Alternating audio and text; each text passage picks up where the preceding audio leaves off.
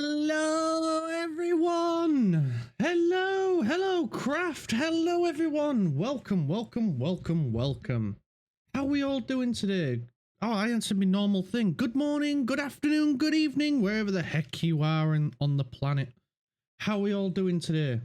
Are we ready for an unfortunate but probably needed brand new start in workers and resources? You're hungry. Well, you should have something to eat then. Nobody's. Well, actually, I am forcing you to be here. But we're all ready for a much needed new start. We're gonna rise like you two are hungry. Well, have something to eat. Make sure you all get some snackies because we all need some snacks while we're while we're playing games. So make sure you've all got some snacks. Today would have been a good day if not for the unfortunate news. Was it Ozzy Osbourne passing away? Well, for me yesterday. Yeah, he had like Parkinson's or something because the last like concert he did, he was just permanently sat in a chair, which is really unfortunate to like watch because like I remember seeing I grew up with Black Sabbath. Like my dad was an avid Queen fan, a Black Sabbath fan, and to see him go from like the absolute legend of a lead man that he was to I mean to be fair, still he is still an absolute legend of a lead man, but he's not parading across the stage anymore, hyping up the crowd, getting right into the songs and everything, and just to see him sat in a chair throughout an entire concert, it was a bit sad, which is not how I want to remember Ozzy. I want to remember him as the absolute legend and like massive inspiration for many bands. Like stood there on the front, parading around the stage, and that's how forever he will be remembered in my head. But today we are going to rise as a phoenix from the ashes of the old republic. I'm going to try and make this one better than the last because to be honest, like that was the best I've ever done on this game. So let's jump into it. You're going to see a screen that I've never shown. But we're going to create a custom game. And where do we want to start? I always go with a random map. But we do have some new areas. Oh, okay. I meant to go on the next page. We do have a few new areas that I have not been to before. And a few that I haven't got because I haven't got the DLCs from. I would love to do the UK one, but I don't have it. So unfortunately I can't do it. So you want to go with Ukraine?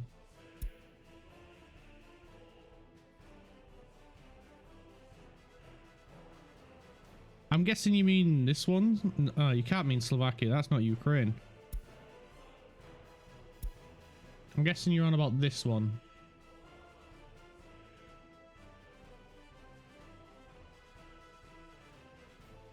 The one that has the Ukrainian flag on it. Yeah, that's what drew me to it. Geography. I didn't do very well in geography. I know the basics. That's about it. I know more than most Americans. Oh, sorry, Americans. But yeah, I know geography better than them. So we'll go with that one then. Like I say, normally I go with a random map, so this is gonna be new for me. And the usual ones that I go for is I'm going to keep satisfaction on here. We're going to enable realistic mode. We're going to go buildings and vehicles, water and waste management, but not demolition. You're going to go for dinner, but you'll be back later. You best be, otherwise you'll miss some really good stuff. We're going to leave maintenance off, and because that includes vehicles, and I haven't got my head around those yet. We'll keep seasons on, no fires, none of that. We'll go with this. I've been told by a bunch of people, like, if you want to just have a republic just go on forever, leave crime and justice off, because for some reason when you get to a certain point, it just implodes on itself. But we'll have traffic on and a moving sun and locked according to year, and we're going to start in 1960. So this should give us a pretty decent start. If we do find that it's a bit boring without crime and justice, we will turn that back on. Because normally we do have it on, but for some reason apparently it's a little bit broken at the moment, and it just causes your republics to implode, apparently. So we'll try it without, which is a bit weird, because normally I don't. Right, while it is loading... Oh, no, no, no. Probably shouldn't do that while it's loading. Come on, game, don't crash. Do not crash.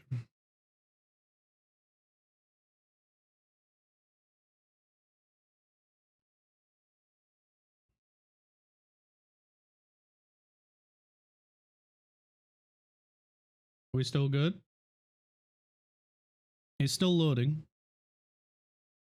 It's probably having to dig deep for me for this one, because this is a new map. Right, so first things first, we're going to hit the pause button. And yeah, I still got all me stuff up there. I'm just going to move the follower goal so it's not in your guys' way.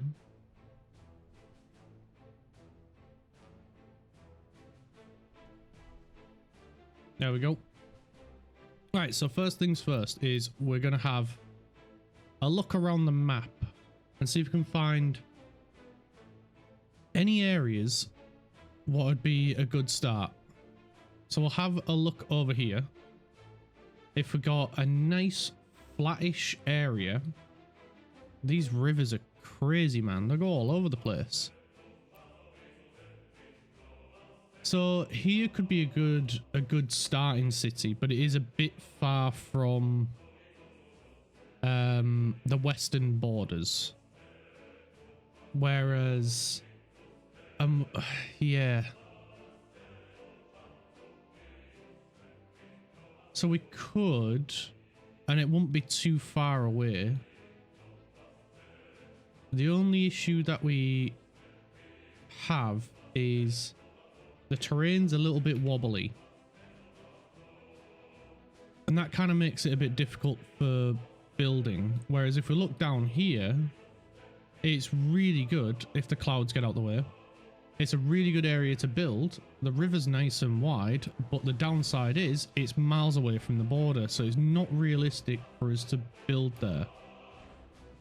So ideally, your first city wants to be somewhere near one of the borders.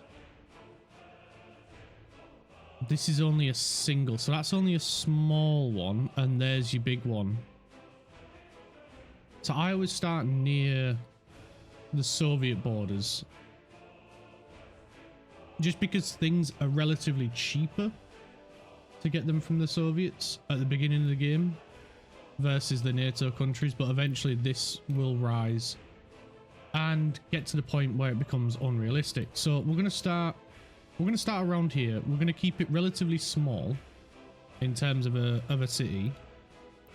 But the first thing we want to look for is something we can export. Now, I always go with oil because it's cheap. It's cheap to get running. It's cheap to get started. And we're just going to have a scan around the map and see if we can find any. Once we've located some, then, you know, if it's close to where we want to start, then we'll go for that. If there's none, then we've got to look at a different industry, which is crazy because I don't... Normally oil is fine and you can go for it straight away.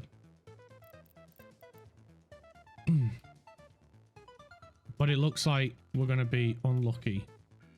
Oh wait, here's some. And it's bloody miles away. Brilliant. Well, that's unfortunate. Can we find any closer?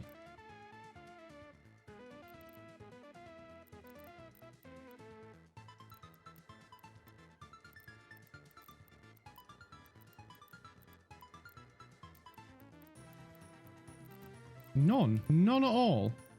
Wow. We are getting shafted.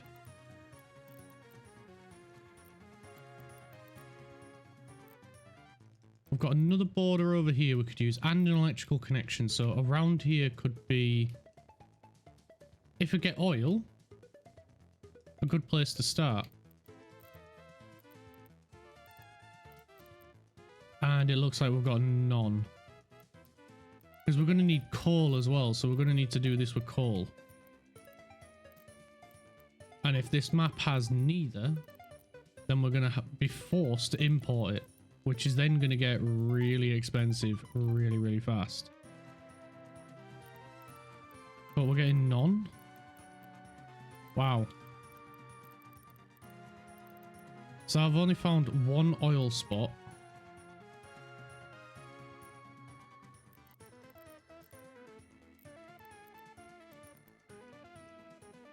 And yeah, it's not looking good because he's right near the middle of the map. And that's the border. So it's a little bit slow at the start. But I mean, if we can find either oil or coal, that'll mean we get a good start.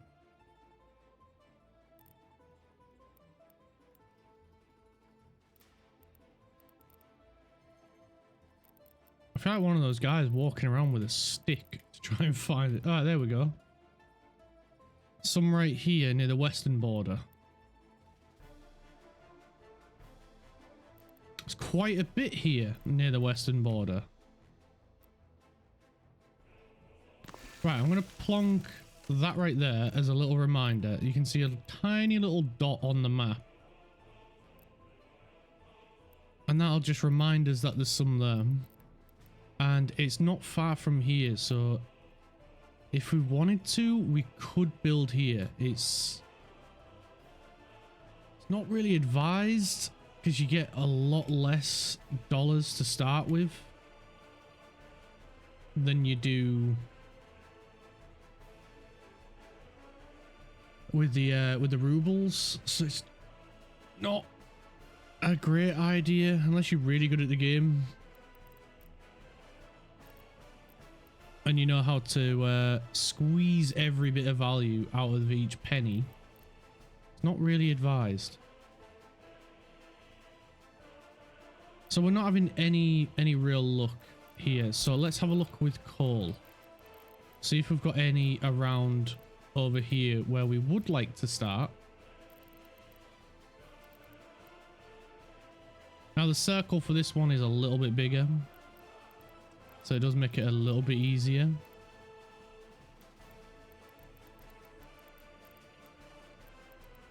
Usually, you sometimes get coal near the borders.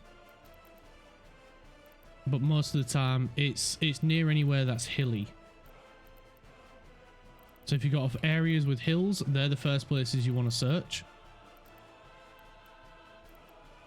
But it's not always a guarantee, because I have found it sometimes on the flats. But most of the time, it's near hills.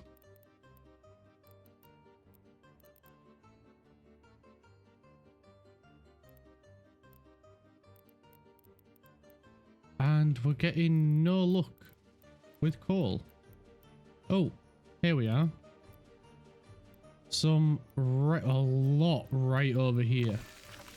So it's a bit of a trek, but if we build a town here, then that's not too far. So this is where we're going to start. And this is where we're going to get our coal from. Oil, we'll have to worry about that another time. Fuel is probably going to be expensive for us. But once we get the ability to scan and see on the map itself where these resources are, then that'll make it a bit easier. So here we go. We're going to go with a dirt road because they are cheap as chips. And we're just going to bring a road out like this. We're going to go with a double road. And we're just going to leave that one for now. So right here is where we are going to have our construction area. It's going to be all the free buildings. And we're going to need a fuel stop as well. So I'm going to do a crossing there and bring the road out to about there. And then this side is going to be our what's the word, storage buildings. And we're going to have a couple of buildings on this side, but then we're going to have our construction vehicles themselves on this road.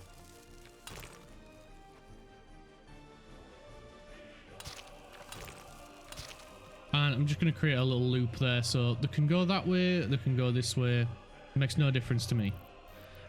Firstly, the first building we want to get down, because we're playing with management for energy, we need a fuel station or petrol station. So they've got a spot to get fuel. We're going to need a vehicle to refill that. So we do have a few free distribution buildings, but we want to be careful with these because you only get a limited number. And we just need a fuel tank. I always go with this one, the T138, because it's got the most amount of fuel in terms of how much it can carry, and it's the quickest. So we'll get that one. We'll get the game playing on fast speed so the vehicles can get to where they need to be. And then because we're playing with fuel management, he's going to come with pretty much a nearly empty tank. So the first thing he needs to do is to go there, load up with fuel, and bring it here. And we're going to tell him to keep it about 80%, maybe 70. So that way he's roughly always coming with a near full tank. Well, if we're doing that and it's a 20-ton place, we'll go with 60. 60. So that way he's going to fill this up once it gets to 60%, and it'll fill back up. And that way he's only going to be moving when it's nearly empty. There we go. So 11.2 tons of fuel in there. He's going to turn around and fill up. I'm going to say it's a 50%. Because that makes more sense. Because there's, yeah. That way he will be going when there's a full, when he needs to get a full truck. So storage. First off, we want a gravel storage. Gravel is probably the most used, what do you call it, resource in this. We're also going to get a distribution office for these as well. And then next we need some open storages for steel. One for bricks. Another, you know what, we'll do... No, we'll do it this side. We'll do it for prefabs and boards.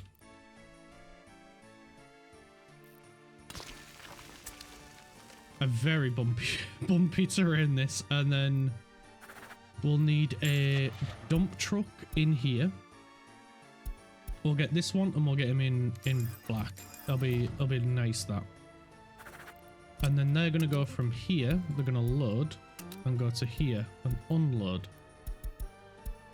And this one we want to set higher because it's got a bigger storage. It's gonna only have gravel in there. These carry 25 tons, so we want to set this to about 80. They're gonna go out and get fuel.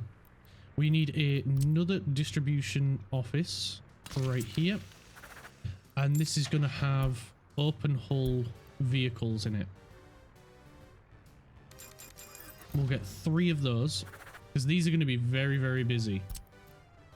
So they're going to go load from here. And we're just going to set these up to one of each of the resources. So that way they don't try to put anything else in them. Because we don't want them mixing the resources.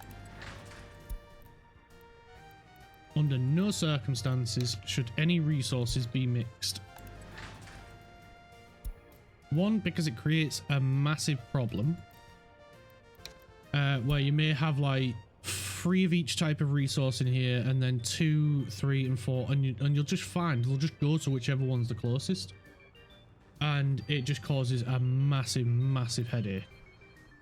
So I am going to rename these for me. This one's going to be boards and free, so we know it's a free storage. This one's going to be bricks free.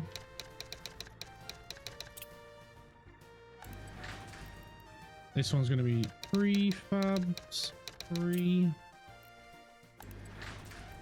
And this one's going to be steel free. Now the upside to these buildings is they do not require any power. So it'll be a lot easier to fill these up.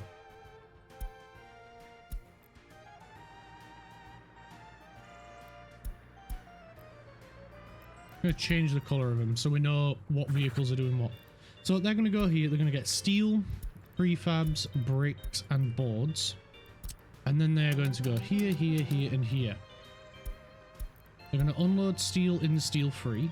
They are going to unload prefabs in the prefabs free. Bricks in the bricks free. And boards in the boards free. And they are going to fill these up to about 80%. Any higher and it's just a waste.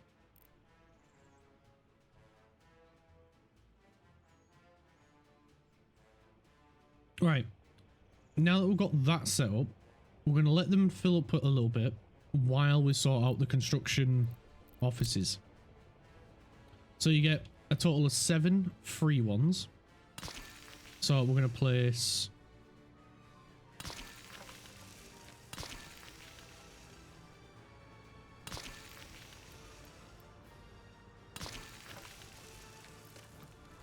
that's 5.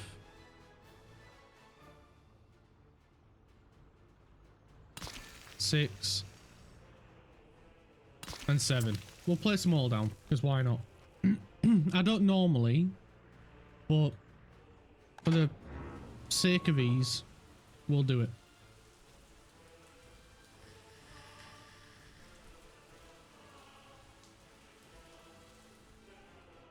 So for this then, we're going to set up, we're going to leave this one for buses, and it'll get workers from here until we set up the foreign worker battery. There we go. They're filling it up nice. See, they don't hold a lot, these storages, which is the one downside. So as soon as you get enough money to get power, swap to it as fast as you can. So the first vehicles we're going to get then is we're going to get 2 bulldozers and 2 excavators. Now I always get these ones until we get the better ones from NATO at a later date, because they are really strong and really fast. Next we want to get 4 dump trucks, which we will change the color of. We're going to go with the yellow and the yellow and black bucket. That looks real cool. We're going to get 4 of these and we'll let them arrive.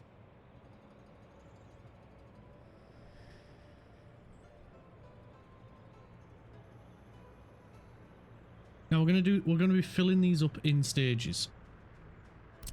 So next what I want to do is I want to go over here and I want to assign some construction offices. And then in here I want to turn off automatically search, because I want to tell them when and what to work on. because otherwise they will just find what they want and go to it. So we've got all them set to mind your business, I'll tell you what to do. And then we can tell them where to go and what to do when we want. Actually, I am going to change that. We're going to take this one off because we're going to do buses, and we're going to assign it to number 2. So that way, these are all the mechanisms. These are going to be buses, and that way we won't get workers showing up where we don't need them. So now the storages are getting nice and full. The first thing we're going to upgrade, the very first thing, is going to be some roads. So we're going to extend this road down here like so, and we're going to upgrade this road and this road, and we're going to get our workers, well, our mechanisms, once they've finished filling up, they'll come here and upgrade these roads. So let's start planning out a town. Now I'm going to do it a little bit different to how I did before, because we are pretty close to the border. I do want to get a train hub in here straight away, so that way we can go to any of the other towns that we build much easier. We're going to base our town around a train station. Excuse me. So we're going to come to the trains tab, and we want to find a pedestrian platform. We're going to go with the big one because I do not like the look of the little one, not even slightly. I'm sorry if you do, but I just do not like it. I think it looks weird. So I'm going to place it. How do I want to place it? So if I want my town to be in here,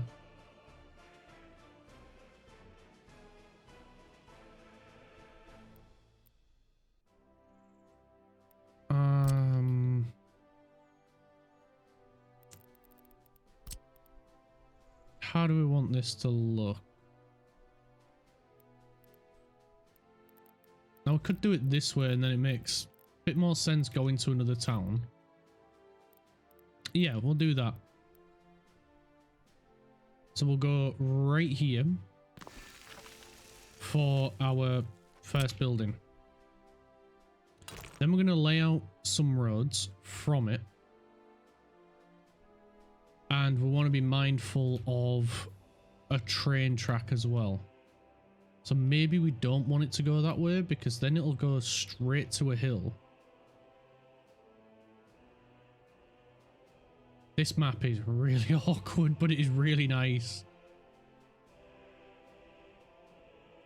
So if we're wanting it to go, they need to get there, don't they, the workers? It's very hilly. I would prefer a flatter map normally. This is going to propose some building challenges, 100%.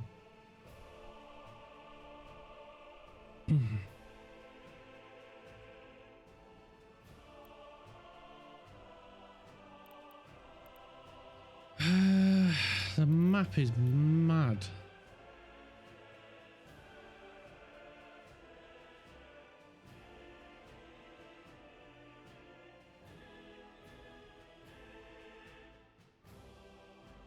No matter which way we look at it, it's very freaking hilly. It's mad.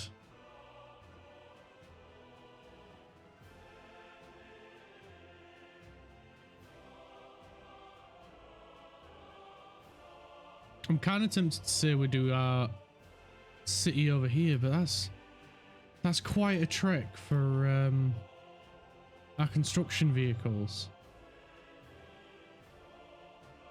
It doesn't matter. We're doing a small town. We're doing a small town. So let's just back myself up. I'm gonna go.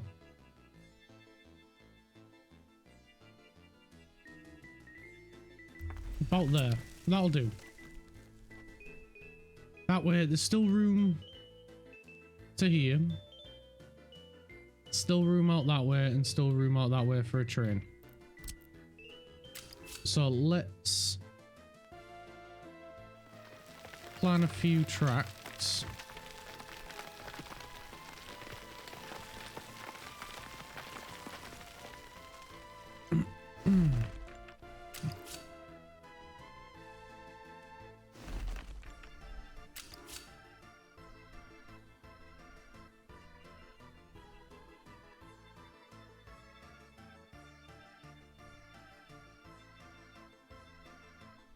We can't do it because of this.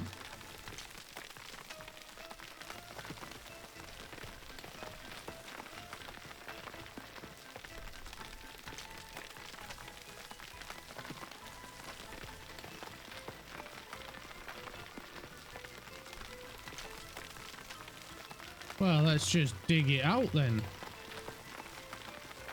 So I'm just holding down the right mouse button to build this up.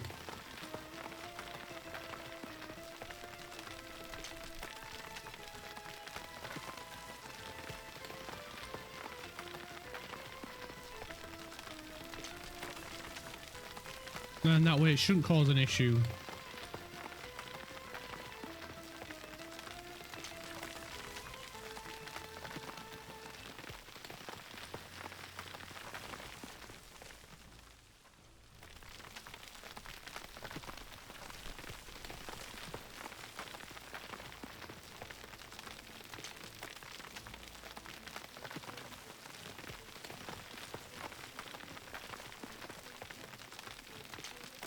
And the good thing is we're still in the first month or so, so this is all free.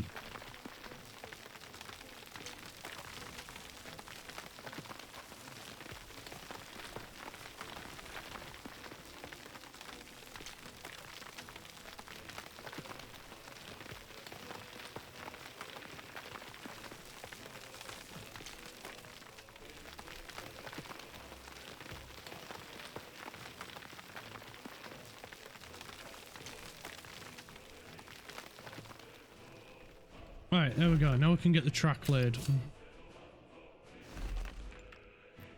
And we'll say okay to that, even though there's nothing to build it. Should probably do the same on this side. Because, yeah, we just got a really thin...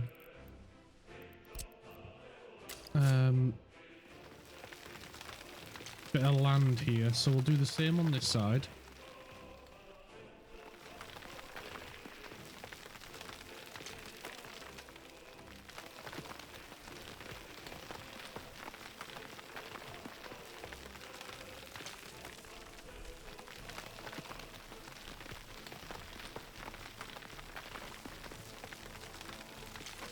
So that way it's all nice and even.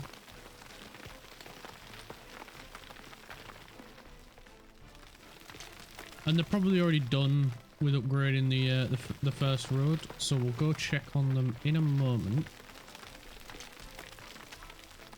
Once we've got the basic idea of where we want our city to be.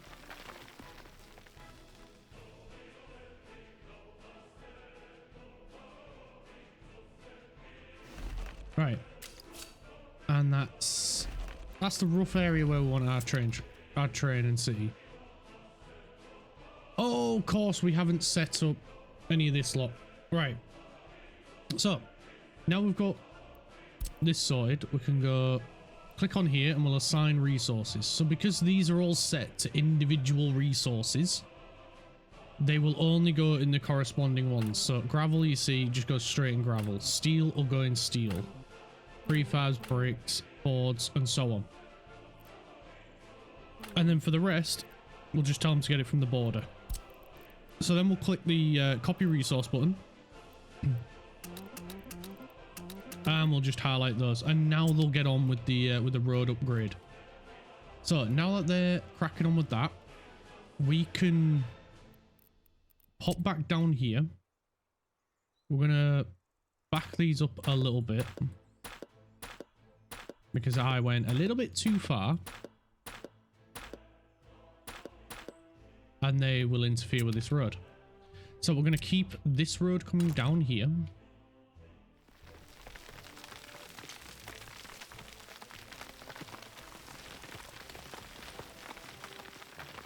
Try and do it as even as possible.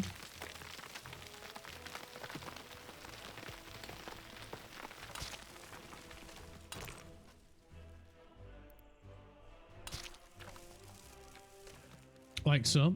And the first city is going to be around here. And around this side. So there we go. They're working on it now. We will get some roads laid out, some yeah, everything basically. So we're going to have a road come off here. It's going to be a double road. Or should we just do a single road? We'll do a single road because we're in a town, so we don't need a double road. I'm going to convert this though. We're going to come to the road tab right here. We're going to hit the demolish road button. And we're going to back these up a little bit. And then there should be... Let me see if I can find it. I'm sure there was a tool in here for placing roundabouts. Or am I just making that up? I don't think I am.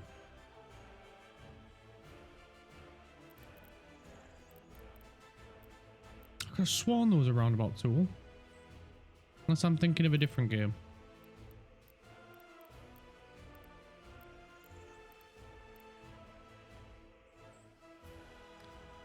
It could have been a mod, but I don't play with mods on here.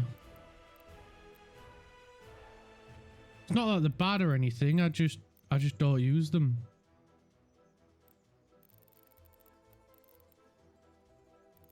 I was sure I saw one. Because there's the roundabout. Well, there's the priority road signs, which it automatically knows for a roundabout. That's a waypoint. I must have been dreaming it. Well, if that's the case, then we're going to have to figure it out without.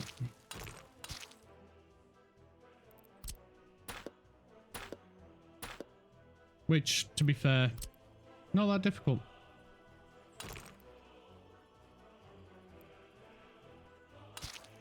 Oh, you little bugger. Didn't mean to do that. Should we do a square about?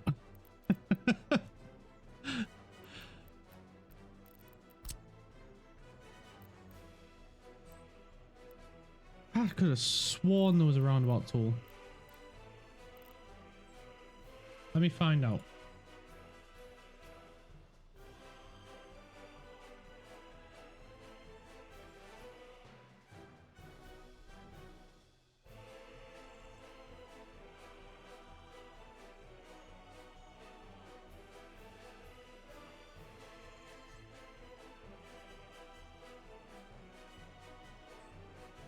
Oh, yes. They're in a tool, but yeah, the easiest way to do it.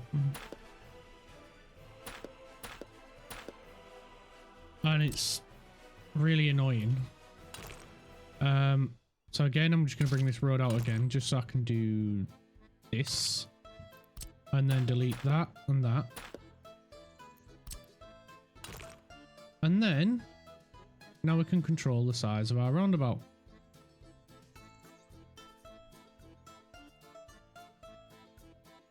So I want to be...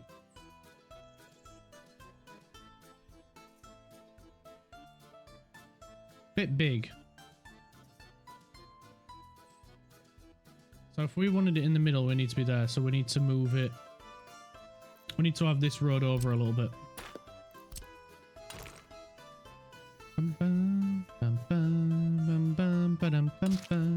Right, so we want it about there then. If we want a nice little roundabout.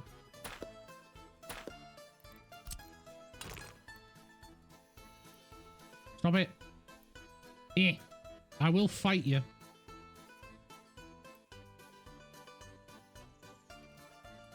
It keeps trying to go parallel, so we're going to have to do it half and half.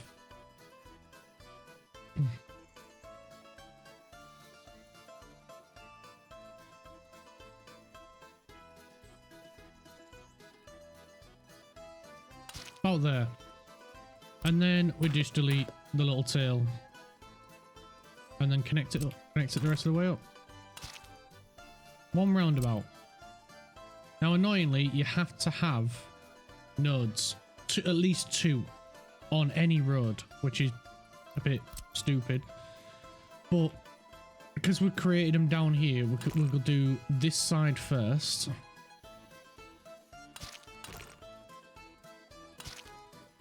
And then what we can do is we can go in the node connection tool and just merge them. And now we've got 2 nodes there.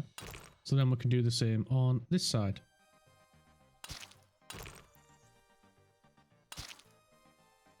And then connect that guy up here. And now we've only got the nodes that we need.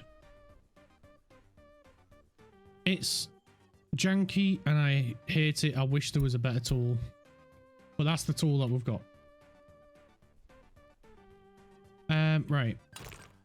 And that's why I don't normally do normal roundabouts, because there ain't a proper way of doing it, which I hate, but it is what it is. Right. So enough sulking. Let's design our first village. Right, how is this ground laid out? Awful. Awful. That's how it is. Right, let's get the smooth tool out. Because we raised the ground over here, so if we smooth it out a bit.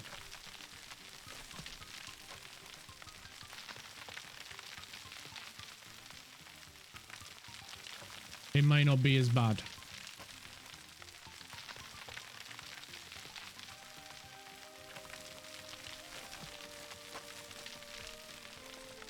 And the good thing is, it's still free for us to do this. So, yeah, use it as much as you can early on. If you don't have any vehicles, don't worry about it. You get given vehicles as well. But we do have vehicles, so we're using our vehicles.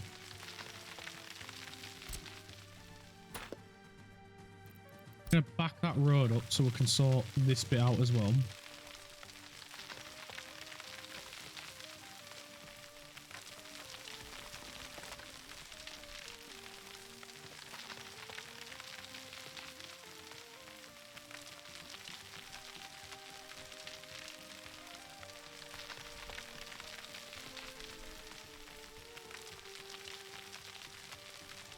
Right, that'll do for now. It's looking a little bit nicer. So we'll extend this road out. And I always advise as well, like when you start in a city, design it with dirt roads because it doesn't cost you anything. And just gradually upgrade. So we're going to do these 2 next. And because we've not got them on auto search, we will assign and then we'll go and do it. So we've got the dump trucks are going to go out, gather gravel from here. The bulldozers are going to go out, wait here for the gravel to get dropped off. And I've done a twin road, so that way every single time we upgrade these roads, because we will be upgrading them again to asphalt, because we've got twin roads, yes, they're going to go in both directions on both, but it means when we come to upgrade these to asphalt, then it will, you know, they'll keep moving, they'll keep going to the border as and when they need it. So, yeah, we'll let them get that. We will add... Where do we want to add a bus station? I'm thinking this side for a bus station. And probably should we go straight for the big boy? Does it make reasonable sense? Probably. Because we're going to use it as a central hub for workers. So the bus stop will be there. They're not going to come and build it because one, because they're too far away, and two, we don't have them automatically searching. So we can design this as much as we want. If you want as well, you can turn off active construction down in the bottom. If you're playing realistic, you just hit the little plus icon, and you can also change the maximum number of workers without a construction office. So if you've got a city already here, and if you leave it on the maximum amount, then what you may find happening is instead of going to work, they'll go to your construction offices. If you haven't changed it in here, then you can change it in here with the plus and minus, or click and type the number you want. I always go for 10 because 10's not too bad, because then it'll work a little bit until your buses get there. Never set it to 0. I don't advise that at all. All right, so we've got a bus station. We need a couple of other very important buildings. One being a food shop.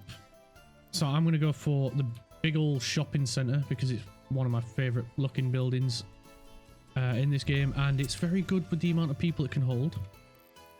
We will need a meat locker on the back. I've done that the wrong way around, don't I?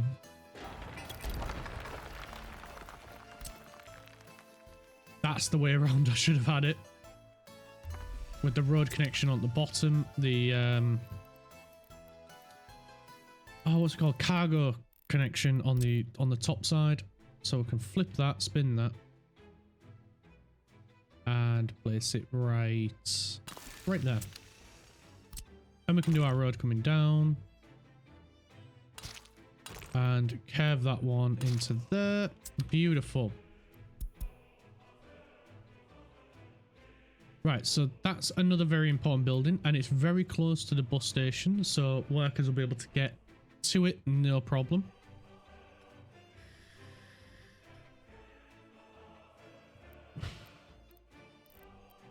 Next, we need some entertainment and sport buildings. Now, do we want the pool over here? Maybe is the question, is the answer. There's not a whole load of room, so I'm gonna hold off for now, putting the pool there, and maybe put the pool, because it's a very awkward building. It's only got 3 path connections, and it doesn't need a road connection. So we'll go there. A cinema, same. Another building that has a road connection but doesn't need one. We'll place that up here. And we'll need some culture. Could go with the concert hall, a very, very good building. Go with the museum, also another good building.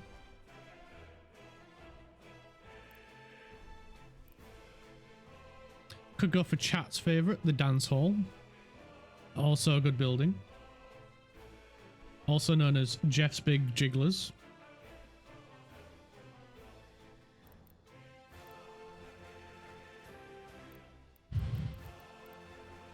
There is a tourism building that's very good as well. And it's quite small.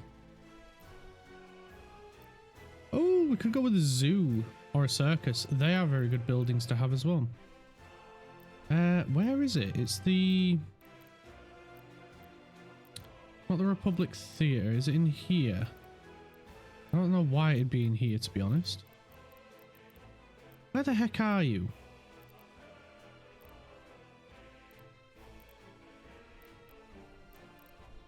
I swear I won't make it up. There was another building in here somewhere. Are you in here? It's literally called the Culture Building. There it is, House of Culture. That one I'm going to place down here.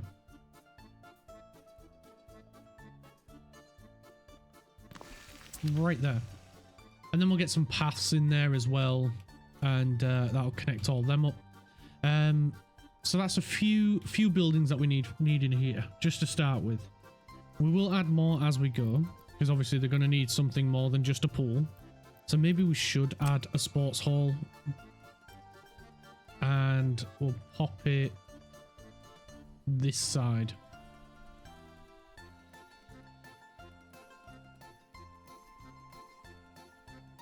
Or shall we go right here? Yeah, I think we'll go right here. Then it's nice and close to this.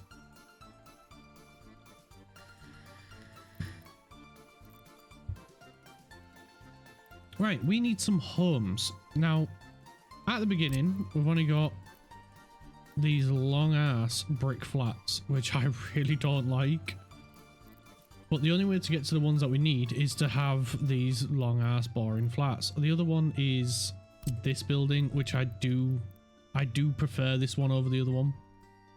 Number one, I think it looks a little bit nicer than the big long one, and I think it's a little bit better quality as well. So it's a little bit nicer of a building for them to be in. So you're more likely to have them stay if it's a little bit nicer of a building. So we'll go with one there. We'll do another one here. Another one there. And we'll go with one down here as well. So that's four houses if I can count properly. And that'll be quite nice for him. Let's see how we're doing with the road. Absolutely beautiful. Beautiful. Right, so if we want them to start building down here, we're going to need another fuel station. So we'll set the fuel station up first. We'll pop one right down here. It's not too far away. We'll make sure we get our fuel truck to come and deliver some fuel. Brilliant. We're going to need a little break in the road. So we'll back this road up just a tad. We will come from here. Is that not too far, is it? No, that should be lovely. We'll pop that in there. Oh, come on, just line up properly for once. Oh, why do you do this to me, game? And we can get them upgrading this road as well. This one's going to take a little bit longer, but like I say, the sooner we get the roads upgrade, the better.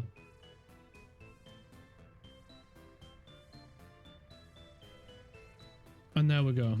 They're not really using the road properly. It doesn't really make much sense at the minute, but it will make more sense once we get, you know, the roads upgraded to asphalt. Then we can do one-way roads. Obviously, this'll be a two-way road, and same with this. But with this being the main route in, it'll make more sense as we go on. So next, before we start any of this, we're going to need a heating plant. Now, we know coal is over here. We know that. There's a lot of coal over there. So I'm thinking we place the heating plant somewhere down here. The only problem is there is a massive crack in the earth right here. That is the big issue. There's a big dip there as well. That's weird. Yeah, I do not like that. No, we are not having a big dip in our road. No, sir.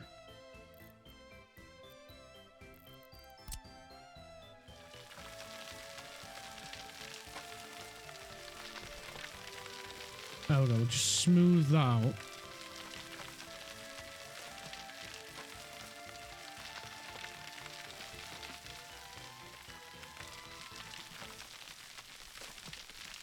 Yeah, so the one downside is there's a massive crack in the earth.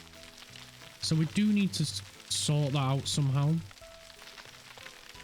And yeah, the only real way we could do it is with a bridge. But a bridge this early on is going to be very expensive for us. But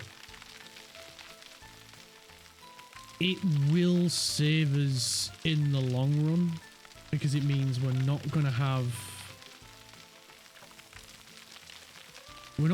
like a huge route going around. Instead, they'll just be able to drive straight over it. So there we go. That looks a little bit nicer now. Now we can put this back in.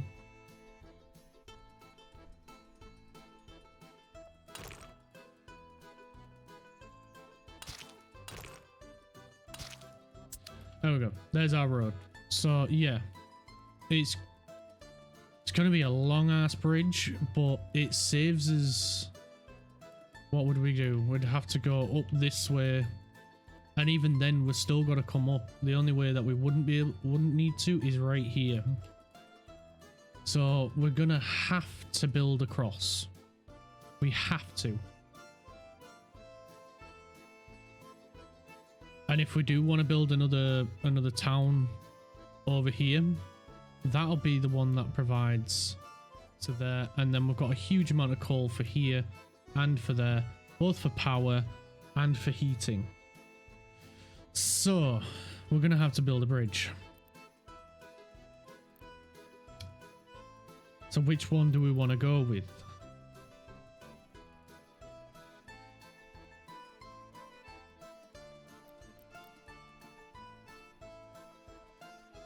Which is the one that I normally go with? I think it's is it the prefab?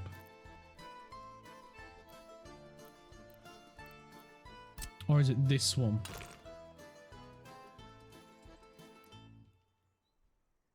I think it's this one that I normally go with. It looks about right.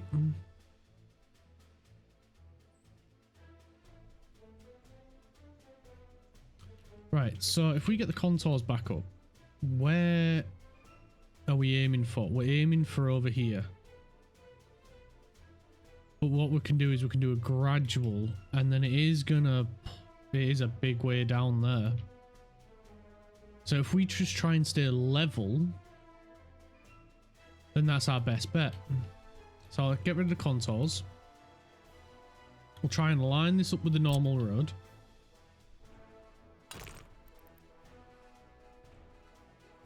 Too steep of an incline. Oh wait, there we go. We can put one there. No. So we want to be about there. So this is roughly where we're aiming for. Oh, look at that. We got it nearly right.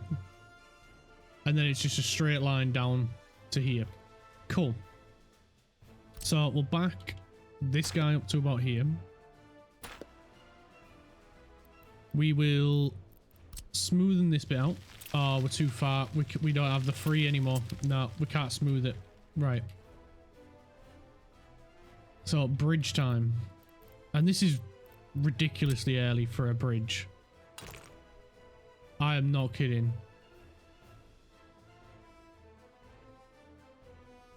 That works for me.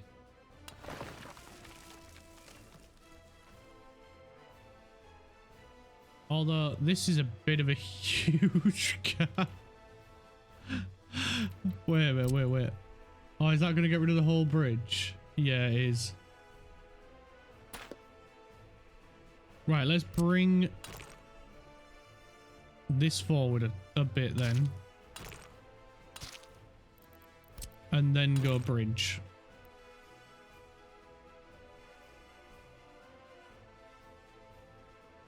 Or can we go a little bit closer to the edge? Would that'd make more sense, wouldn't it? Going a bit closer to the edge.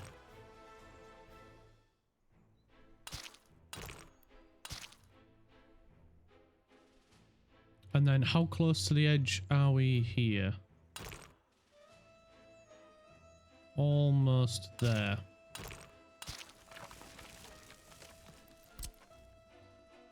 I'm just trying to make it as cheap as possible. Because this will take almost a lifetime to build. Right. And we're not going to start building it until all of this is gravel. Right. So we should probably look at setting up a worker battery. You're probably wondering what the hell is a worker battery. And you'd be right in asking. First and foremost, we need some buses. We need the biggest capacity and the fastest buses possible. Now, these are the quickest. If we look here, well, technically these are, but they can only do about 60 kilometers an hour at the moment with the dirt roads, with the gravel roads. So these two, not even worth it. The capacity, not worth it. This one, not too bad, 40 and 85 kilometers an hour. This one's a little bit better with 75 kilometers. It's a little bit slower, but it's better on terms of passenger number of 52. And I'm usually always torn between these two. Because this one's great for speed, but this one's great for passenger numbers. And at the moment, we're going to go with the LZ695B because of the passenger numbers. That is the sole reason. They're going to have to go here, maybe? No, we'll do the battery and then go from there. So, the foreign worker battery, very easy to set up, very simple. You come down here, go to free bus stop, because it doesn't cost anything, doesn't require any building, and it's instantly ready. We're going to set it to workers only, and then we want to come back into roads. We want to head over to, where are you? There you are. Road depot, because we need a vehicle. I'm going to pop that right there. And this time we are going to go for the biggest capacity, which is this one. We need the biggest bus going. We must have literally just gotten these, because otherwise... Oh, did we? No, we didn't. We probably should have gone with this one, but whatever. It doesn't matter. We're going to go with this guy. We're going to get 3. We probably won't need 3. We'll probably only use 2. But what this guy's going to do, once we've got him set up and running, is he is going to go from the border to here and dump passengers. That's literally it. This guy is then going to get his workers from here. So when they've finished messing around and filling up, we can get this set. We're going to have time to go build that, because otherwise people are going to constantly keep going around and around and around and around for fuel.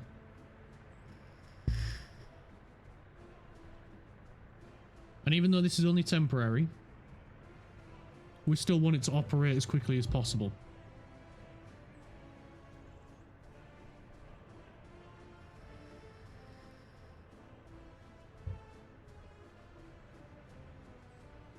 So, they are on their way back.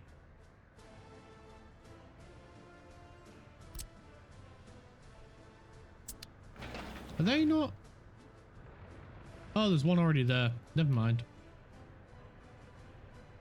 They're just waiting for trucks with gravel. Dump trucks with the gravel. And he's there. He's there. Fair. Cool, cool.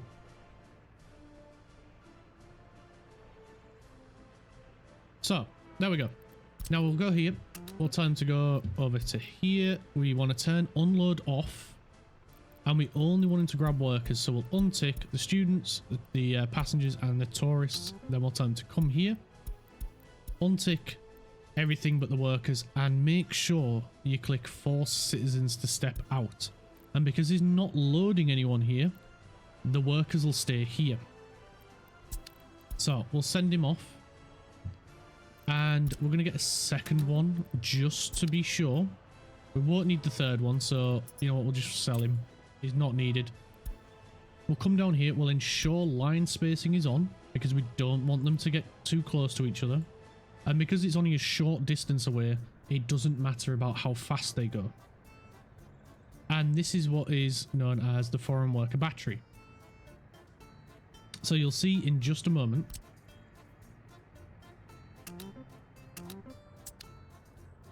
There we go, is delivering 30 foreign workers.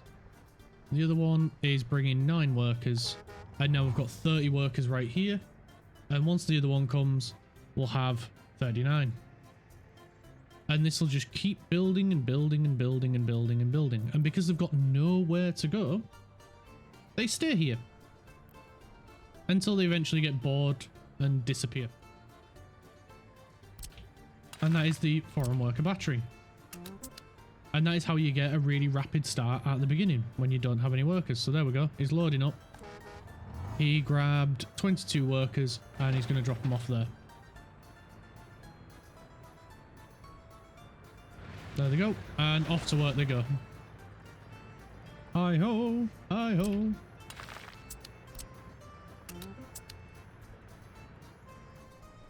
So, we're going to get upgrading this ring. And we're going to upgrade this way. Then we'll get them to come and build the bus station and the entertainment buildings around it.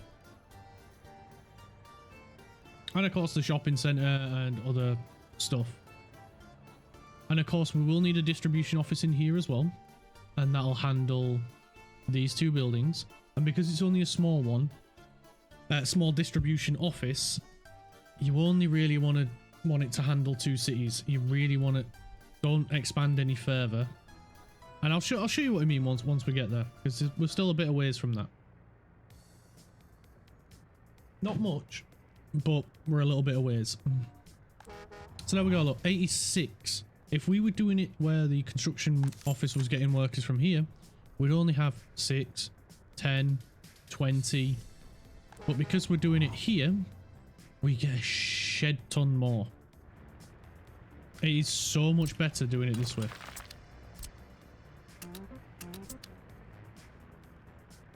So there we go, we're up to 100. And that's the maximum this platform can handle. If we had the other one where it's paved, we'd be able to have 200-300. But because it's the free one, yeah, we're limited. So there we go. He's got a full busload, full 52 workers. And he's going to drop them off here. And it only requires 14 days of work. Oh no, he's dropped them off here. Fair one. You know what?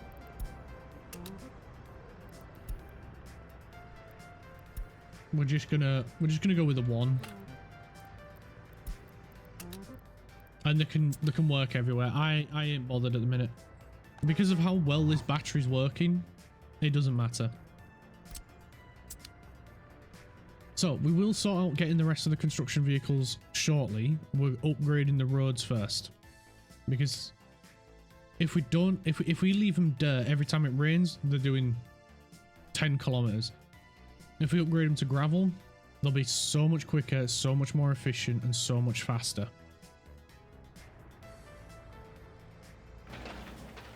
Especially here where they've got 130 tons of gravel to deliver. So we'll have them come and upgrade this one as well.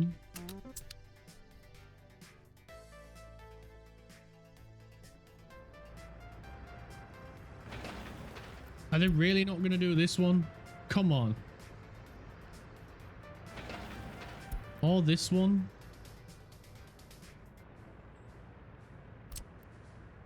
Come on, guys. There's one right here for you to do. It just needs 18 tons of gravel.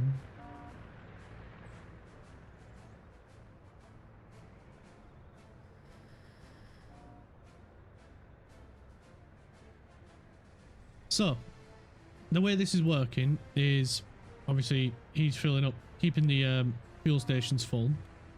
And he'll only go out when he needs to. This one is doing gravel to here to make sure this stays full.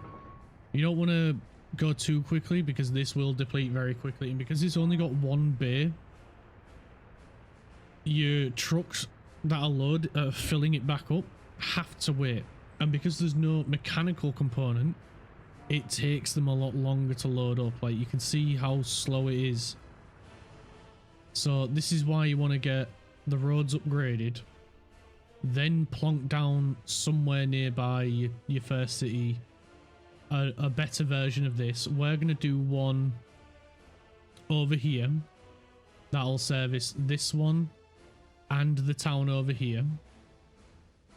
And because we've got the infrastructure upgraded with this, they will be able to get over there a lot quicker. And because we've got fuel and everything else nearby,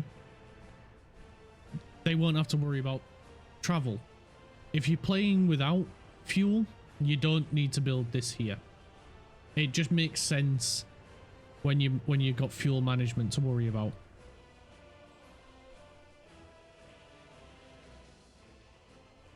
Which is why we're doing it near the border. Same with the first city. But without fuel management or anything like that, then yeah, build your first city where you want. If we didn't have fuel, I'd have built over here. It would have been a long ass way for him to have come for resources. But yeah, that's the challenge. But once you get your infrastructure upgraded, like your roads, bridges, all that sort of stuff, it makes it a lot easier.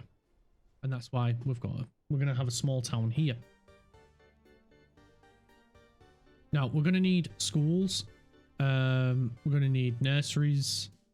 We're going to need a university because we're going to need brainiac people. And we will add those in as we go.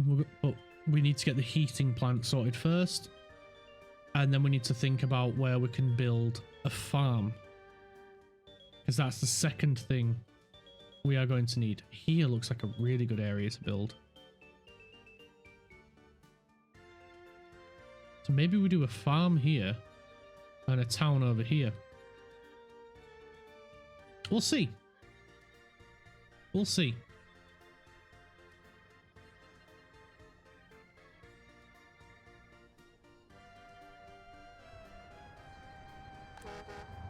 The worker battery is maintaining a lot of workers.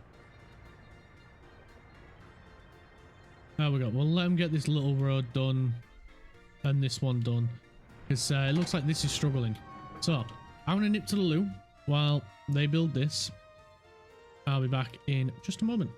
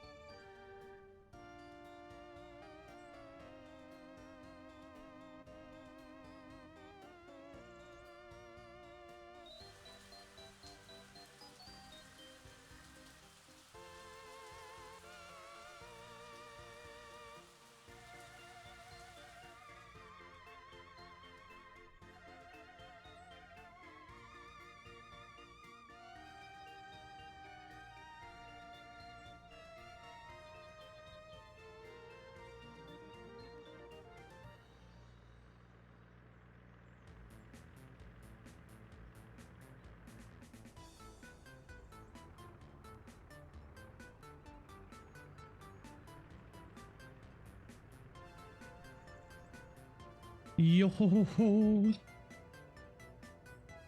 Right, how are we looking? Pretty good. Pretty good so far.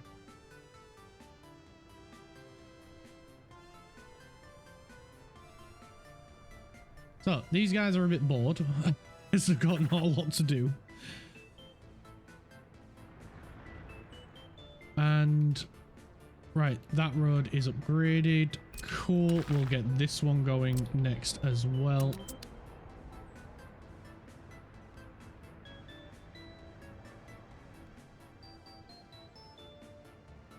And they should head out to do it as well. Storage is struggling a little bit, but we should be okay. Worker numbers are still looking strong. This road's complete. Fantastic. That's another thing as well. We're going to need to bring power from the border. Because we don't have our own power station as of yet. Which will also go somewhere down here with the heating plant. And this one will probably have 2,000 to 5,000 people in it. We're not going to go mental like we did before. We're not going to have this town do everything. And that way it should be a little bit easier to manage. Now, healthcare. Do we need to deal with healthcare? Yes, we still need to deal with healthcare. We don't need to worry about police. At all. Like I say, if we do find it gets a bit boring without, we will add it back in. But it does cause... It is causing a little bit of an issue at the moment because it's just not... If they boosted the amount that the police did, it would be better. Because otherwise, like we found with Gordon-on-Sea, we had, I think, something like 12 police stations, and it was... crime rate was still overwhelmingly bad. Like, it was so freaking bad. And there was nothing we could do. It was just spiraling out of control. We had police stations everywhere. They require 60 workers apiece. And they just weren't doing anything. Crime rate was still going up and up and up and up, no matter how much we tried in that city. Which is what inevitably caused it to collapse, because eventually people just didn't want to live there because of the crime. Hey, Scary Computer Ghost, how's it going? Thanks for coming by. I'm just going to call you Ghost, because your name's quite long. We've had to start again. Never heard of Works and Resources. It's... what's probably the best way to put it? If you've seen City Skylines, it's like that turned up to 11.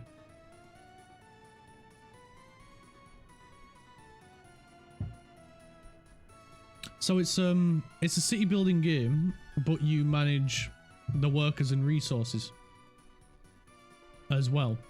So if you play with realistic mode on, which I like to do because it's a little bit more of a challenge, you have to manage the vehicles getting resources, whether that be you make them yourself or you buy them from the customs border like we're doing at the moment. And then you have to get them to where you need them. So like we're just upgrading some roads at the moment. So we need our workers to do that themselves. They need to go out, get the resources, and deliver them to the construction zones. If you like your city building type games, then this is a good game. It's a little bit difficult, but yeah, I like the challenge. This is our we're redoing our town because our last republic collapsed in on itself. So we're gonna learn from our mistakes in the last one and see if we can do better.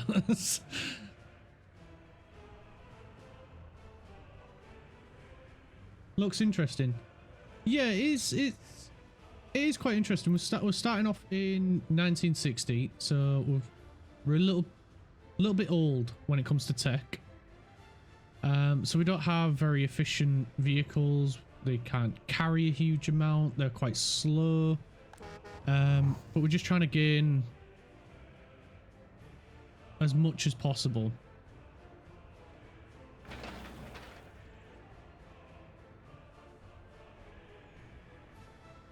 So we're just doing the basics at the moment. We're just getting up our first construction area. We are upgrading a couple of the roads as we go. And you know what, I'm going to deactivate... Oh, they can't reach some of these buildings anyway. But I'm going to deactivate the ones that they can. because we don't want them building them just yet. So we've planned out our first little town. It's all in blueprint phase at the moment. We've got the we're just upgrading the main road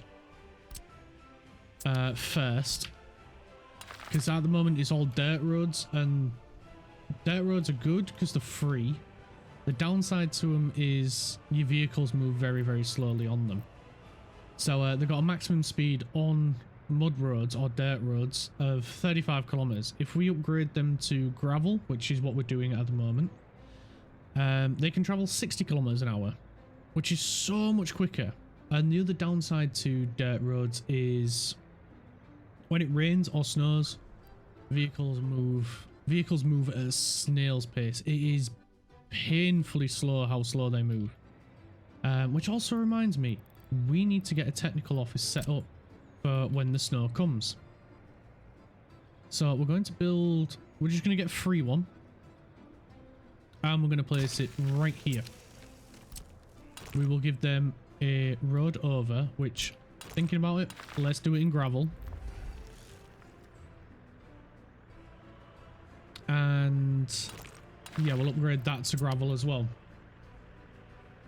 I've seen a game simulating driving on those Soviet dirt roads.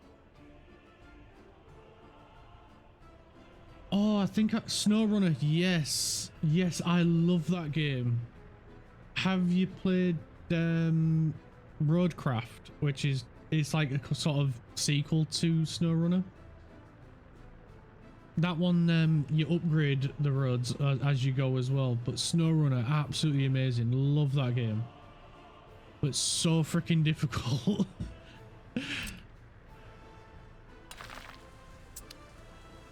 Haven't played, but you've watched. Yeah, I played a little bit of it.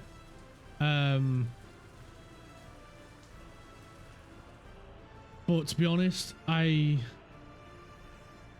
preferred SnowRunner to it. I really did. I thought SnowRunner was a lot better than Roadcraft. The ground is just very mossy over there. Yeah, it's like in the UK we've got pretty bad roads because we experience rain, I think on average somewhere around about 220 days out of the year, which is insane. And it's just because of where we're located as a country. We're right in between the right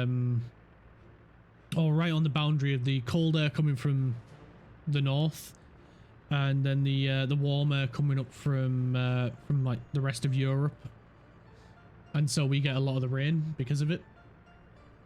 So our mud roads, if we have any anywhere, if it rains, just don't drive on them because you will get stuck. There is no point struggling with it, and I can only imagine the Soviet roads are a lot worse than that. If any dirt roads and any mud roads, it must be horrible. But then it explains a lot as to why a lot of older Soviet vehicles wear like sort of four-wheel drive, huge chunky tires. Because if it's bad for us, it's worse for them. It has to be. So we're in August. We've not got a lot of time before we need this. So I really hope they are going to come and do it soon.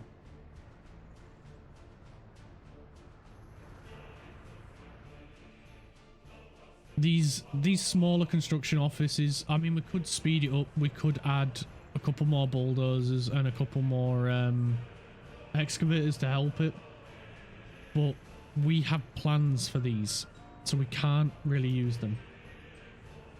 Trains for life. We are going to get some more trains, don't you worry, Como. We will get some more trains.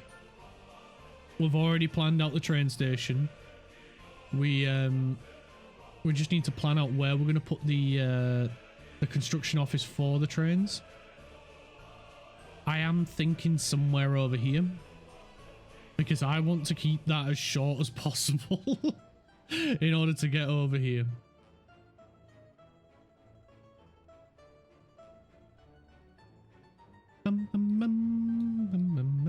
But then I might change this to come this way. I'm not too sure yet, because my passenger trains and my cargo trains, I want to keep them on a separate line. I don't want them interfering with each other.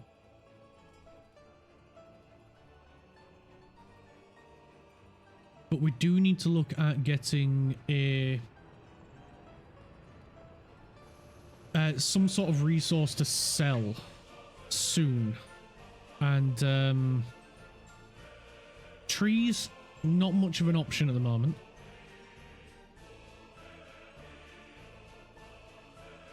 Oh, no. September's here. Wonder if you can build an entire city just with trains and walkways from the ground. Oh. Honestly, it would be a heck of a challenge.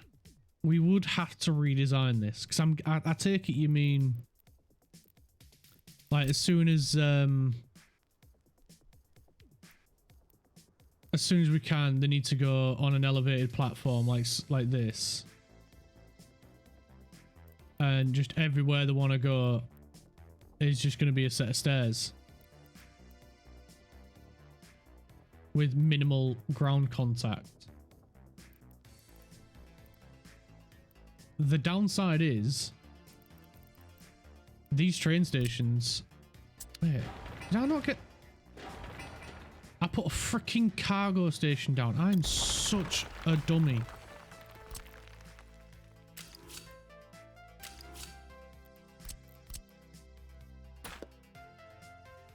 I thought I was on passenger.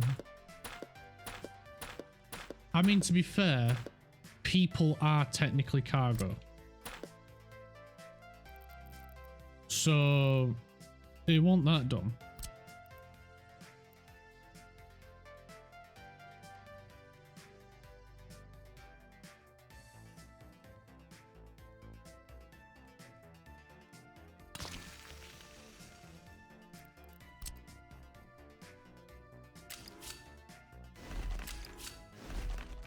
Oh, it's wonky.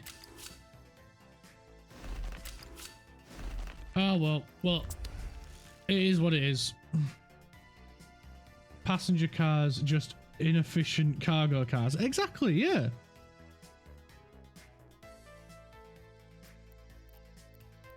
They're just in a seat instead of, you know, on standing up. I mean, if everyone stood up in the passenger cars, you'd get loads of people in. Right, we'll get this ring road upgraded.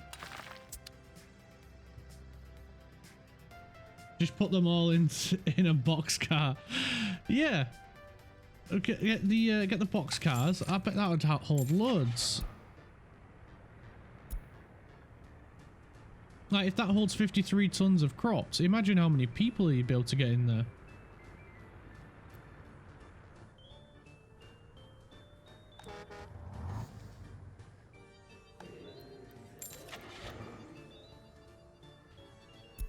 Snowplow. We can only get this one. And we've got to go with blue. We have to go with blue. Let's ask some German historians. No, you did not. No, come on. No.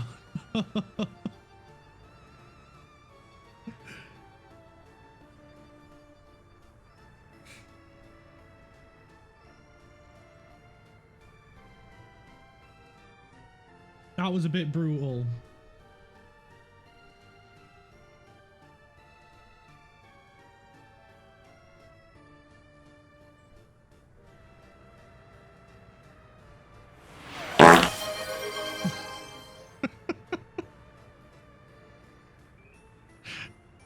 You feel better now?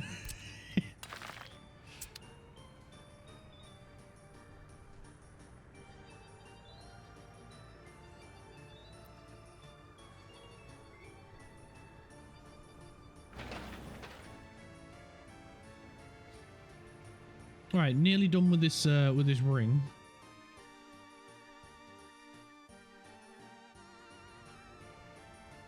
Because I want to get them. starting on that bridge as soon as possible. And we're not that far from it. We've only got a little bit further to go. And then, yeah, they'll be able to. There we go. Look how much of a crawl they got. 8 kilometers in the rain.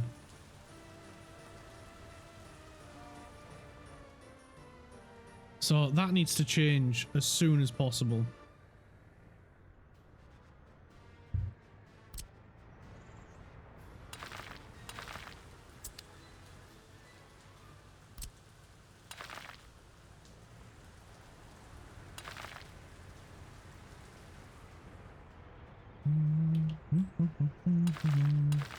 Yeah, we'll get all these upgraded as well.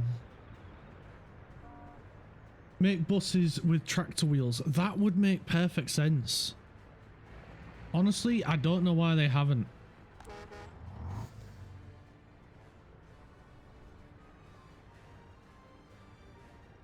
Like, could you imagine how much quicker they would be? Like, if they had these dump truck wheels.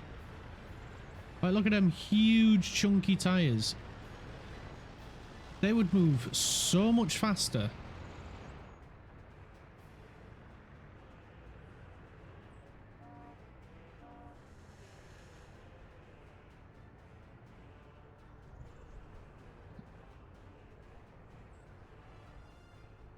Bum ba-dum, bum bum, bum bum bum bum ba-dum. Or better yet, tracked buses. Yes. Yes, that would be so much faster. They would be flying all over the place. We wouldn't even need to build roads if they had tracks.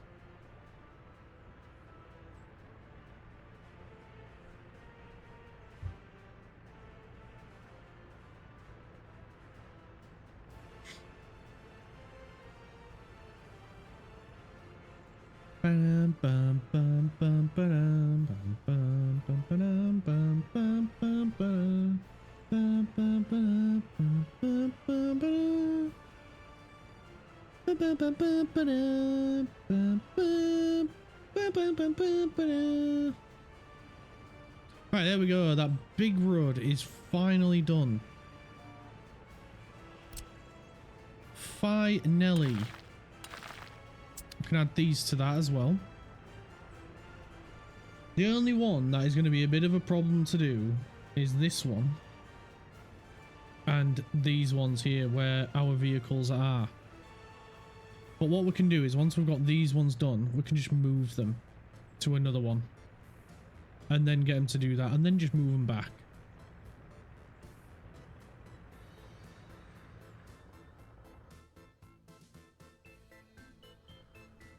Wait, what? Why are you going all the way over here for fuel?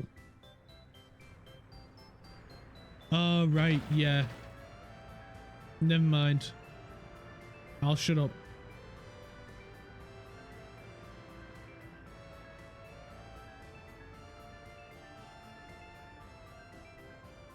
I'll shut up now.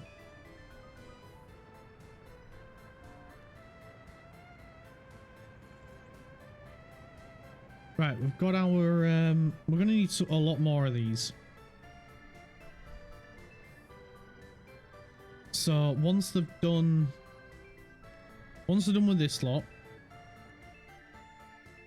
we'll need another one probably around about here to help with this area. And then we'll need another one over here.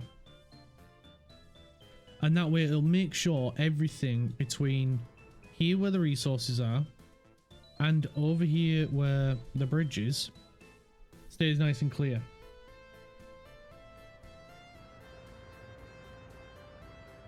The problem is though, is we only get 5 of these. So we need to be strategic of where we place them. Until we can, you know, build the proper ones. At the moment, we just need some temporary ones.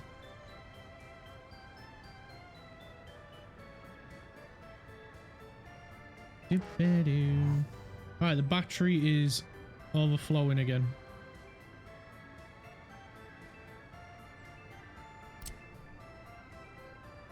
We will upgrade this one and this one.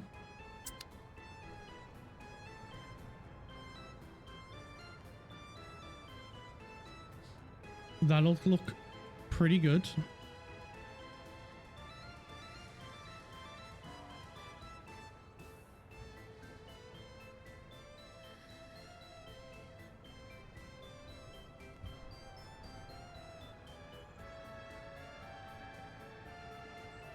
There we go. Just this one's next. Why did that vehicle get confused about where to go? That's strange. Oh, because you couldn't get back here. I made an error, didn't I? I did.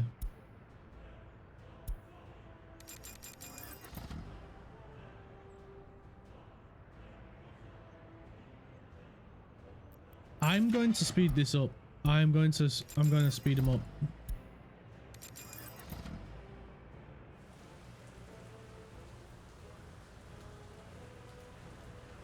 The dirt, man, it makes them so bloody slow.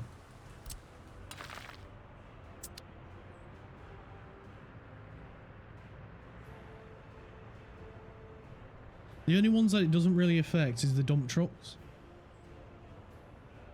Because of the type of wheels they've got, they prefer dirt roads. So they do not care.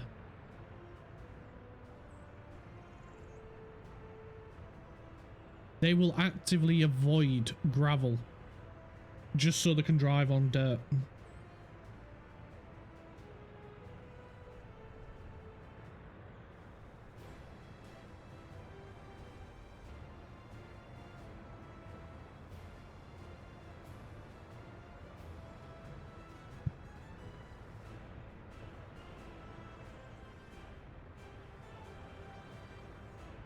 Right, there we go. Couple more vehicles have arrived to where they need to be. They're going to go help out, get as much of this sorted as possible because, yeah, we're going a bit mad with it. I'm just trying to get it done as quickly as possible, and then we can start looking at getting some people in.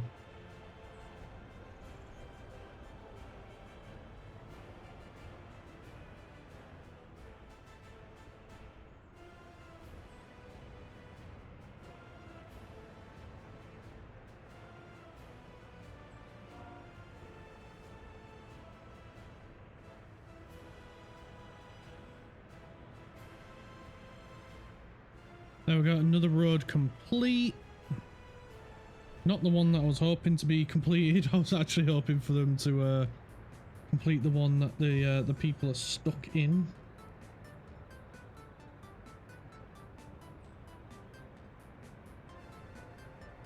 But complete's complete. Now what I should have done is I should have built these a little bit further back to guarantee that they get in there, you know, because this one requires people. We can't build it with a mechanism. If we'd have built it a little bit further back, we would have been better.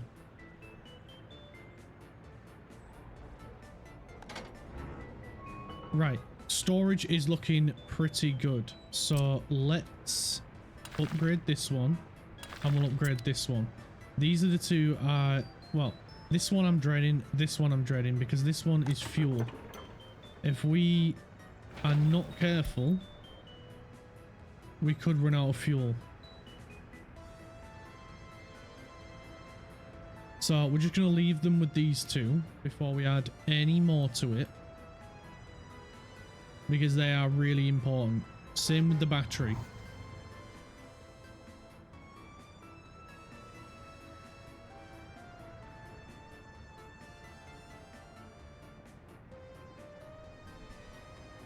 And then when we upgrade this one, we'll need to change the source.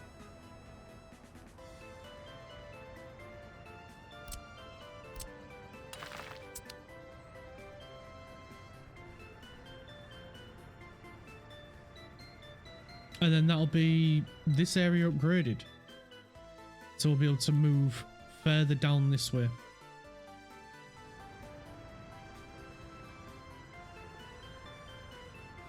And then I can show you what the rest of these are used for.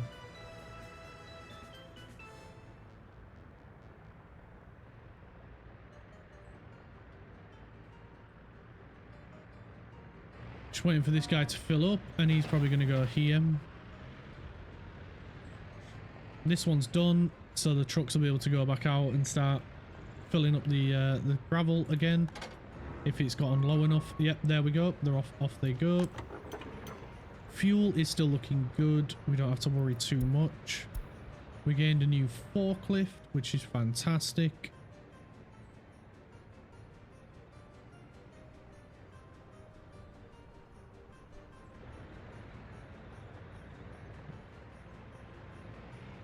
Now, this is a really good start with, considering we're still in the first year, we've got a city laid out, and we've got a lot of the infrastructure already upgraded.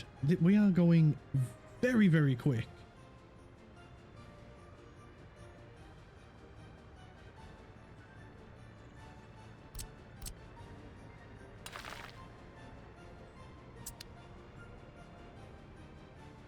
Bam, bam.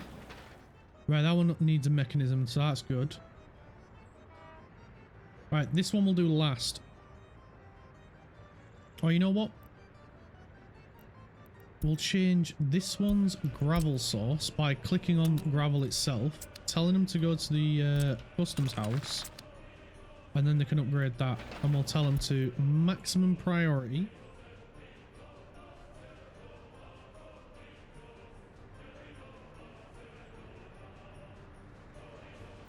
We can upgrade this one.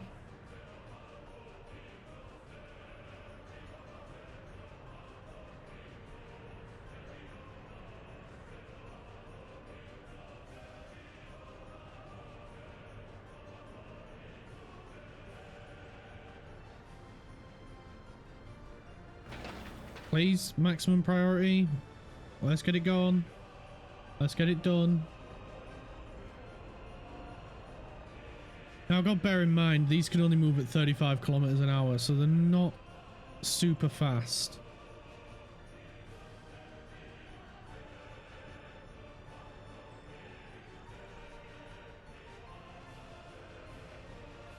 There we go. Gravel has been dropped off. We'll be able to change their collection point back to here.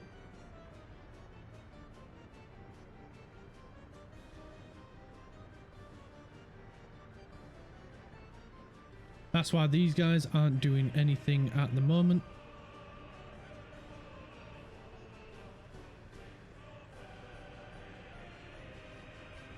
There we go. It's done. We can change that back to that.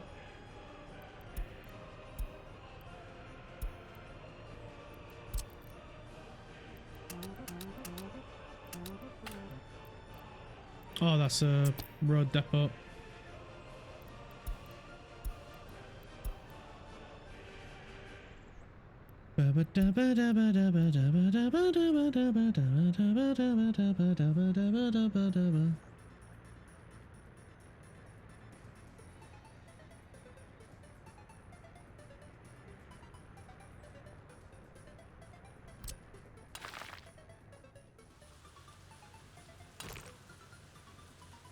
Upgrade this one. There we go. None of them are going slow anymore.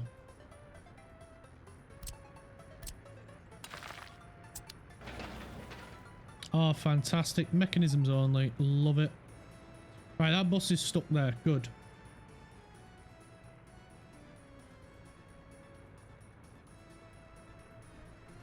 So once this is done, we can focus down this way. We can get that one and that one going. Now, granted, they might not be able to reach these. These might be a bit too far. Yes, they are too far, so that's fine.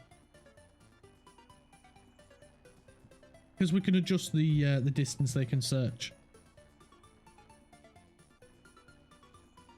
Oh, it's just painfully slow, this. It really is.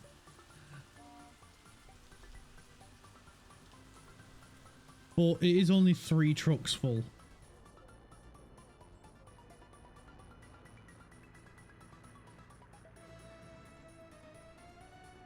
There we go.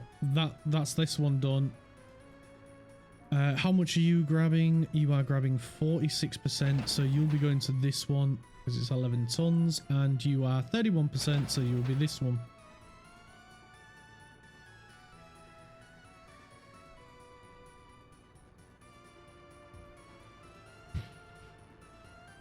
Alright, let's adjust their search radius. So we'll bump it up to 3,000, 3,500. And now they can see down there. We're going to turn that off so they don't build it. That one's off. That's off, off, off. Cool.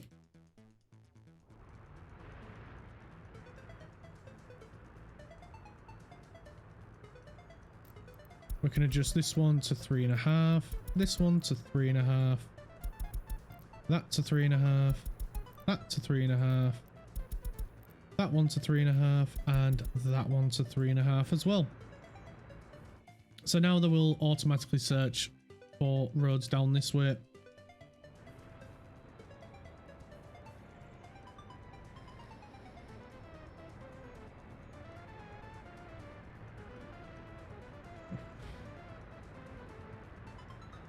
Right, we can sell these vehicles because we don't need them anymore.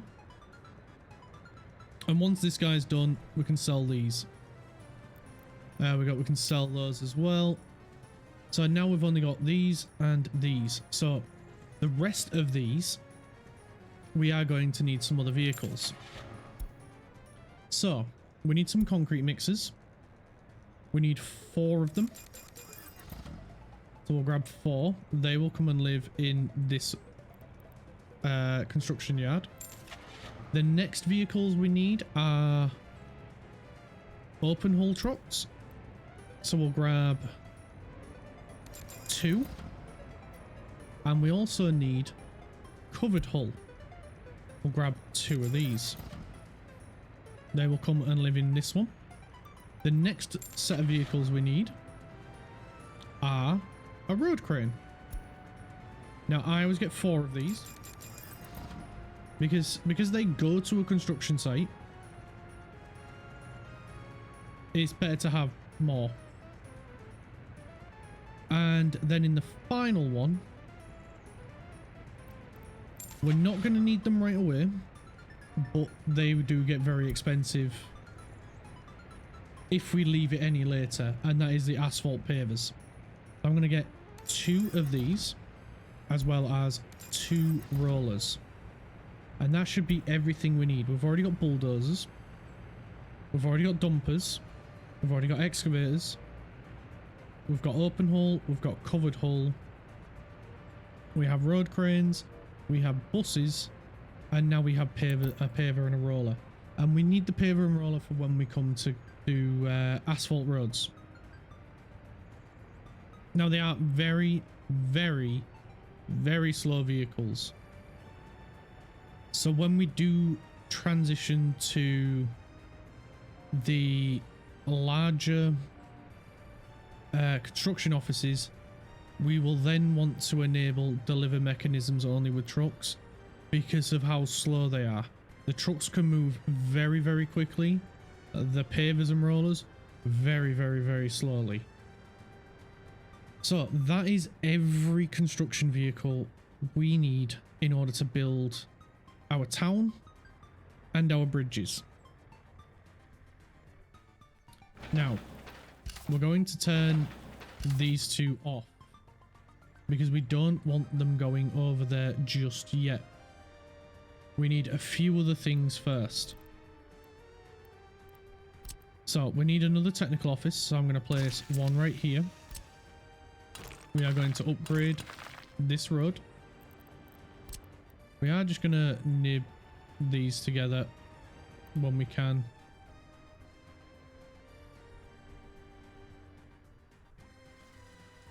Because at the moment, if you see, They're going all the way around here to get to these. We want them coming this way, but we want them coming this way on the gravel road.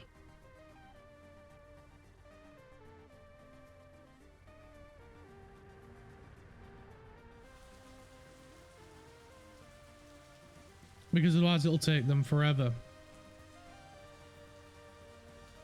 Like it is now, where we're in the rainy season, so it's gonna rain a lot. So we don't want them on the road.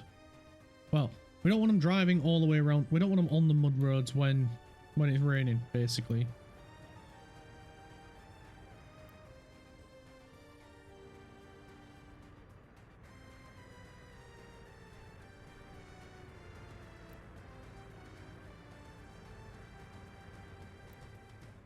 There we go. Nib that into one construction.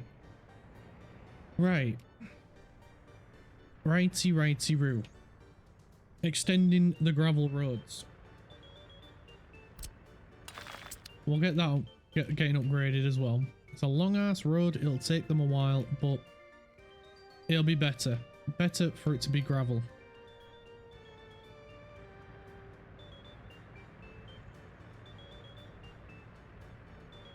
It will be a lot better if we had the tarmac roads, but asphalt at the moment is very expensive. Like if we take a look here, and this is why we're not doing it yet. 43 rubles per ton. That might not seem like a lot, but let's take a look at this road, for example. 190 tons of gravel. We'd need that just for this road. And we're not importing anything, exporting anything. So we're not making any money back. So it makes no sense for us to upgrade it to asphalt just yet. Once we've got a resource to export, whether that be lumber or coal when we get over here, because we can export coal ore. Once we're exporting something, then it makes sense. So, but as of yet, it's not worth it. It's too expensive for us to even consider. Now, train-wise, we will be bringing the train tracks down here. We're going to make sure nothing connects over here, because we want them to be able to get in and out of the border nice and easy. And we'll be bringing it round this way and then along this side of the road to come all the way over here, all the way down here to our coal mine, which is miles away. Which is why we need to get the roads upgraded as well to gravel, because a bus has got to do that route. And it's going to take a while getting people from here over to here. Now, unfortunately, this bridge is going to be asphalted. We have no control over that, and that's 364 tons of asphalt. Another reason we need the pavers now. And we need some road cleaners, also known as snowplows. Right, expecting this. I thought they was going to go this way first, but instead, nope, they've gone down this way first. Why would you do that to me, snowplows?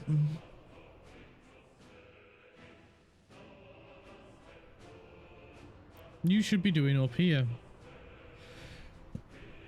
Like this guy is. So maybe in here we throw in another technical office.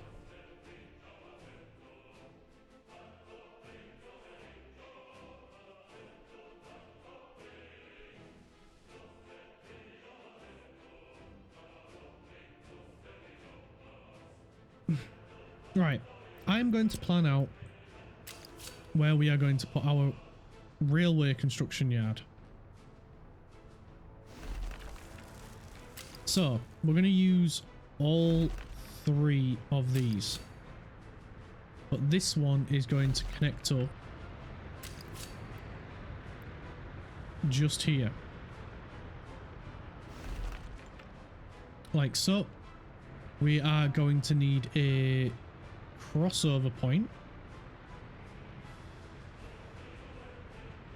which we will need. We need a little bit of a gap. About there. That way it's a decent gap.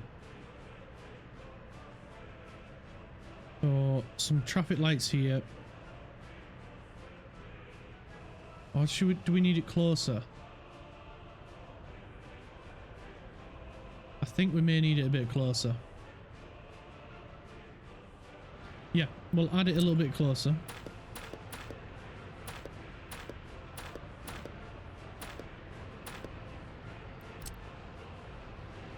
We'll connect those together.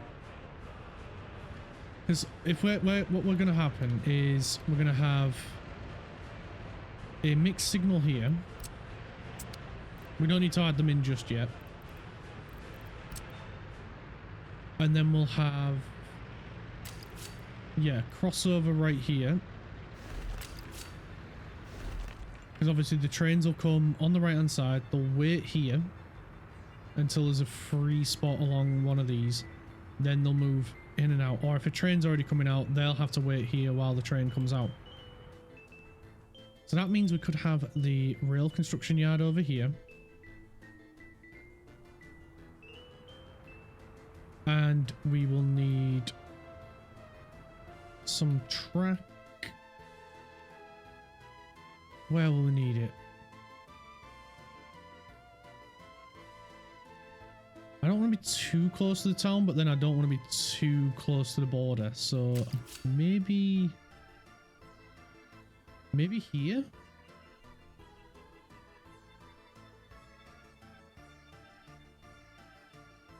Is that going to give them enough room to cross the road?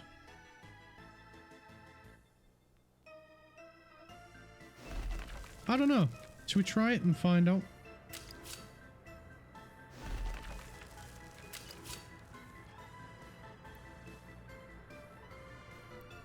No, it isn't.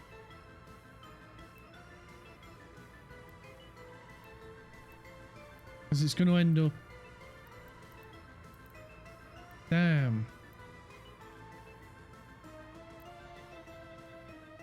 Right, looks like we're going to have to do it in a different spot then. Okie dokie then.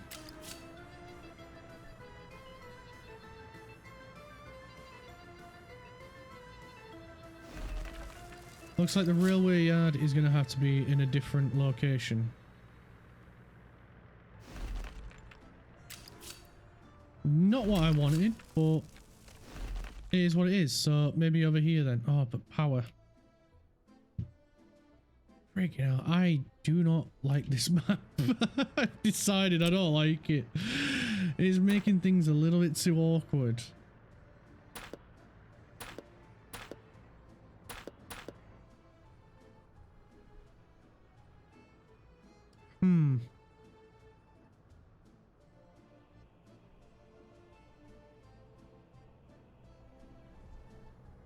Where do we want this construction yard? Because I don't want it miles away from here, because the first one is painfully slow. Like, so freaking slow to build. So we need it to connect to the border as soon as possible.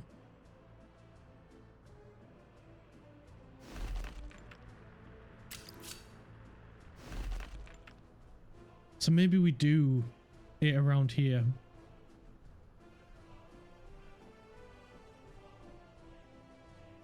Are we going to have enough room?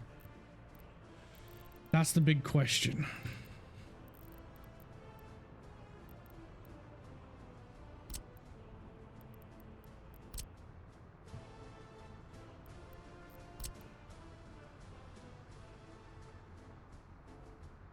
Right.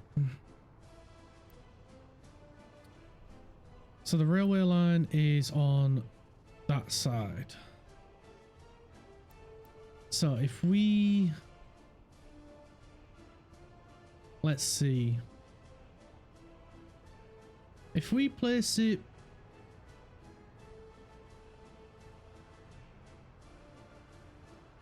So we're going to need a warehouse for electronics, although electronics we can just deliver straight to site.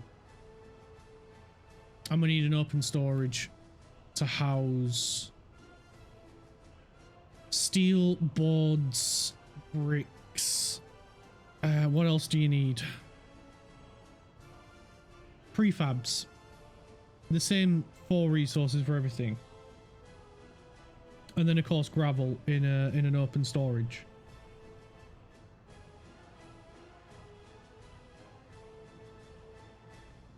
But of course that one's gonna have to be the one that needs power, because there's no conveyor coming off there.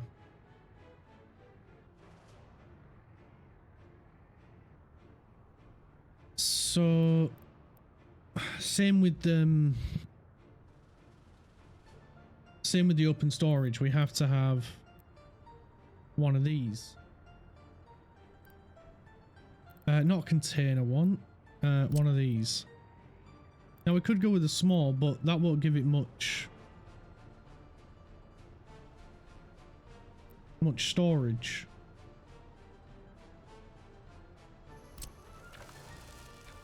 So we would have to go with something like a large one.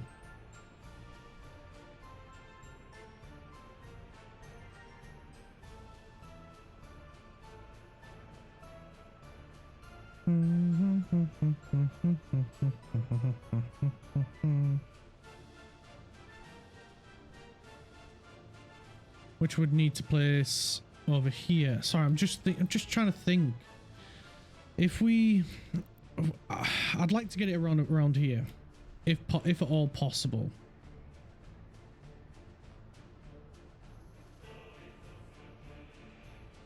And of course we've got the power connection right there. I would love it if the power connection was on this side, but it's not. It's on this side.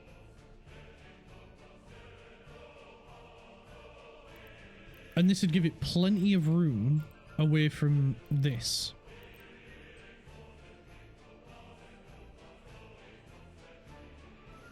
But then I'm also thinking if we did it like here, then we've got more room. Yeah, I think I'd prefer it here.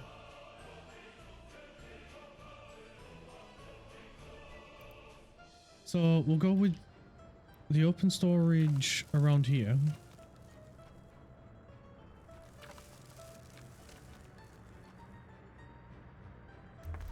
We can place it right there. Let's get the rail construction yard. And we could do that.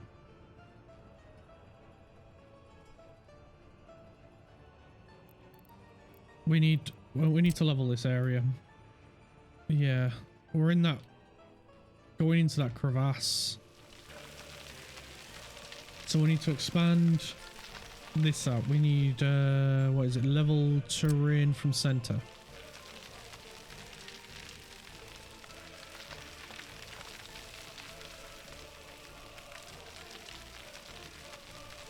This is going to take a bit of time. Looks like our vehicles are not doing anything, so that must mean they have finished. They have. So we'll get these roads upgraded. Looks like they've finished the ones over here as well, so they can get this one upgraded. And this one.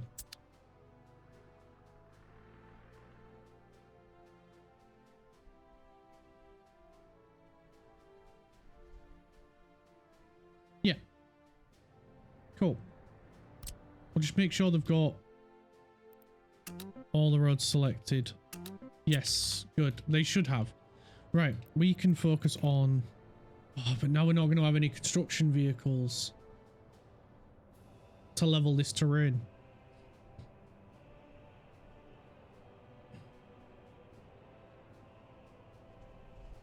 Okay. Well, we know this road. Well, actually, no, we don't, because we don't know where the rail construction yard's going to be. We know where the open storage is going to be for gravel. That's a given.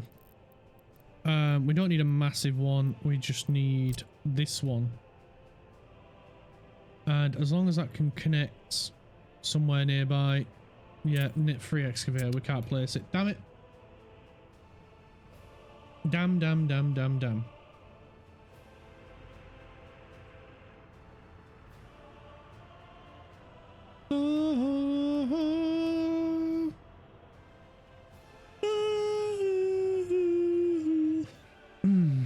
Once I've upgraded these roads, we can place another technical office down here, and that'll keep this area clear.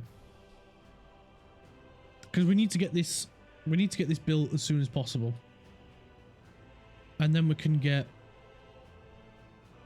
a train line built over this way to then start exporting coal ore.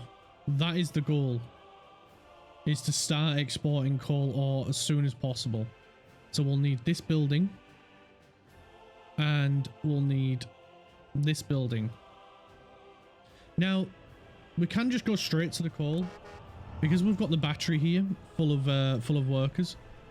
We could just go straight to using foreign workers to mine coal. That is very doable and actually a very normal strategy to go with. Because then that way it gives you more time to plan your city and start exporting something as quickly as possible. And that is why this is a very powerful tool. Because of the amount of workers you can funnel to this thing. Like if we wanted to as well, we could go and connect up to this border with a road and start funneling the foreign workers from here over to this battery as well. Now the only reason you'd need to do that is if you've got a lot of foreign, you know, using a lot of foreign workers, whether that be for industries, for construction, whatever it might be. It is a very powerful tool to use.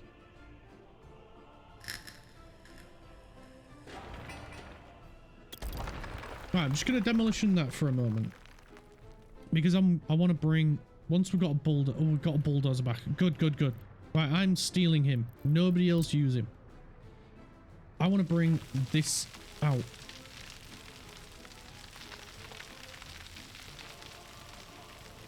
I'm going to shrinky dink the area because then he'll focus a little bit more where we need him to.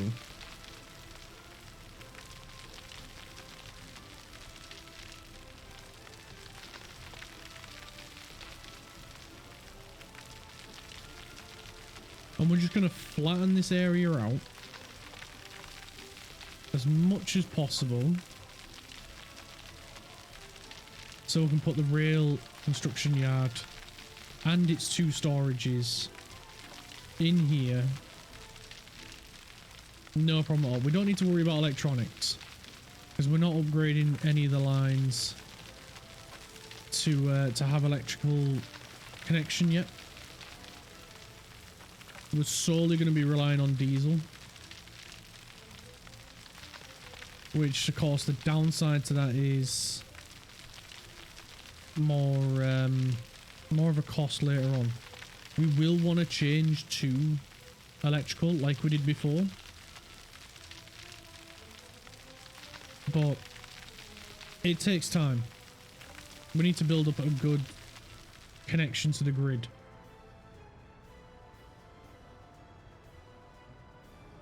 So we just need to wait for the bulldozer to go get some fuel. Why is he going this way around? I have no idea, because he can go this way. He has lost his marbles. Welcome back, Craft. I'm good, mate. You've missed a lot. You have missed a lot. We're already designing the first town. That's how much you've missed.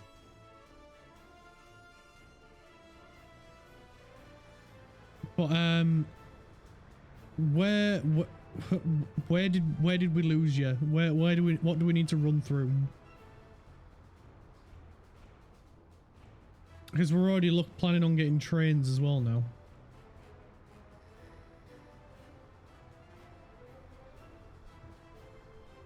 You watch the VOD later when you have time. You ain't going to be starting your Republic for a while. You've got so much to do. That's fair enough. I can give you a brief rundown if you like. I don't mind. Honestly, I do not mind.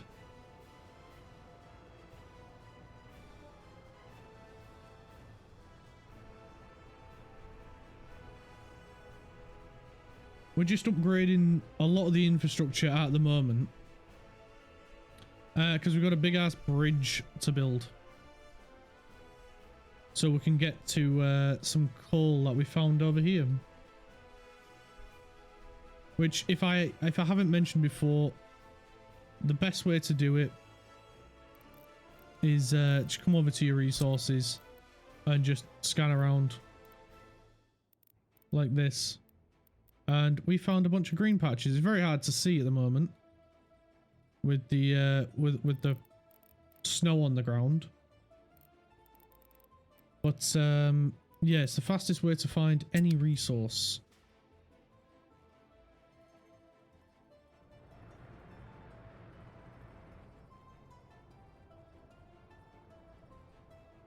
Right, that bulldozer's back. We can get back to flattening the ground.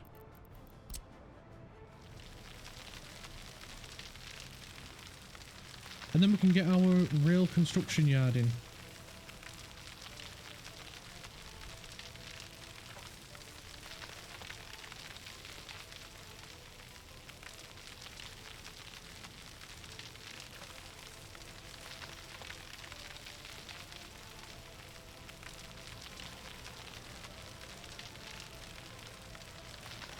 Now, this would go a lot quicker if we had another bulldozer here, but the other one's busy.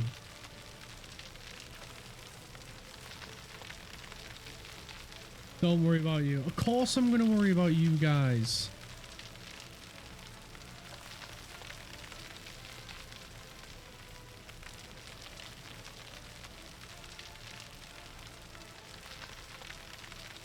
That's like asking me not to breathe.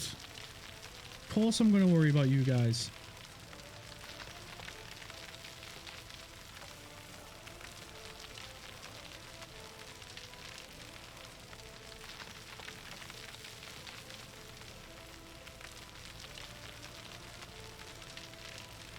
Oh, this is painfully slow. I wish our second bulldozer was over here.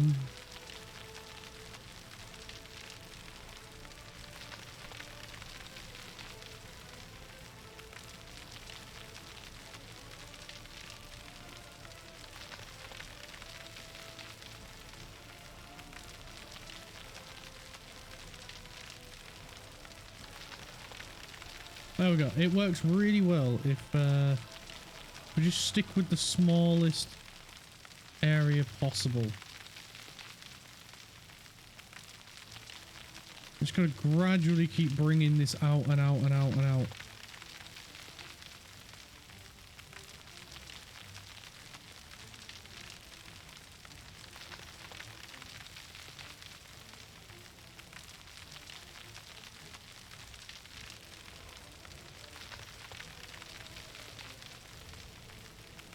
We might need to increase the little area a little bit because we are getting to the steeper areas.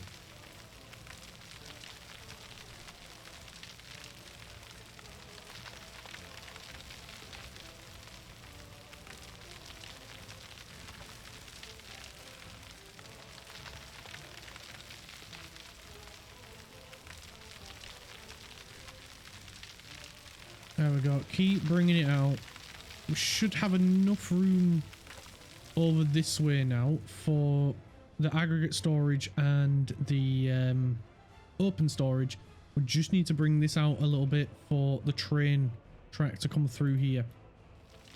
So that's why we're still going, because we're going to need the room for, like I said, obviously the station itself, or the construction office itself. And then, of course, on top of that, you know what? We've got an excavator there. We'll have him raise the ground.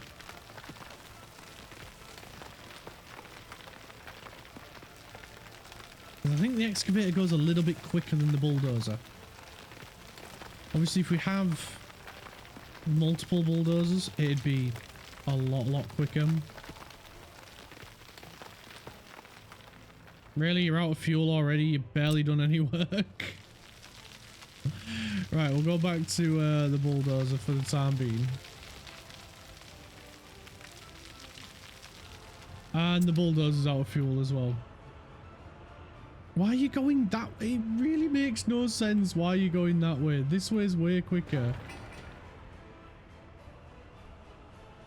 I don't get it. I don't get why they're choosing to go that way. It makes no sense to me.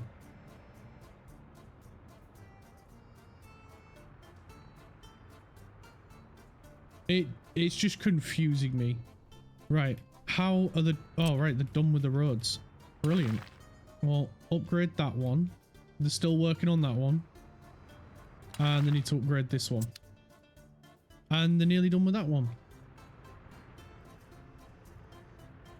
Wow, amazing. Alright, hopefully the excavator is the one that leaves. Oh no, they both will. They both will. Alright, fair enough. But we do have a bulldozer on the way back. Right, cool. So a bulldozer will go do one of these and an excavator should go do the other one. And then we should have a bulldozer up here for us to keep doing this.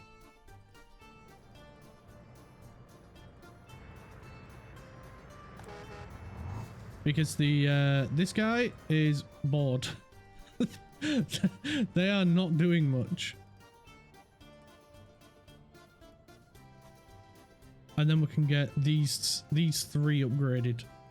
And that's pretty much the road's done, and it'll just be the bridges we need to build. So, you know what? We'll release this one. And then they will start on that bridge.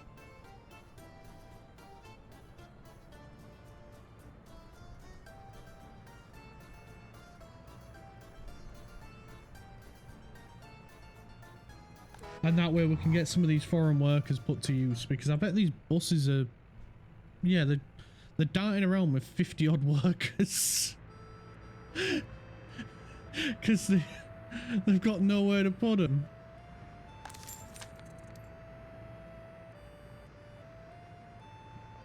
They're just driving back and forth with a bus full of people.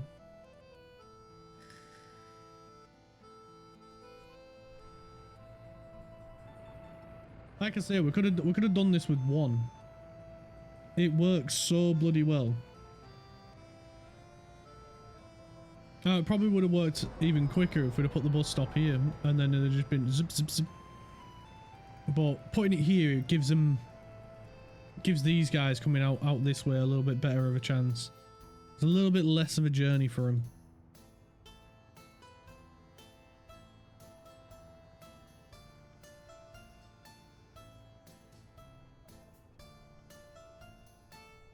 And of course, all this snowplow stuff and everything, it'll be a lot quicker as well once we get some better snowplows too. But at the moment, we're 500,000 spent, near enough, and we're not exporting anything yet. So we've got a little bit of a ways to go before we even think about upgrading any vehicles.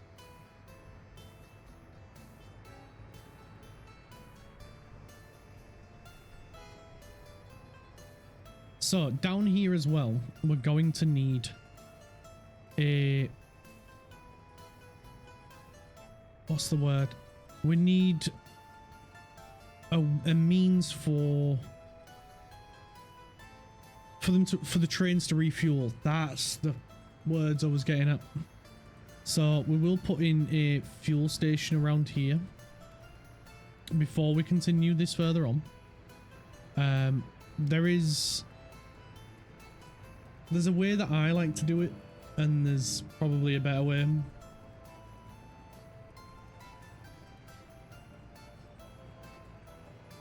But I like to separate the trains from the main track when they're refueling. There is probably a better way of doing it. But it's the way I like to do it, because then any other trains can just go past. I do like efficient trains, yes, yes. So I like to put the station, the refueling station, just off to the side, and then 2 tracks reconnecting. It's almost as if that's how real railways do it too. I just don't like there to be any reason a train stops. There's like I said, there's probably a better way of doing it. Because I just go with the double one and shove it on the side. You can get single ones as well, so you can put them on either side. But I find that a faff, because then you've got to get a road connection to this one as well. It's probably better doing it this way, because then you only have one on, one off.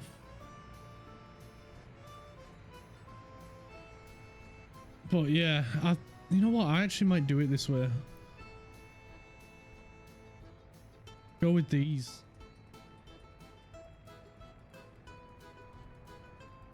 I'm just thinking, because, like, yeah, this is simpler, and this is probably better for this if you just put it in line. Now, the only way I see this one being a benefit to being put in line is if it's right near, like, a loading station, an unloading station, and then they can fill up before they go, or fill up when they get back. But I don't like it. Right, we've got a bulldozer, so we can get flattening this bit out, so we can get the train construction yard in.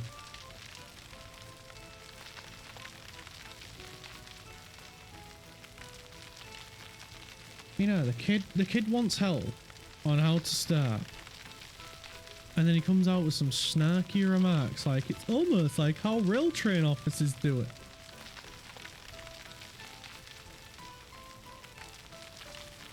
I'm only kidding.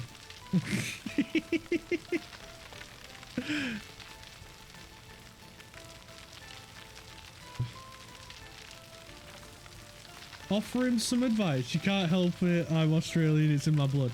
Yeah, well, sarcasm's in my blood too. You don't hear me being sarcastic all the time. Insert clip of like 20 minutes of me being sarcastic.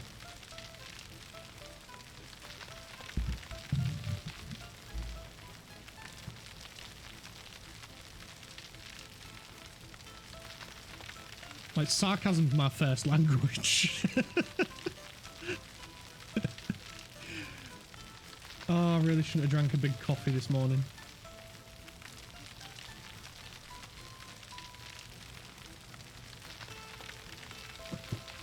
Swearing is your best language. Yeah, because there's a word that I can't use. Well, I probably can use on stream, but then I might end up on a holiday unintentionally. That I know Australians use as a greeting. It begins with C and ends in T.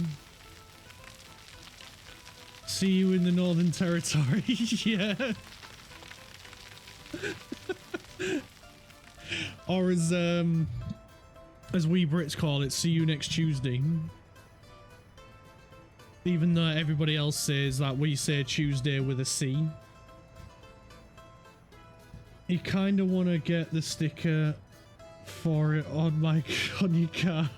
Oh yeah, Tuesday's one of the best. Yeah, and I know for a fact that if an Aussie greets you using that word, he likes you. If he says, "Ah, hey there, friend," he doesn't like you. Or they don't like you. And I find that hilarious. I absolutely love that.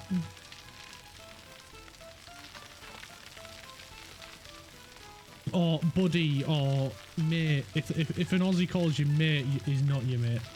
If he calls you a see you next Tuesday, then you're a good friend. You can be trusted.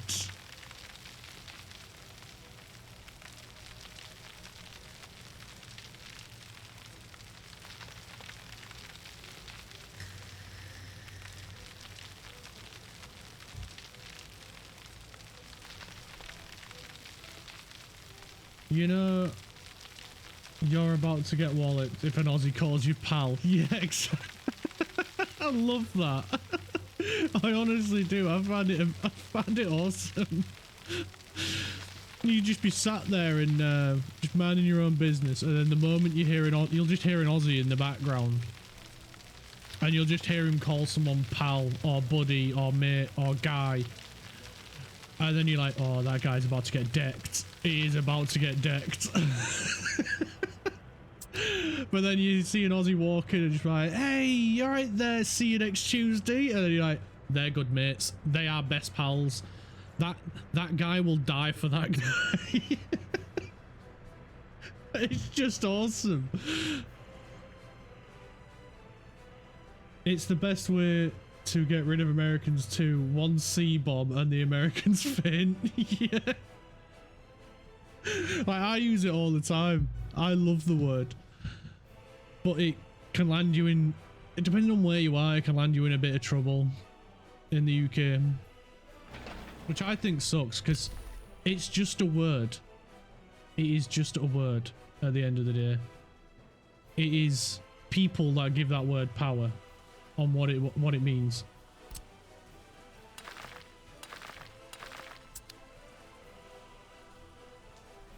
But it is such a good word. It is a word that can be used as a greeting.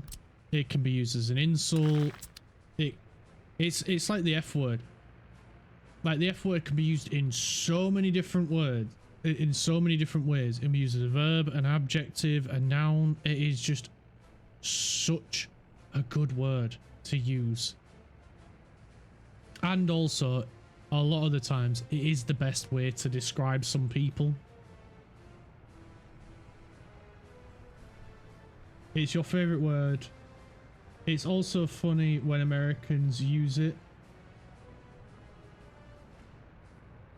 because Americans suck at swearing. They really do. I think some of the best people that give some of the best insults are Brits and Aussies, because they come up with some amazing insults. Oh, hey, what's up, Opera? Thanks for popping in. I'm doing pretty good. How about you?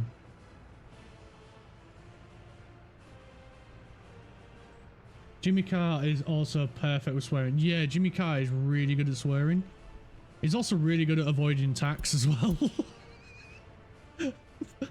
So, if one day I end up with lots of money from a job or whatever, I will be looking to hire Jimmy Carr's accountant. A jack of all trades, yeah. The bridge is, one of the bridges is finally getting started. I'm good, thank you. Oh, hey, thank you so much for the follow. Oprah75 started stalking you. Thank you for the stalking. You like my energy? It gets worse if I have more coffee, which I'm avoiding having right now. Because we're trying to do a little bit of a instructional stream on how to start in realistic mode on workers and resources. But yeah, it can be worse. I also need to avoid having too much caffeine as well, because heart conditions run in my family, and I don't want to be another statistic in my family of someone else having a heart attack. So gotta keep it careful. But yeah, good mood, good energy. You don't take coffee for now. I do. I do have coffee, but I try to limit how much caffeine I have, because it can. I try to stick to one. I usually drink lots of tea. Being a Brit and being from Yorkshire, tea is like my water. So I normally have a lot of tea, because as well it's good for my voice, because I tend to talk a lot doing this, and yeah, if I can't speak, then I can't really convey what I'm doing or why I'm doing something, or trying to figure something out. You know, you kind of need to be able to speak, especially when you can't see me. Because I'm just a voice. And because if you could see me, I'd probably give you nightmares. So we'll just stick to voice. Maybe one day if we get enough followers. A great voice at that. Oh, see, you're just buttering me up now, crap. What are you after? What are you after? What have you done? You've either messed something up to be buttering me up like this, or you want something from me. So which is it? You've done nothing. You could have. That's the thing. We don't know. We don't know. You're trying to hide it. We've got no bulldozers. Yeah, we've got no bulldozers. They're all over here, aren't they? I really want to see this bridge when it's constructed because it's going to look absolutely insane. Although I kind of want to change this end. Wait, is that someone stood over this end? Wait, where did he go? There they are. How did you get over here? Oh, there's the excavator.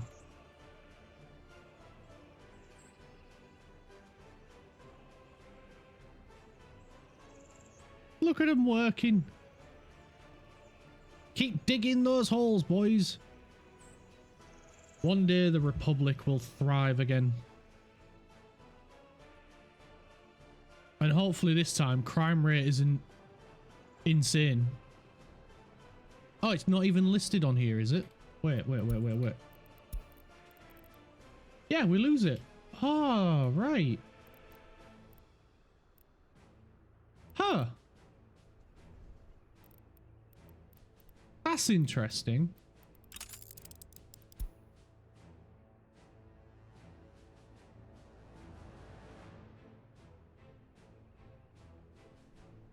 Okay. Okay. One day we will sort out crime. As for now, it's not an issue.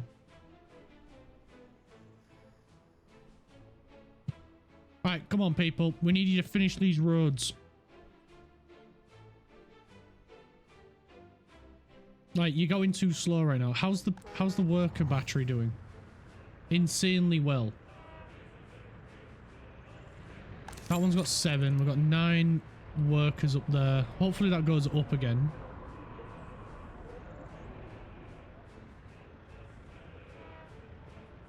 Yeah, it's not doing great, is it? It's slow again. You will find this as well. As you go through, you will find certain months you will get more workers from the border than other times.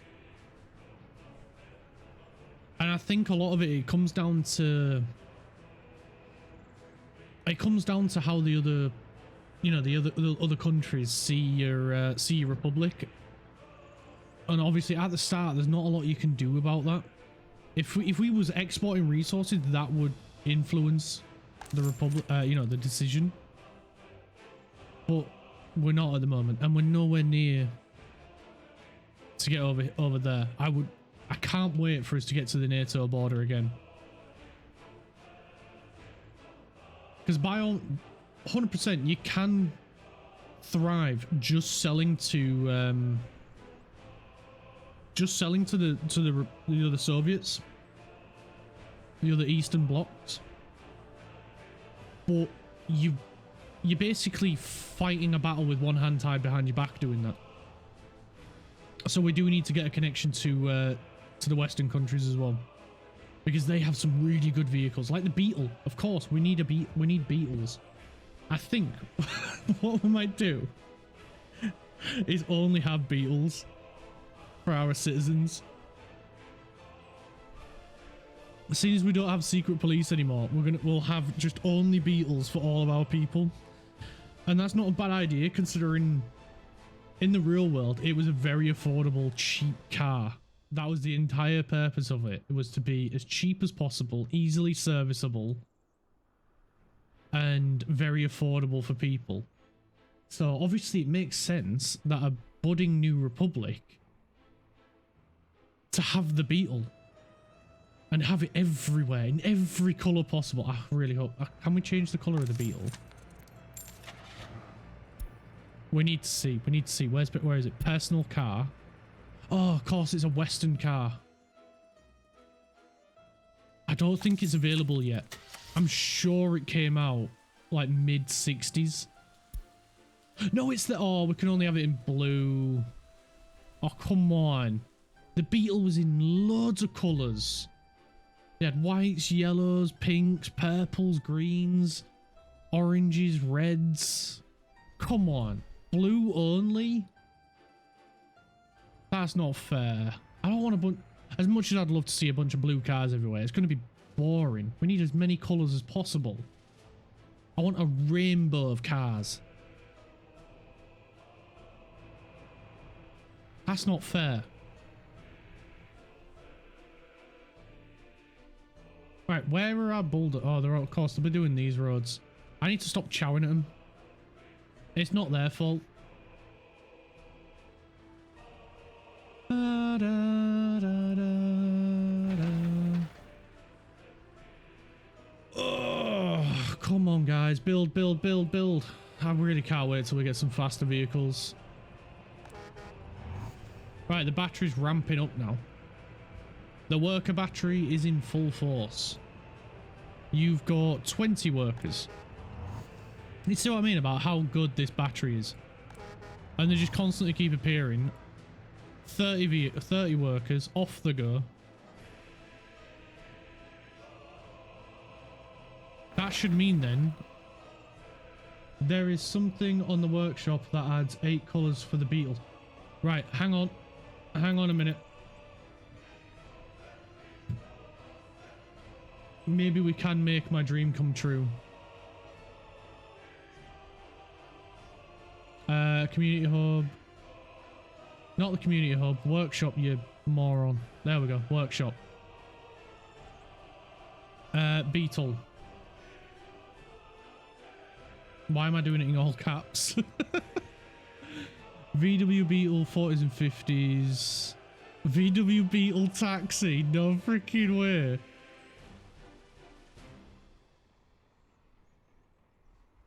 What's this one? It's called VW Beetle 40s and 50s. Right, found it. 8 colours. What's the other one? Because there's a 60s one as well. The 60s one adds 8 colours as well.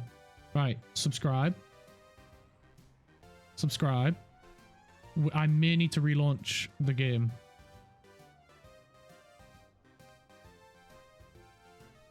Unless I can add workshop items in here.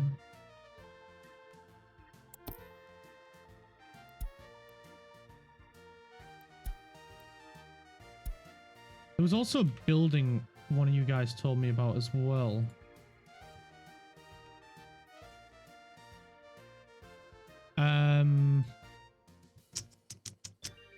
Let's see.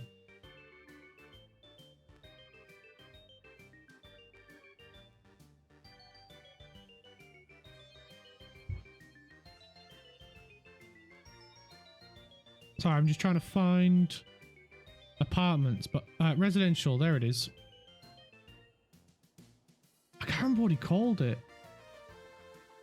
But it was a small footprint building.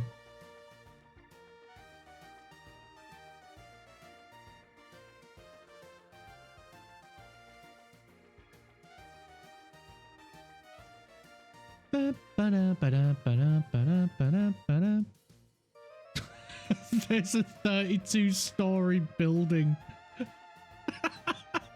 That's insane.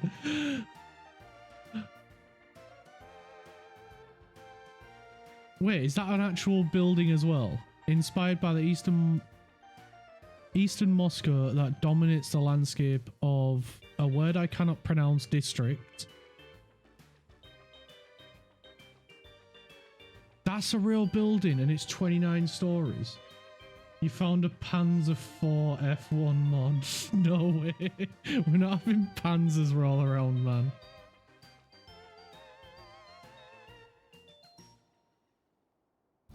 This one's quite cool. Let's add that one. And it's not a ridiculously sized building either. It's 29 stories. You found a Panzer IV F1 mod. No way. We're not having Panzers roll around, man. This one's quite cool. Let's add that one. And it's not a ridiculously sized building either. 29 stories. You found a Panzer IV F1 mod. No way. We're not having Panzers roll around, man. This one's quite cool. Let's add that one. And it's not a ridiculously sized building either. That one's quite nice as well, and it's a funny shape.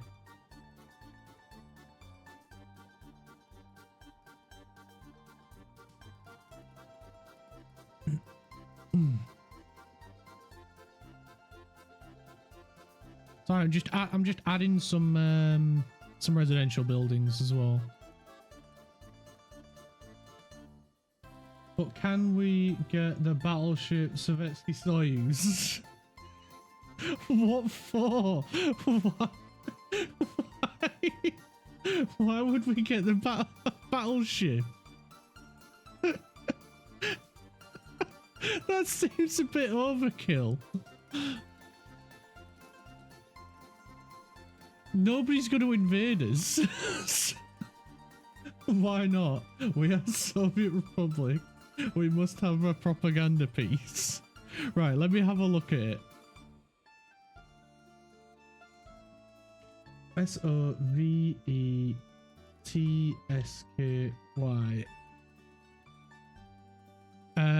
Oh wait, I need to take the category. My bloody word, you actually can. I thought you was joking, but nope, there it is. It's right there.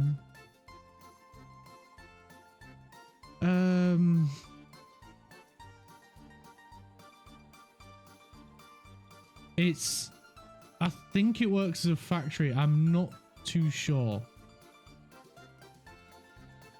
In reality, this ship is a piece of pure unrecycled scrap.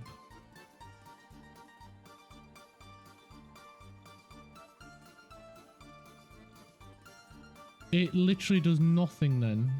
Wait, let me translate this. Because I have no idea what it says.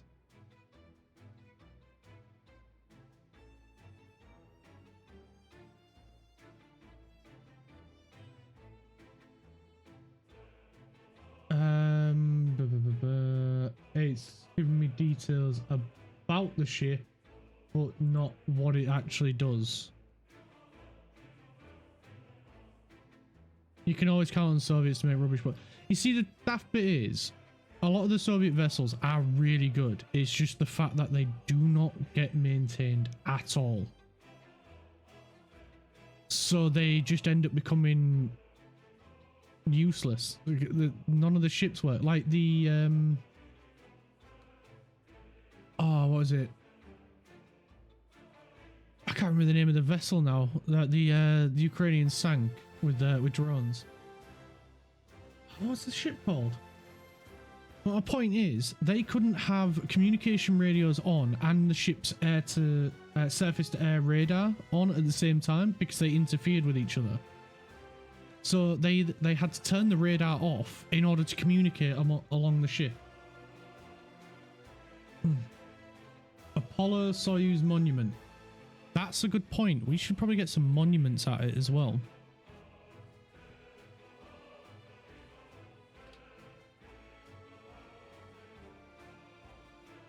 Monument.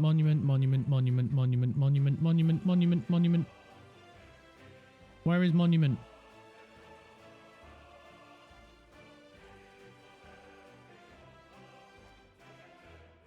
Will it be under decoration?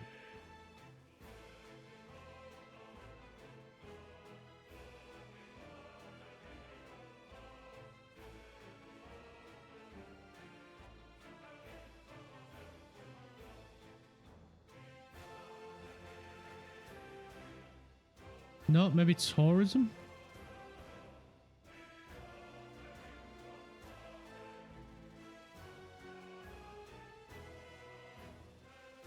You can't sink this ship that the Ukrainians sunk with 2 missiles. Yeah, that one. The Moskva. Yes, that's the one. See, on paper, that ship is insane. But in reality, because it wasn't well maintained, it sank. Because it couldn't have the radar on and be able to communicate amongst the different areas of the ship at the same time.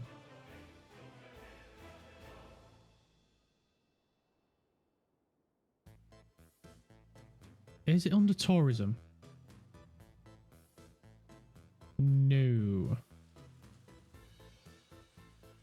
is an outdoor cinema. That is pretty cool.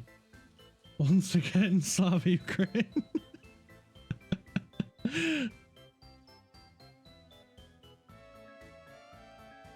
It's not under tourism. What's it under then? Let's just search monument.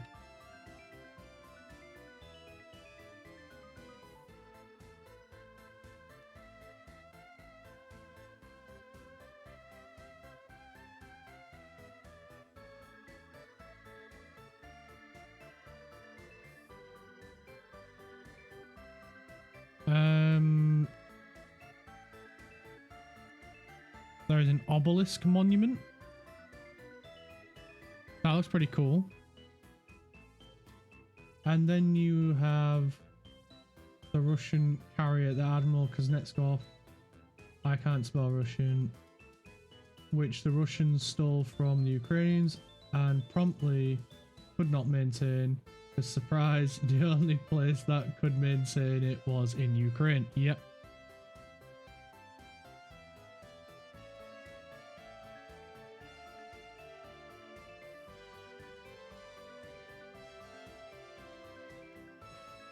That looks really cool. I like that monument. I'm not going to tell you what it is until we got it. Oh, wait a minute. We should have a look for Concord. While we're at it. There is no Concord.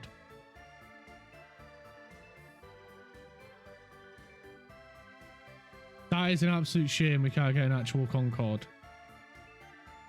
That would have been amazing if we could. What monument did you want me to find? The Apollo Soyuz.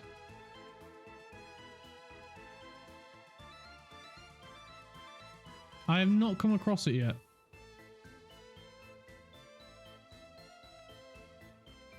Let's search.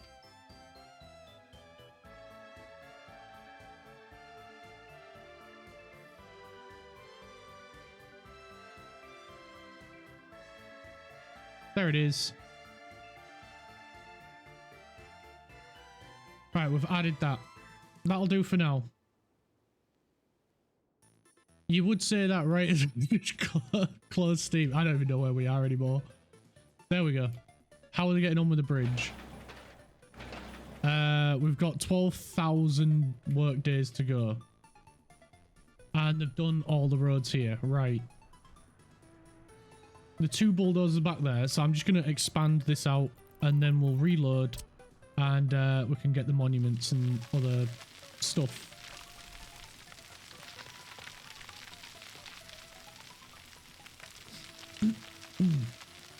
The Motherland Monument is sick. I'll have a look at it later. You'll have to remind me because I've got memory like a sieve. But you'll probably fall asleep before you're able to remember. Remind me.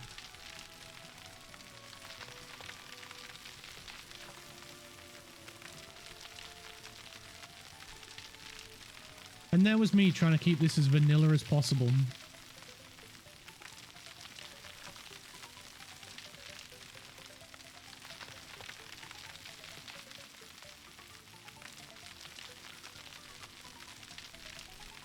Fun fact about the Motherland Monument, the shield originally had a Soviet emblem, but after independence, Ukraine changed it to the Ukrainian emblem. Oh, cool!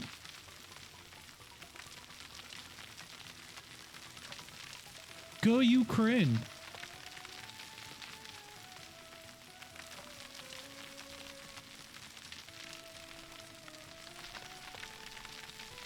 I wish there was more Ukraine stuff in the Ukraine pack. I mean, there is a lot already, but it would just be nice if there was even more.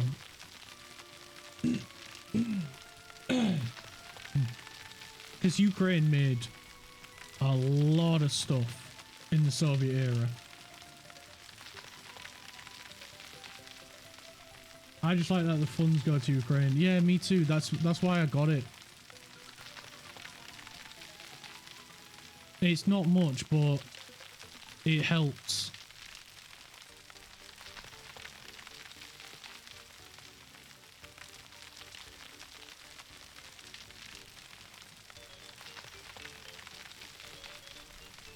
Right, we're nearly there. We're nearly done this bit.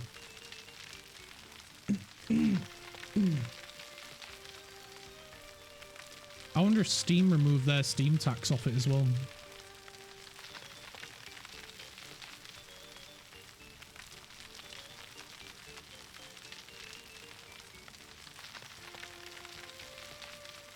I'd like to think that they did.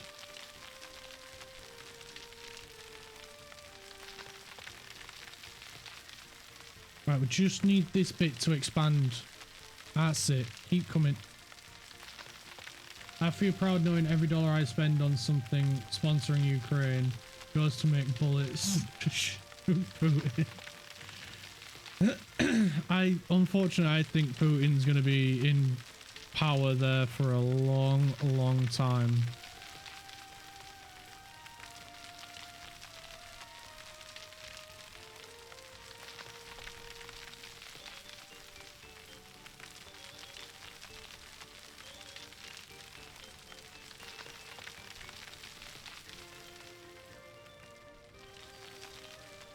Right, we need a free bulldozer again. We'll get rid of him in due time. I mean, we can hope. Ukraine will win. I won't allow them to lose. No, I really don't want Ukraine to lose either. Right, we'll save this. We are gonna save over our old republic. Seeing as it's dead. And we'll main menu it. We'll enable the mods, and then we can, you know, come back. Subscribed items. There we go. There's the ones that we've got. I'm guessing I don't need to enable them. Load game. And they should be in, right? Right, we'll let it load. I'll be back in a moment.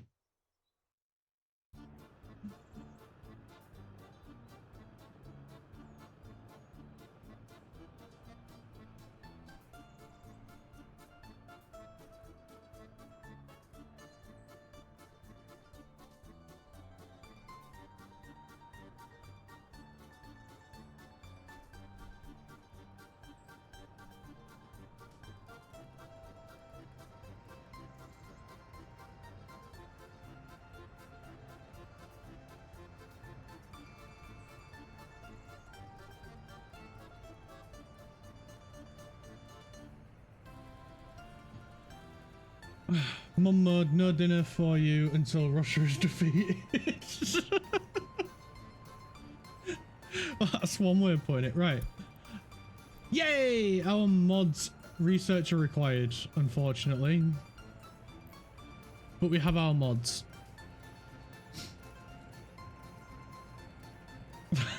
No dinner for you. That's good, that. I like that.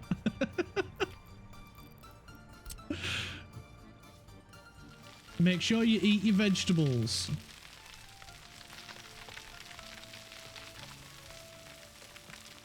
If Ukraine can hold on long enough for me to become PM, Australia will end civil war.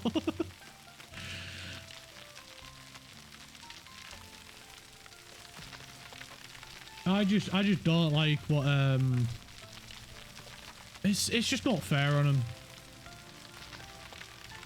They wanted independence, they got independence, and then Russia started sulking and throwing the toys out the pram.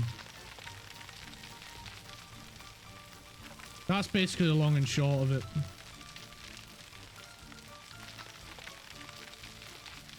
And the sooner it's over and the sooner Russia gives up, the better it is for everyone.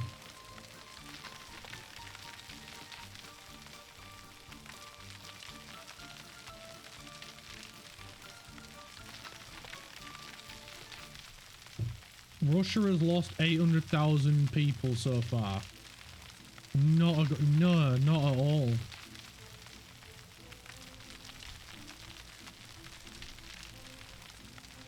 That is insane.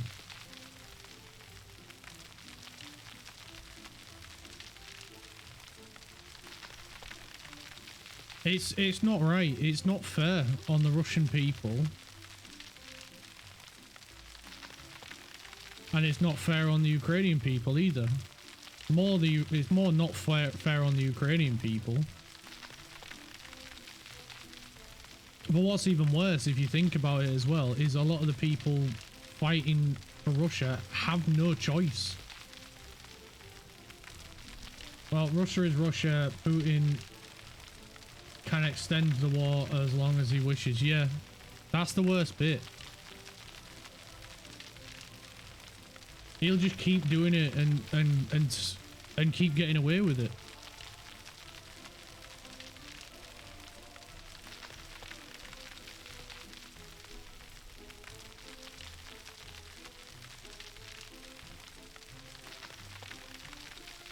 The only person that this war benefits is Putin. Truly sad. I still hope Russia revolt, though I doubt it will happen. I doubt it will happen as well. Even though nobody in Russia wants to admit it, there's too much corruption in Russia.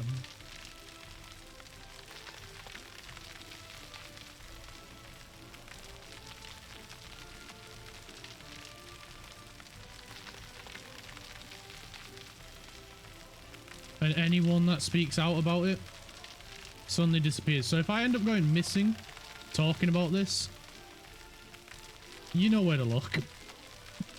Australia recently sent Ukraine a few dozen Abrams tanks.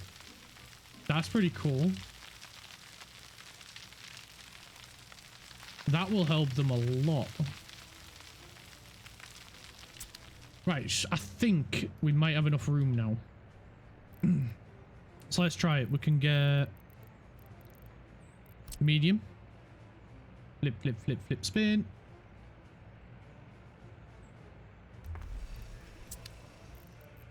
And we need the small gravel storage as well, which will go right there. And then we need the train construction yard. Make sure we get the correct one this time, Clarky boy. We don't want to look like a fool again. We need a bit more room, don't we? We're almost there. I mean, we could do it if we like butted right up, but I don't like. I like the fact that there's a little bit of space between them. So we just need to extend this corner out a little bit. This is almost there. We just need to bring this one down a little bit, and then we're good. So what we can do is we can get this road connected, because that's going to allow that to get built.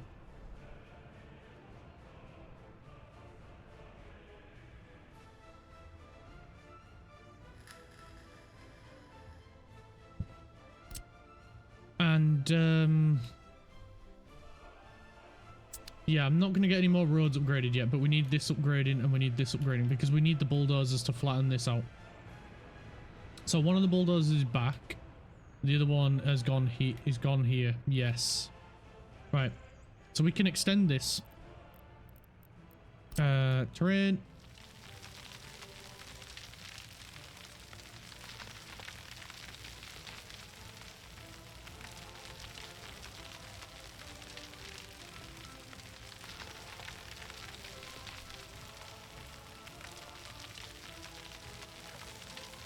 Come on, keep bringing it out.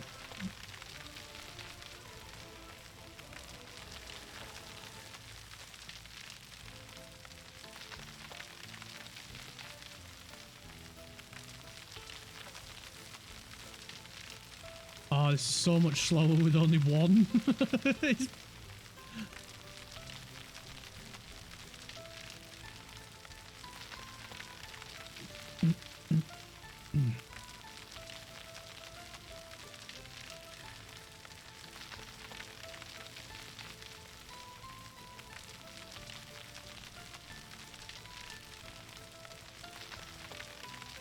Where's the bottom of this ravine? Right over here. Wow, that is a lot of dirt.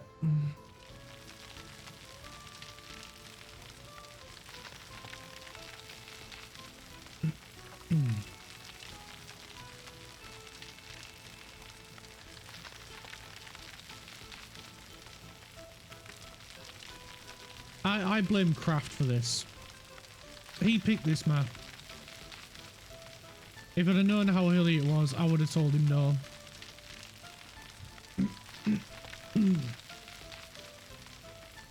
You are so responsible for all of this construction crap. All this terraforming we gotta do.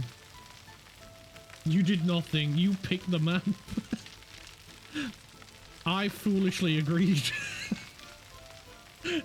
But I'd never been on this map.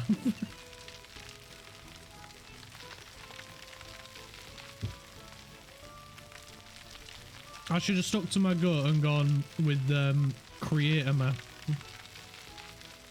Nah, it's fine, it's fine.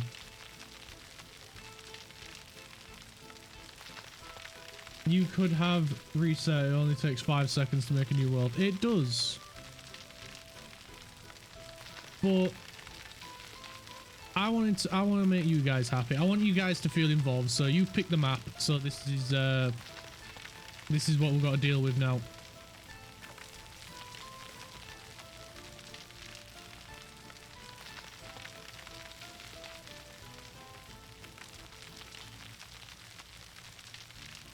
So if you're bored of watching me terraform, blame Craft in chat.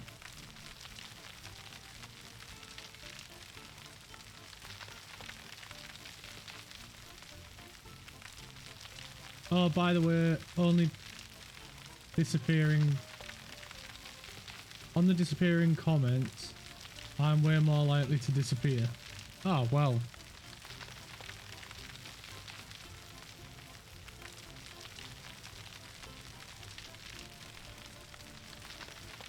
You're not allowed to leave. You're not allowed to disappear.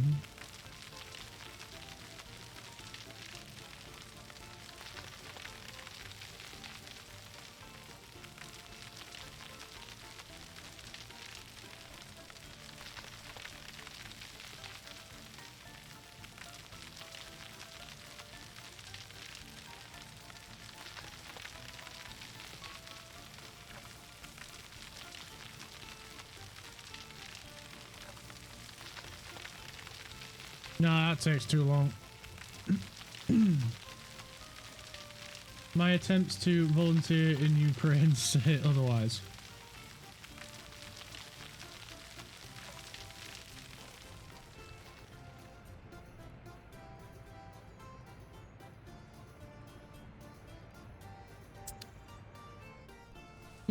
True. But I don't think Putin reads.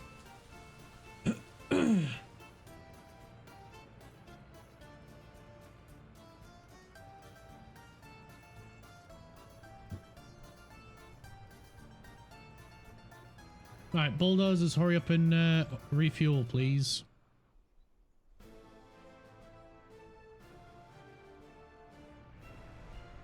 Wait, if we've got an excavator there, does that mean they finished the groundwork on that one? Nice. So it's just the groundwork left on there. Right, other thing that I want to check.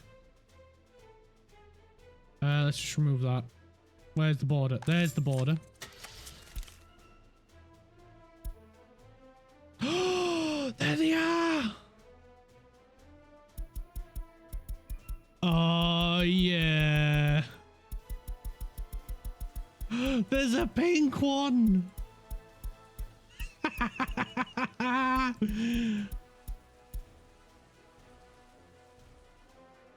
don't see the difference. Oh, they've all got slightly different power ratings. Right, right. Oh, yeah. Now we're talking.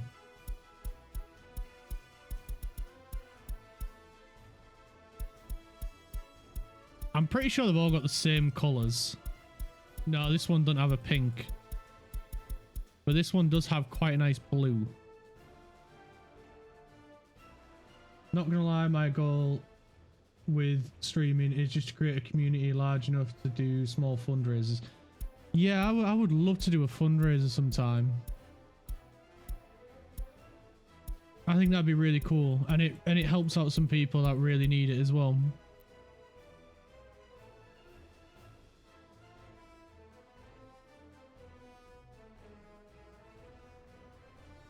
I just need to keep building this community, because this community so far is absolutely amazing. That I've managed to create, and yeah, just keep trying to keep growing, and then we can start helping some people out as well. Any particular foundations you'd like to do fundraisers for or causes? The Cancer Association I'd love to do there's a few members of my family have had cancer. My girlfriend's dad has had it 3 times and beaten it 3 times, which is absolutely amazing. And I'd also like to do it for a heart foundation as well, with my dad having 2 heart attacks and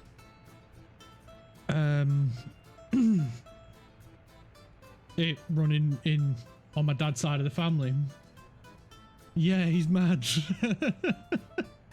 He wanted the he had it twice, and then he recently got it a 3rd time, and he just wanted the hat trick. He just wanted the trifecta. Or at least that's what we think. I don't think he actually wanted it a 3rd time, because we definitely didn't want him to have it a 3rd time. But beating it 3 times is absolutely insane. And so I'd love to raise money for those as well, because there's probably people out there that are not as lucky as we are, where we've had her dad beat it 3 times. And so it'd be nice to help towards that, and then just any more that come along as well that I find, and yeah, I just love to help out as many people as possible and do some good.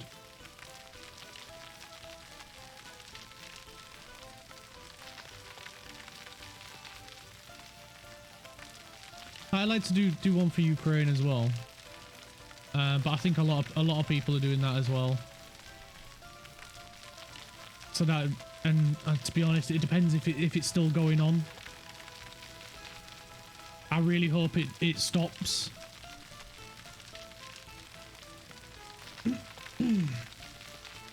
You'd love for me to do a cancer foundation as your grandmother died from it, and Ukraine is a big one for me. Yeah, I'd like to do one for Ukraine, but I hope by the time I've got a community big enough to actually make a big impact on it, or even just any impact in general, I really hope it's over and Ukraine can carry on flourishing. The likelihood is that it's not, but I'd like to hope that it's over by then. But cancer, I really want to do one for, and Heart Foundation, because they have a lot of meaning in my family.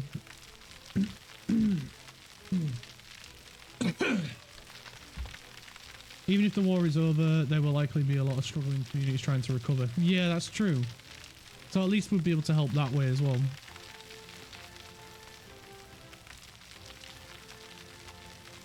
Because I'd love to visit Ukraine. Obviously not at the moment, but I'd like to be able to just visit it and see what it's like.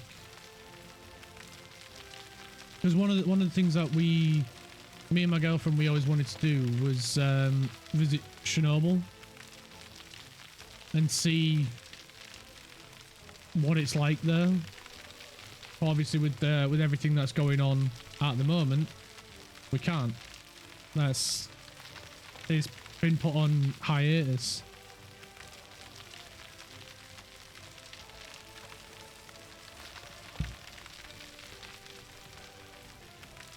So obviously what happened there, with it being one of the biggest nuclear disasters It'd just be incredible to see, because it's all, well, we've seen like loads of documentaries and stuff on it. We've read loads of things on it, and it just has a different impact seeing it yourself. Your community you are part of recently helped fund a few pickup trucks with turret mounts to go fight on the front line. That's pretty cool. That's really cool. Hopefully it helps. It's just really nice to do some good. Even something small really does help. Like, it's incredible how much just a small random act of kindness can have.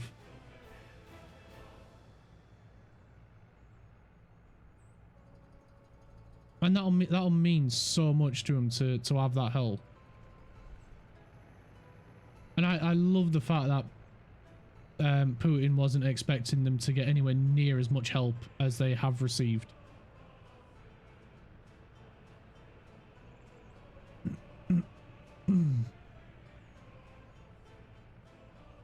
Right, bulldozers, are you back in position? Can we continue this on? No, but the excavators are, so we can raise the ground here, and this will help.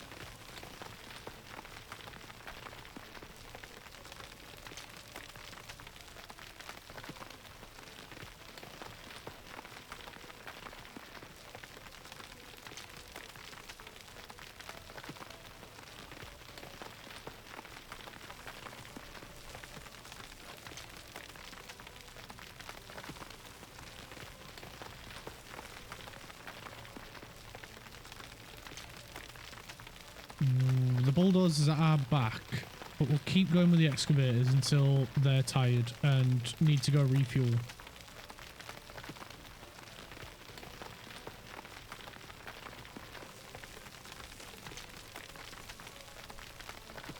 A few years ago, we did one which gave Ukrainian orphan Christmas presents. You got a cup that said Slava Ukraine motherfucker with the organizer dressed as Santa flipping off the Russian embassy in Canberra, Australia. That is freaking awesome. That is really cool. That is so cool. Honestly, right? That is amazing that you've helped him out. That is really cool.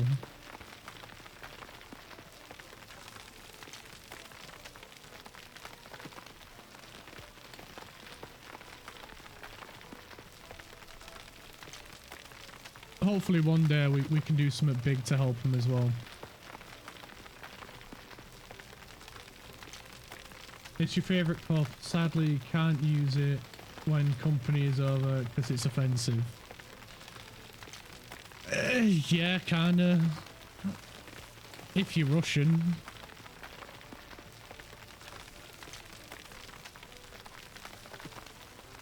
But then, to be honest, I reckon a lot of Russians that don't live in Russia aren't exactly too proud of them either. But it's one of them things where if someone does something bad and horrible, I call it out. I can't stand it. Like when I went through high school, like the first 2 years that I was at high school, I was consistently bullied every single day. Every day. I rarely ever spent a full day at school when I was in my first 2 years of high school. And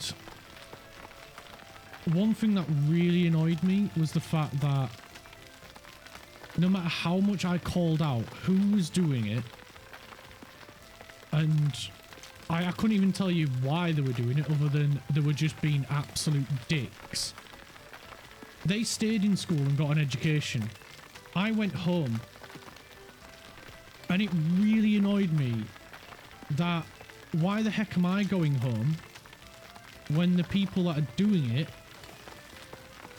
should be punished and not get an education. I end up missing out on lots of stuff What made it even worse is the fact that the teachers of the classes that I was missing were then blaming me for missing the classes, and I'm like, hang on a minute, love.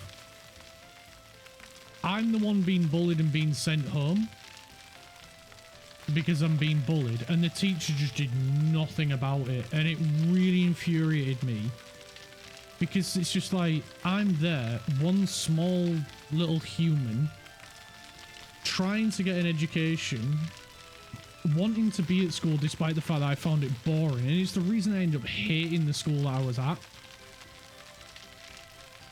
Meanwhile, the bullies get a free pass and continue to get an education. And it really annoyed me because there was nobody there standing up and calling it out except for me. As if they was all scared for some reason, and it's like, it just absolutely peed me off, and it's why I cannot stand silent as an adult. Whenever I see something wrong happening, I feel like I have to say something, because nobody was there for me when I was being bullied. Nobody was there standing there calling it out.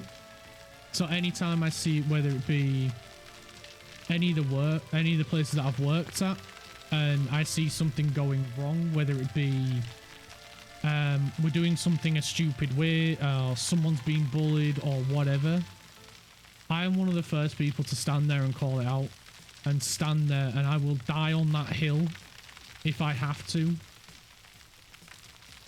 That's just wrong. What are the names? I got a list. When I make it to the UK, I'll have a chat with them. You were treated wrong and became a better man. What? You are what most men aspire to be. I mean, I just hate bullies. And I hate when the wrong people get credit for stuff that other people should get it as well. And I can't stay silent. And a lot of the times it gets me in more trouble than it should. But the thing that I don't understand is, like, you are calling out wrong, but it's like when you see oh, what's it called? I had it in my head, but it's gone now.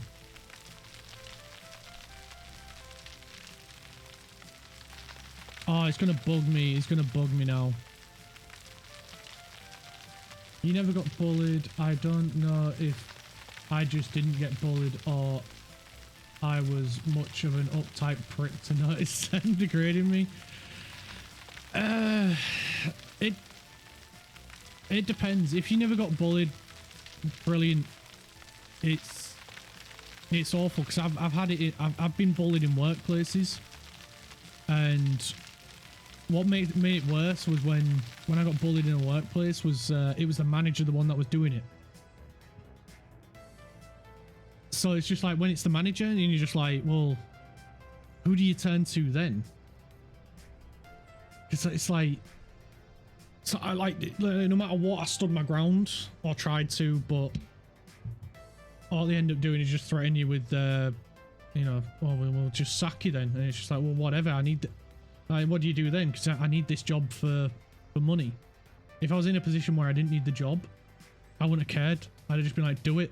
You need me more than I need you. Anyone at high school that bullied others or were pricks, I just made sure I looked like a perfect person, just better in every way. Maybe I was the bully. Workplace bullying is the worst. It really is. Because it's just people just abusing power that they shouldn't have. And those are the worst types of managers in the world. Like when I was a manager years and years ago, I wasn't using it as, like, I'd be there just like, this is my idea, this is what I think we should do. If anyone has a better idea, speak up. Like, share your idea. I am not the person that knows it all, and I am never going to pretend to be that person that thinks they know it all, because I don't.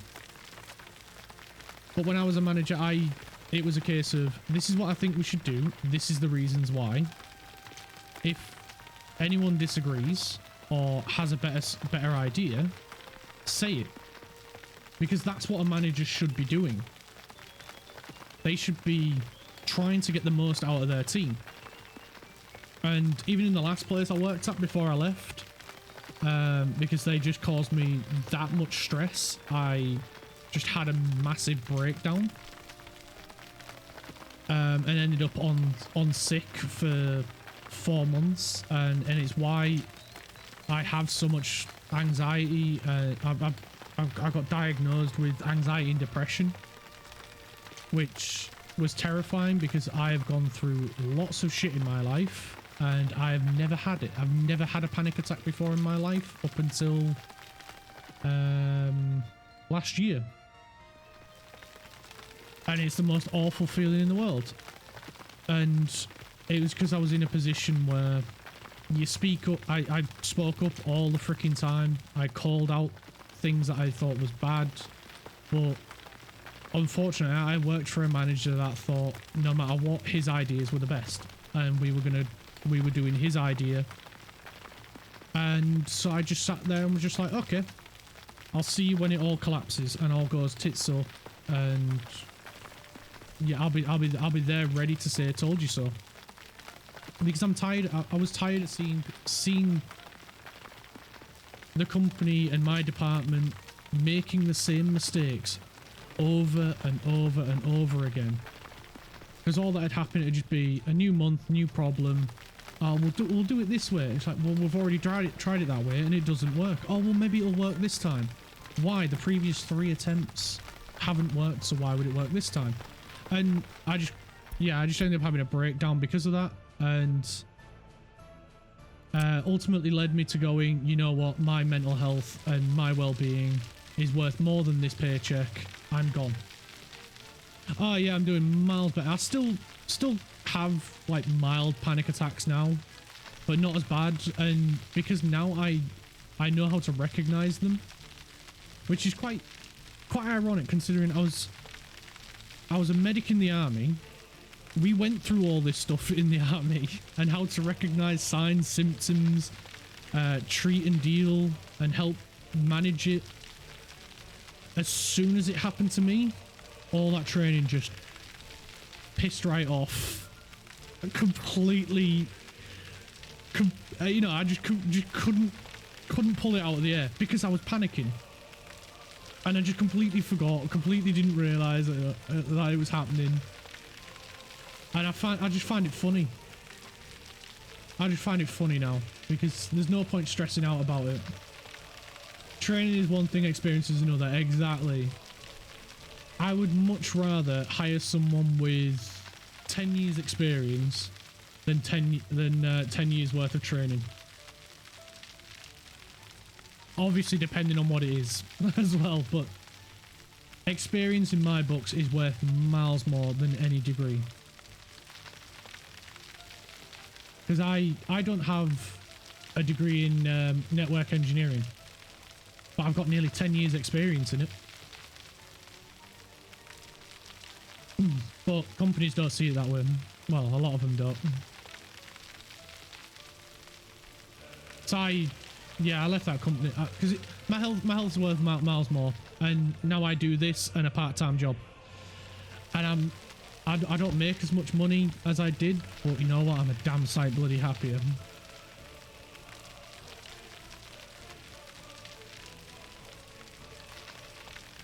I make enough money to live, and I'm much more happier. Thank you, mate. Thank you. And honestly, it's one of the reasons why I wanted to stream as well, because I was already doing YouTube videos and that was helping. Helping with the anxiety, helping with the depression. But doing this and actually being able to speak to people, it's a lot better. Because I've got someone to talk to. Yeah, I can't see you, you can't see me. Which, to be honestly, for my anxiety helps. It's one of the reasons I'm not on camera, because I just couldn't deal with that. honestly, part-time and doing streaming sounds like a great time. Honestly, I'm loving it. My girl, don't if you ever meet her, I doubt you will, but if you ever hear her in the background, because you might when she's working from home and stuff, do not ever tell her I said this, because she will let it hang over my head.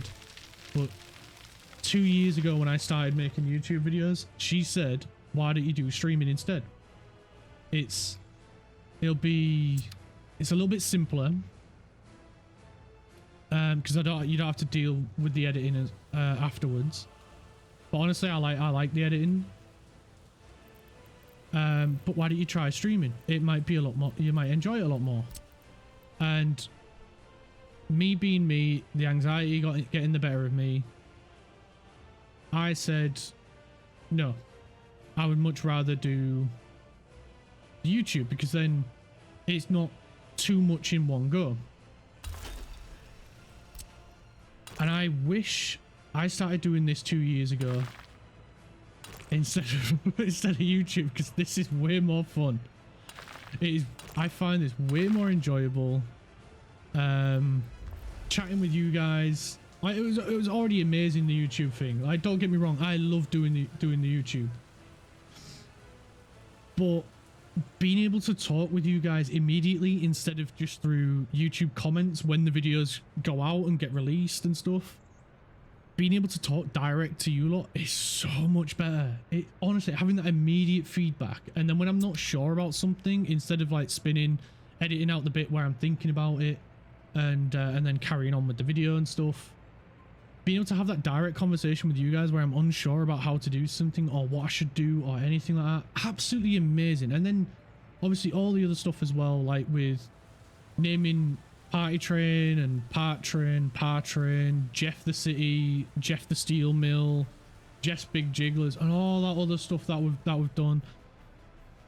Honestly, so funny, and I would never get that through just YouTube alone, unless obviously I did live on YouTube. But I watch a lot of people on Twitch, so going to Twitch made a lot more sense.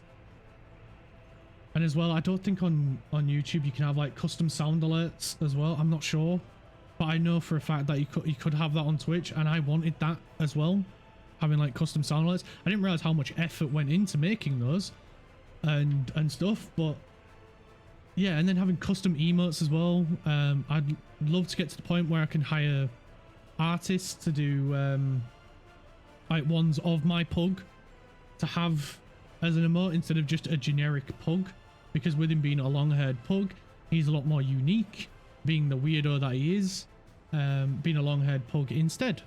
So there's loads of stuff that I want to do, I just can't do it yet. But being on Twitch, it'll allow me to do that,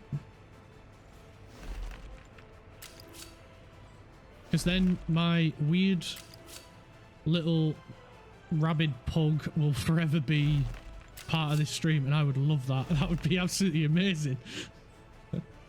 Having that little weirdo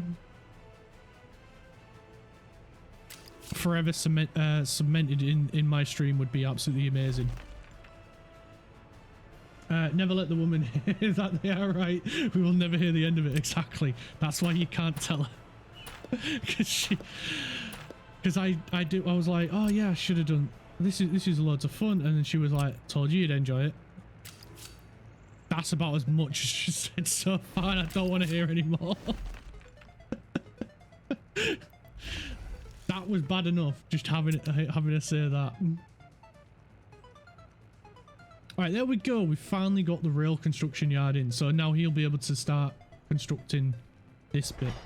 We are going to disable this section, so he just focuses on going that way, and we will disable the crisscross bit. If I can get the other one. Come on, game. Nope, no, not that one. That one. There we go. Disable that one. That one's already disabled, and disable that one as well. Twitch annoys me slightly, honestly. I'd rather do my streams on YouTube, but YouTube doesn't have the community interaction that Twitch has. Plus, raiding at the end of streams is a vibe. Yeah, I love the way Twitch does things. Is it focuses on helping each other, which I noticed a lot more compared to like YouTube, because I did look at streaming on YouTube up like a little bit. I did weigh up the two, and the thing that annoys me with Twitch is it doesn't really have an algorithm to help like you get out there and get noticed. So you do have to rely on like making clips from your Twitch streams, uploading it to platforms like TikTok, Instagram, and YouTube Shorts, and you sort of build a little reputation on there, and then hopefully that floods over to your Twitch streams, which is really cool. It is really good, but because Twitch doesn't really have that, it's a little bit harder to grow as a streamer on Twitch. But that's where like the raiding comes in, and like raiding another streamer, because it benefits both of you that way, because one, it helps you as the one that does the raiding get known in somebody else's audience, and also it brings whatever audience you have over to them, which then helps them grow as well. So it's mutually benefits to raid another streamer, which is really cool, because then as well you get to know about another streamer. And I met quite a few streamers on here because of that, like Das, he's really cool, also plays Workers and Resources.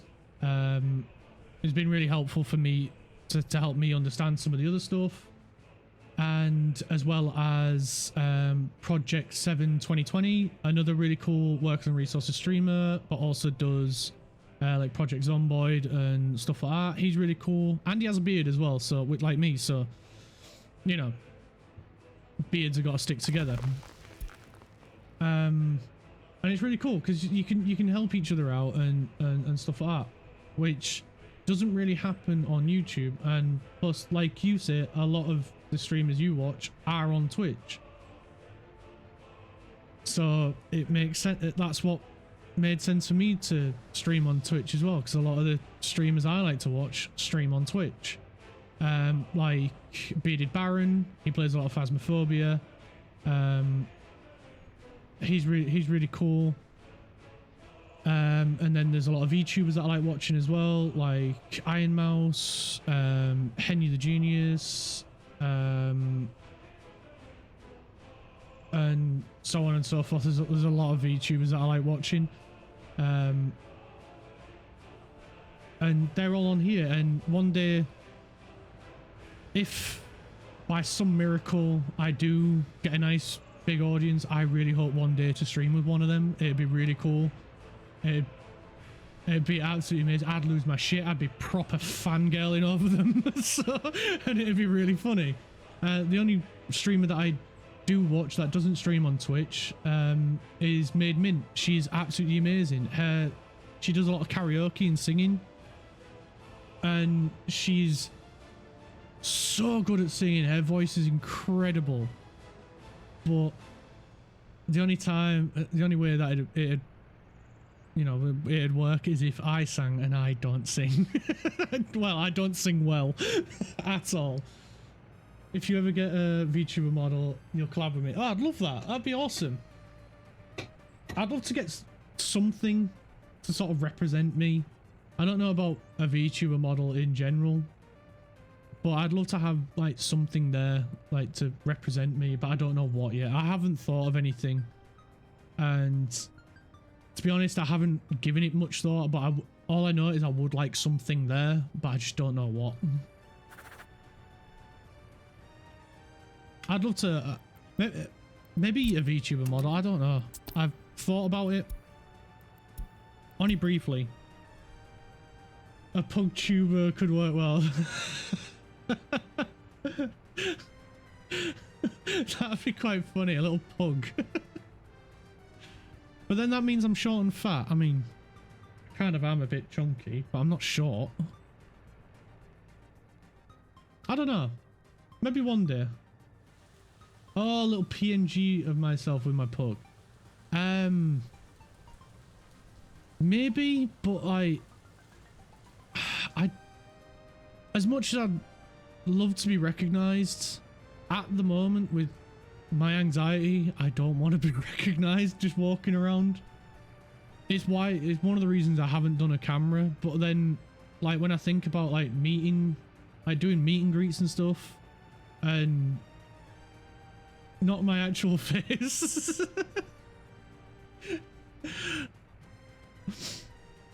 Yeah, maybe not my actual face.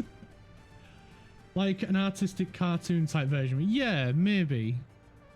But then they'd like I think I know what you mean. It's like them little, like a little what do you call it? A little Wii avatar, a little Wii cartoony sort of thing. Where it's like me, but it's not me. It's got a likeness of me. That'd be pretty cool, but I can't draw for shit. That's the one downside. I cannot draw. I used to love drawing when I was a kid, but yeah, I cannot draw at all. Like as you can tell with my logo, like it's basic as hell, because that's about as good as I can do. Like if I were to do like if there was to be like a little me there, it'd be a stick man at best. Oh yeah, neither can I. I'm looking to commission art someday. I do like my logo because it's me. I honestly, it took me like 3-4 hours to draw my logo because I'm that bad.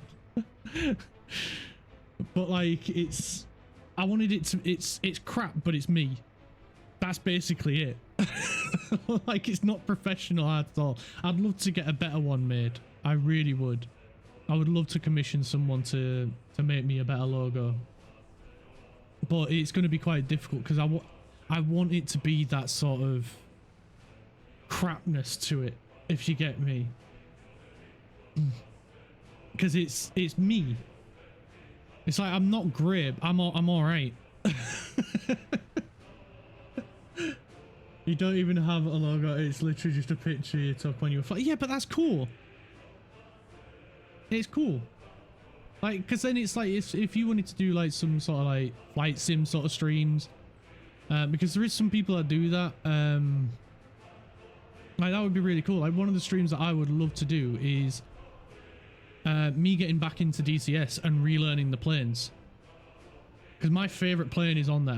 That was the first module I bought for DCS, was the F-14. It's all you play. It was at one point. At one point, it was all I ever played was DCS, and it really annoyed my missus because her computer's behind me, and whenever I had my flight sim stuff, it meant I had to sit like 3 feet further away from my desk because of like my stick and throttle and my pedals and stuff. And so she barely had any room. She was basically like sat at a 45-degree angle to her computer, which was funny, but not fair on her. But still funny. But I felt bad, so I stopped playing it as much, and eventually I just stopped. A DCS stream would be sick. I would love, like I say, I would love to do it, but it's not something I can have permanently set up all the time. But I would love to do it again. I really would. Because I really would love to get back into learning the F-14, because I knew that plane so freaking well. But I never got... I'm trying to think. I used to set up custom missions to practice like bombing runs and stuff like that. So I would love to find... I would love to have a bit more time to do them. Like, if I got to the point where I was doing this permanently, which I would love to do, where if this was my sole job, then I probably would look at doing a DCS stream. Because then if I was doing streaming full time, then yeah, it'd be a lot easier.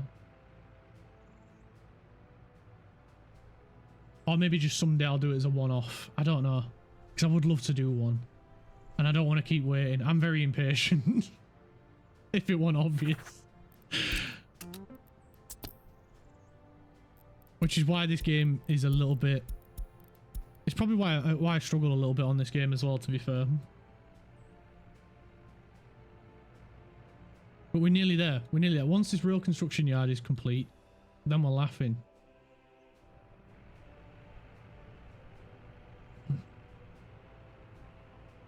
And once we get this rail construction yard, that's when we can start building the rail yard to the iron mine. But these bridges, man, are coming on so freaking... Look at how tall them legs are. That is insane. Like, it's not even built and I'm already loving this. This is sick. What's it look like without the blueprint? Oh my word, this is a freaking huge bridge.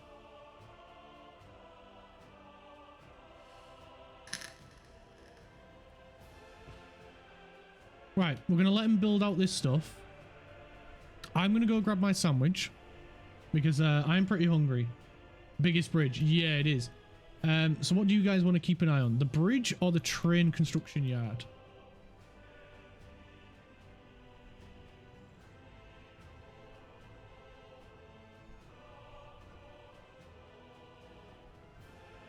And it's only for while I go grab my grab my lunch. Train. You want to keep an eye on the train. Right, there you go. I'll be back in 2 minutes. I'm just gonna go grab my sandwich and then we can carry on.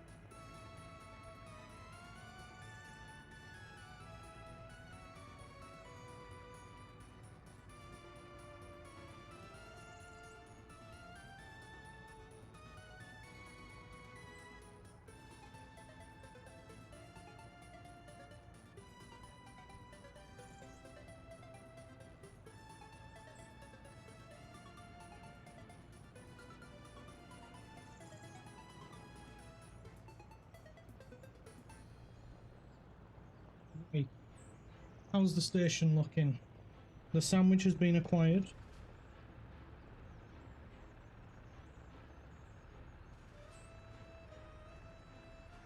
The dog has stolen some of my sandwich filling. Well, stolen. I gave him it. Potato, potato. Train office is still under construction. Cool. We've not collapsed. We've not run out of money. Overall, pretty good. Pretty good.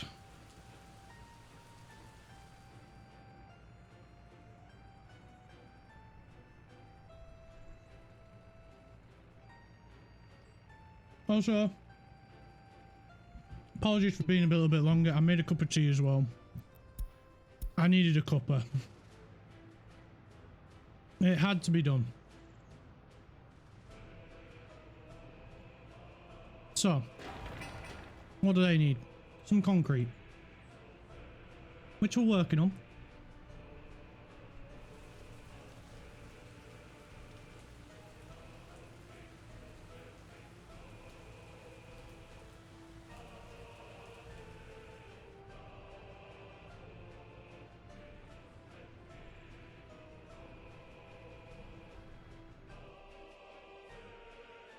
Let's see how the bridge is doing.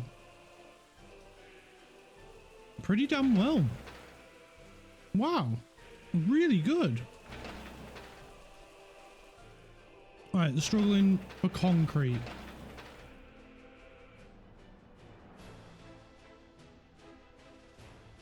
Right, I see. Concrete they're waiting on. And this is one of the reasons why we have so many road cranes as well. It's because they're being used here on the buildings as well as on bridges and stuff. So if you've got a lot of buildings that need a road crane, it's best to have more road cranes than these guys, because as you can see, these aren't doing much. The dumpers, we've got more of them because they're slower.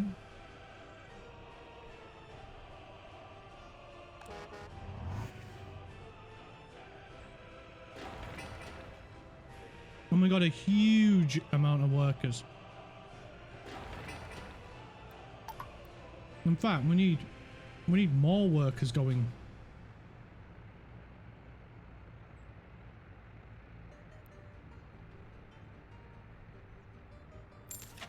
German lesson done.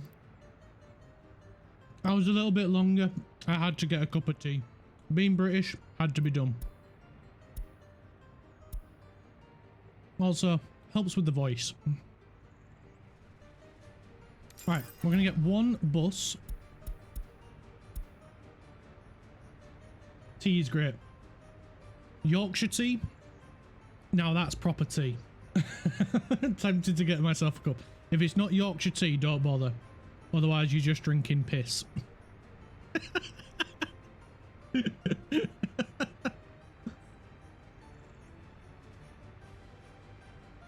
If it's not Yorkshire tea, it's not tea. Please don't tell me it's something like Taifu or Tetley's.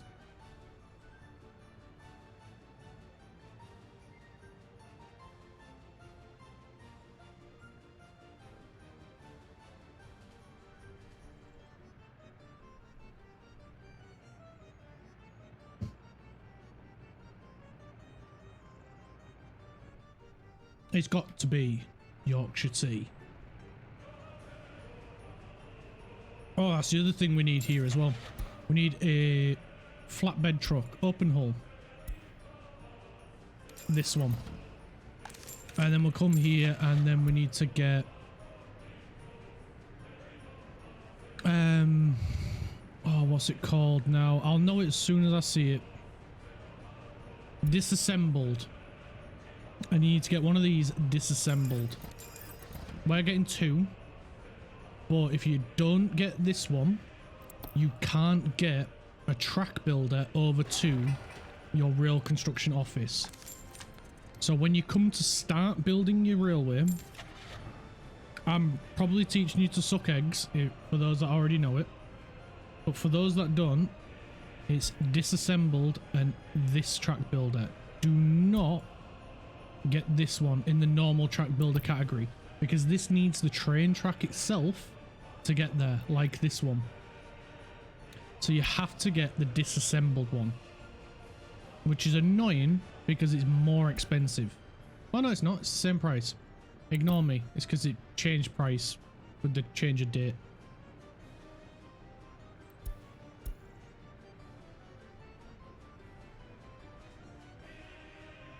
And then once this building's built, we can use this open hull to go here, pick up the track builder and bring it here. Once it gets brought here, it'll then get unpacked and then it'll start building the train line.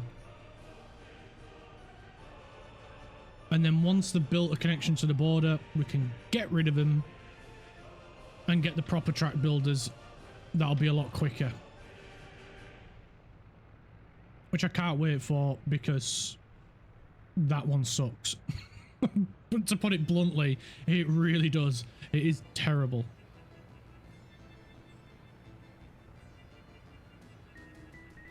You know what? I just had an idea. But I don't want to do it right now while they're building. We should have done the road going down here so we can connect it there.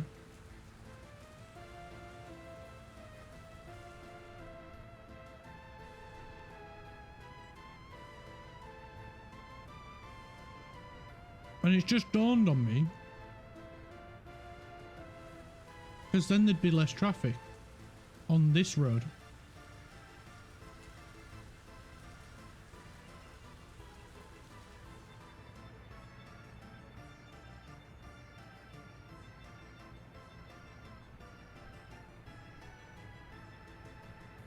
And it'd make it easier for the bus that's going to pick up the workers from here and bring them here as well.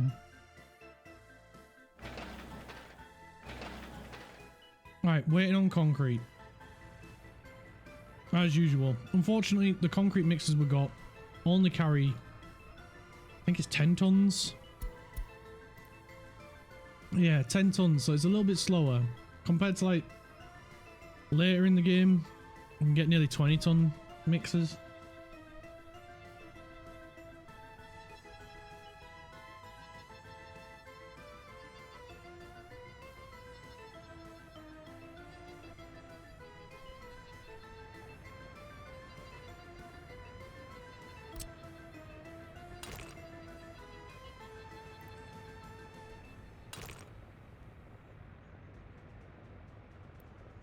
Other infrastructure in the way.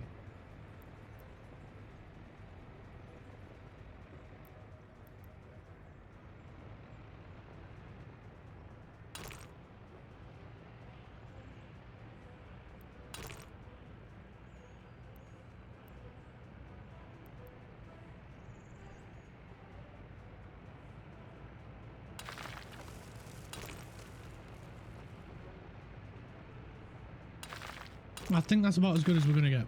Right, we'll have them build that. And then we'll disconnect and reconnect it here. And knowing me, this will probably finish by the time this gets done.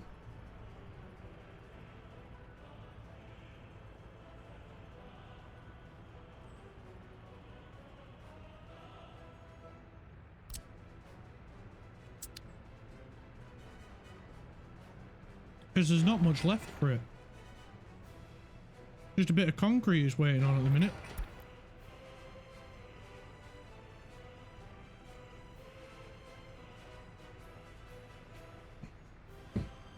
Is it this that's still filling up? Yes, it is. Cool, cool, cool.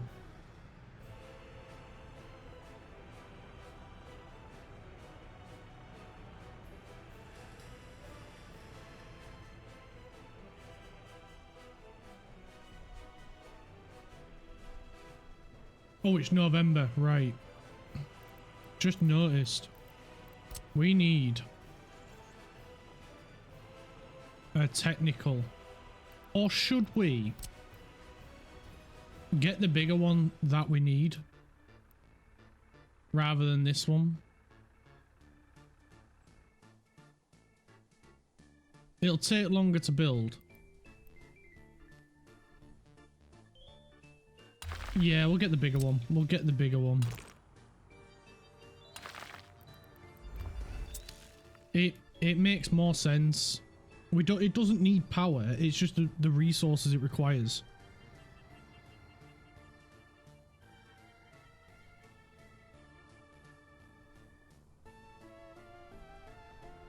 And then we can start replacing them. And then they'll be a lot more efficient. Right, the building is complete. Right, now we need to send this guy to here.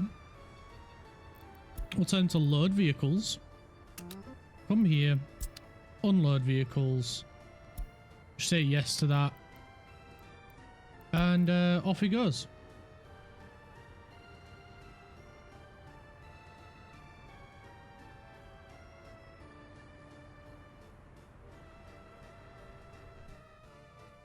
Right, he's going to get on with that. They're going to come down and build this. While they build this road.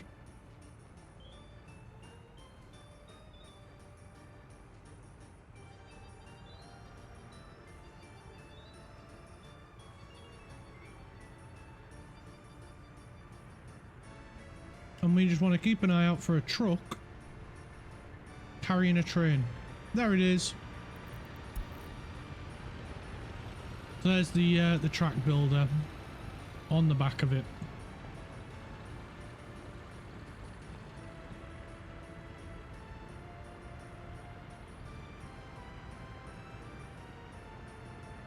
On his way to where we need him.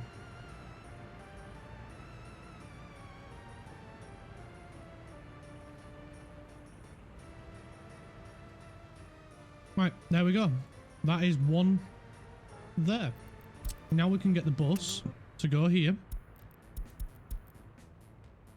Load workers and drop the workers off here. Now, these ones are really inefficient because they only use 20 workers and they take an absolute age to do anything.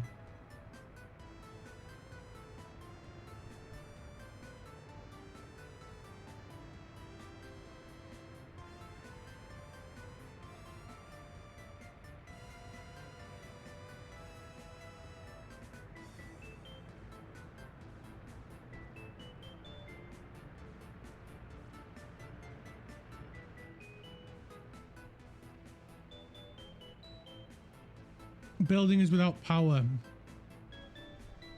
Of course, we need power. Right. Should have realized that.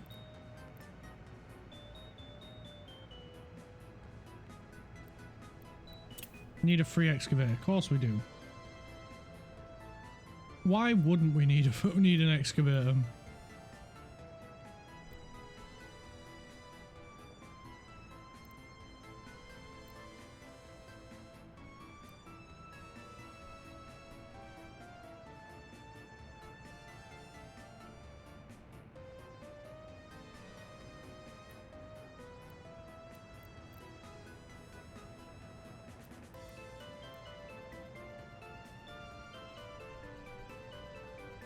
We will get this excavator. Eventually.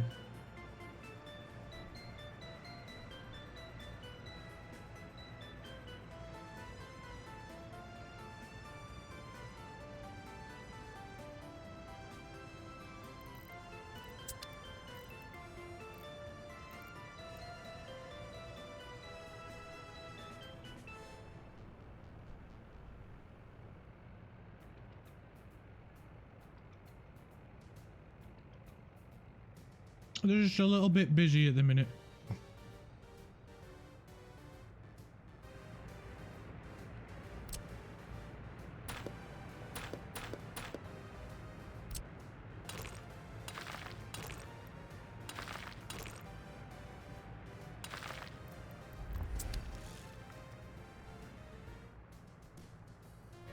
Right, don't really matter that that bus is unhappy. Because there's nowhere for him to go at the minute anyway.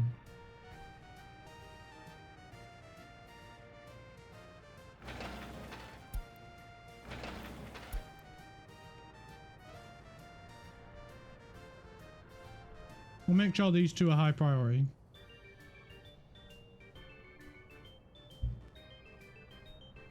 And then they can make sure they go that way.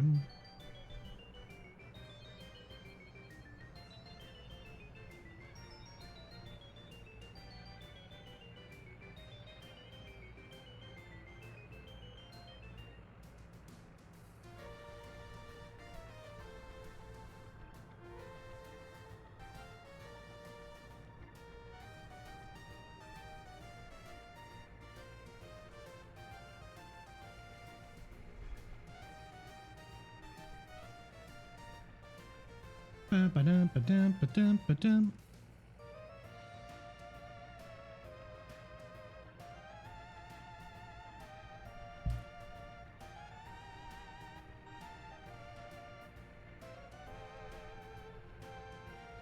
All right, you're holding up the line now, boss.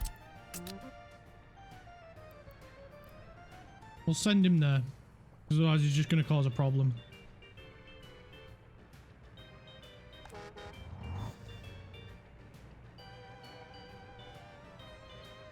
Yep, he caused an issue.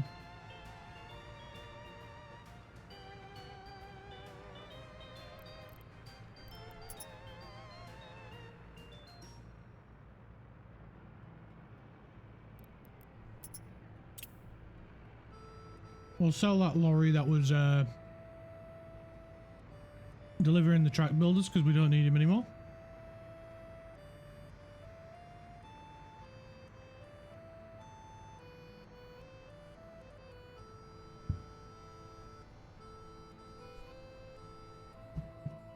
That's his job complete.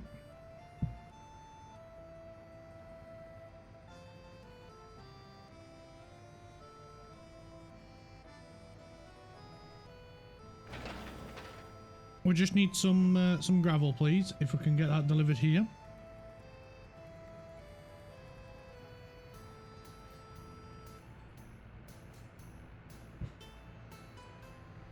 That would be much appreciated.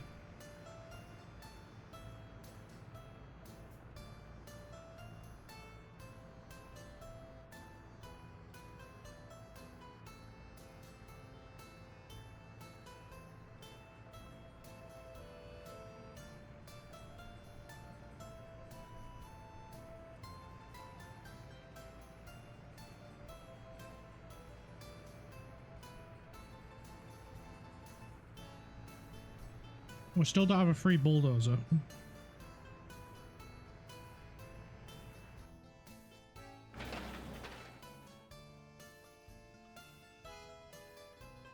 Shit me, these need so much concrete, man.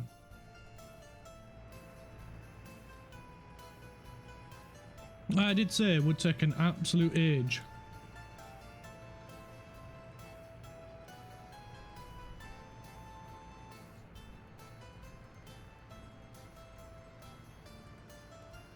Just didn't realise it'd be me that was aging.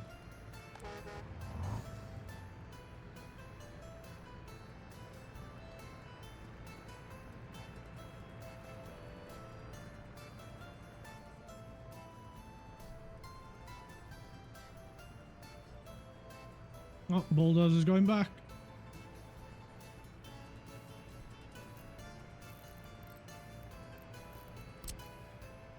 Right, well we can at least get this end done. So we need a transformer here. We need a switch over here as well.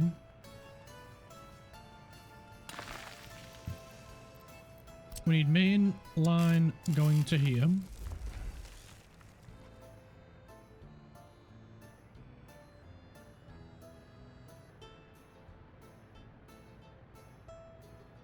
Shall we just have this come straight over here? There's no real point in putting one. Yeah, we'll do that.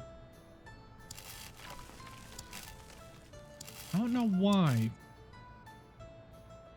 I just wanted one over there. And thinking about it, it makes no real sense.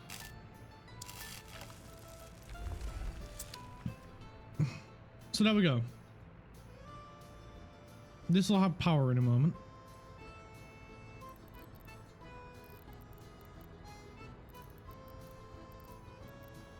once we put a substation right here and a power line right there.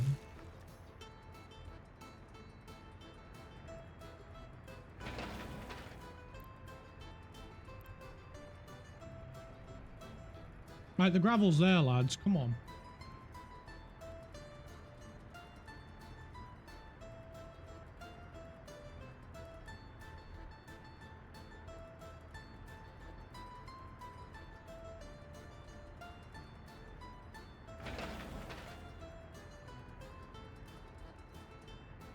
All the buses can't seriously be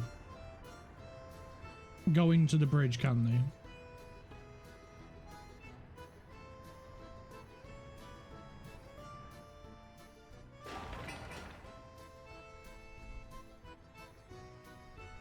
Ah, you're doing this bit. And they're waiting for concrete.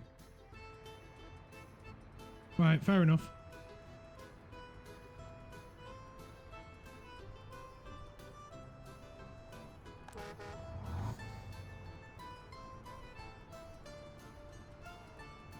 What the hell? What were you doing spins for? That makes no sense.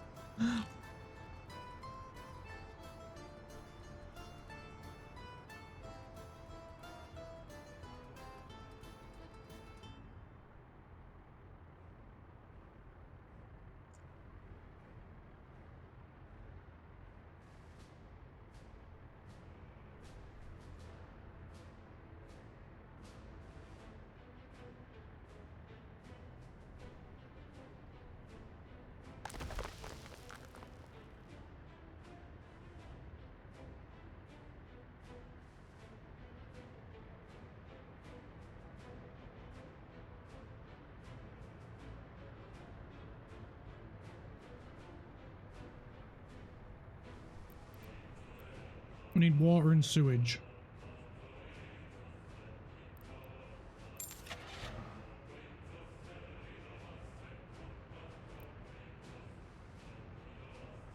Right.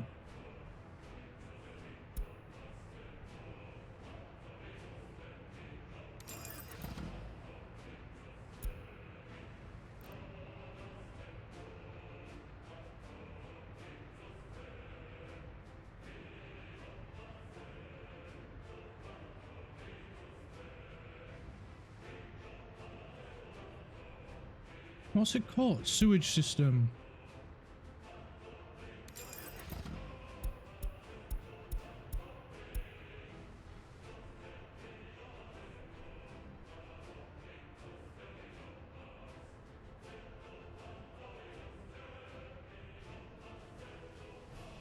We'll just wait for those vehicles.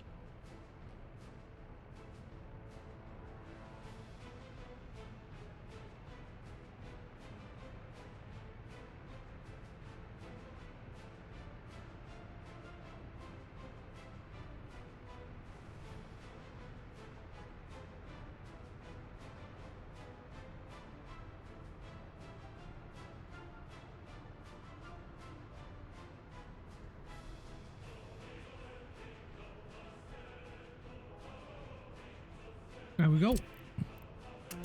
Now he's going to go there, get water, come here, and he'll wait until unloaded.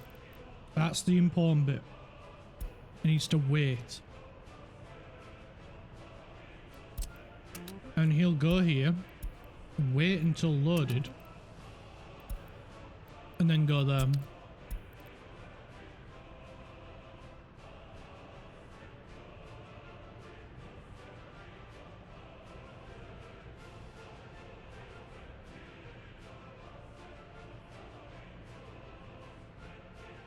There we go. He's in place, ready and raring to go.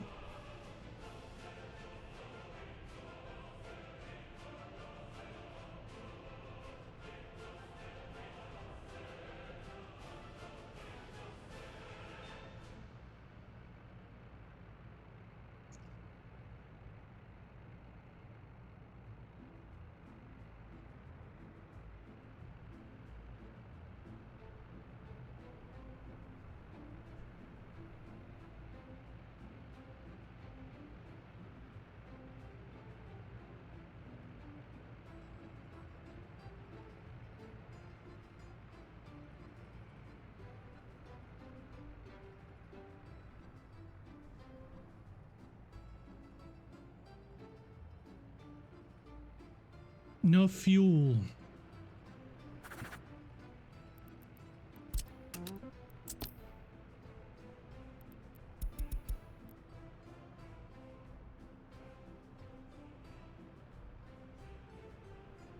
Right.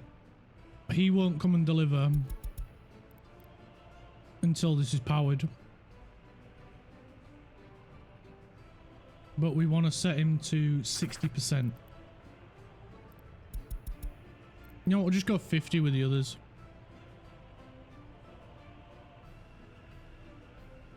$50's fine.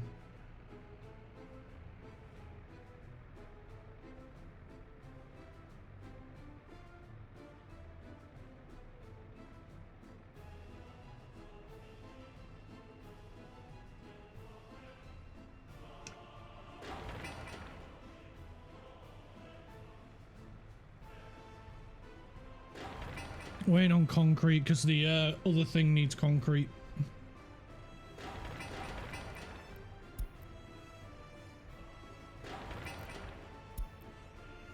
What about the power lines themselves?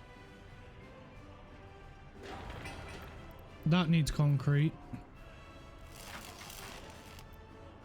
These need concrete.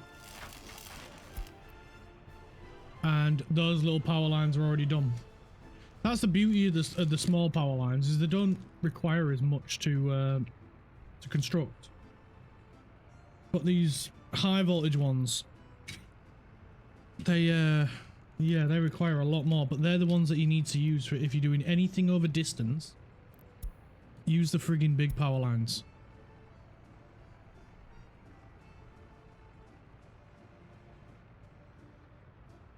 These shouldn't be any more other than going from a transformer to a box.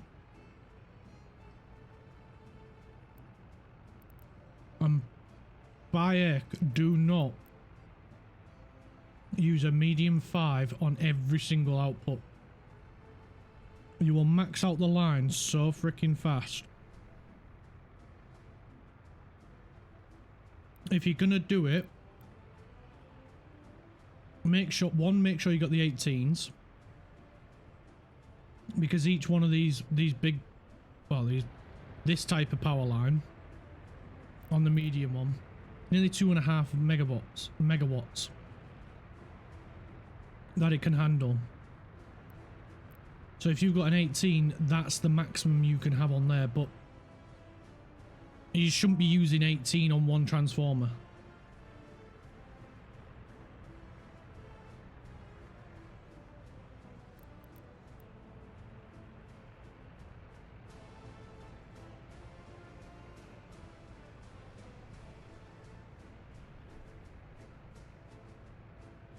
You should only be using a medium voltage switch is if you go into a lot of low power stuff and it's spread out where one transformer will not complete it.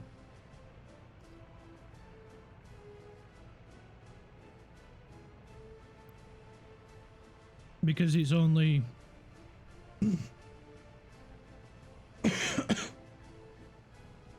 a maximum of 2.4 going into it, so that's all you've got.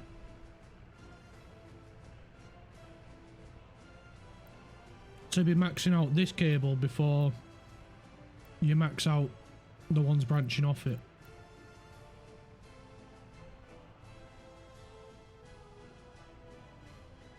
Near choked on a crisp then.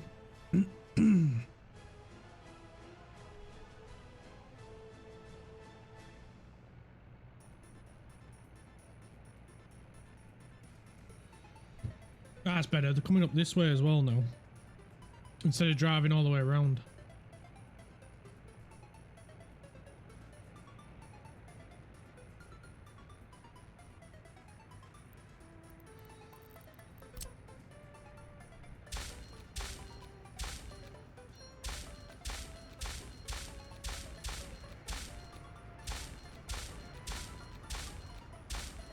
We'll set up some road priorities. Oh, come on, what are you playing at?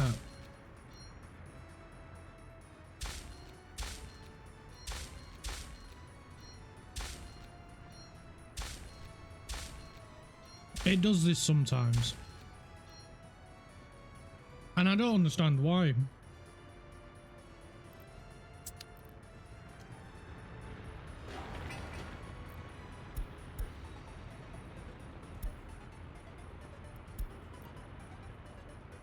Right, there we go. There's the proper setup.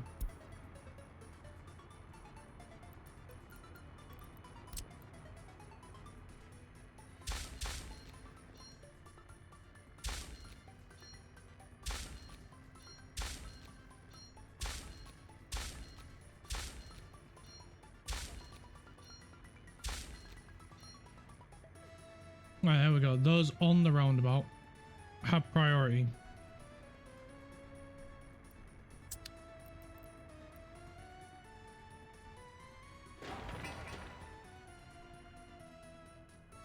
Oh, the first section of road's getting built there. And on this side. Only 7,000 days left to go.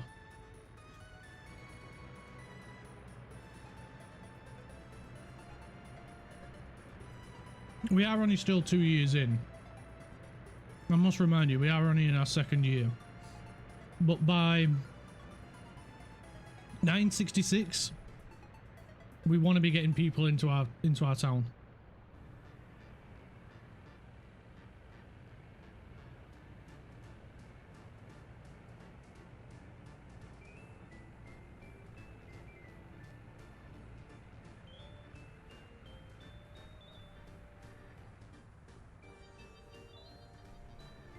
Right, the big power lines are getting constructed and they're done. Just this link left, which just needs a couple of workers. This needs a bit of steel, and this needs a couple of workers.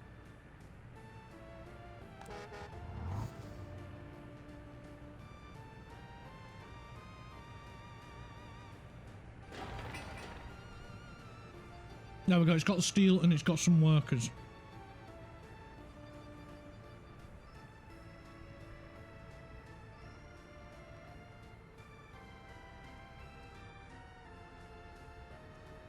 Now the power line is getting built.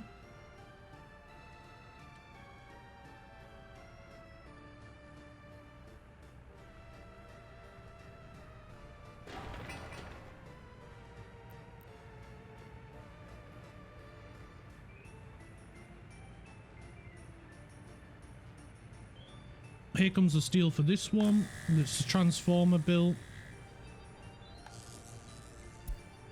We'll set it to 10% because we don't need that much power.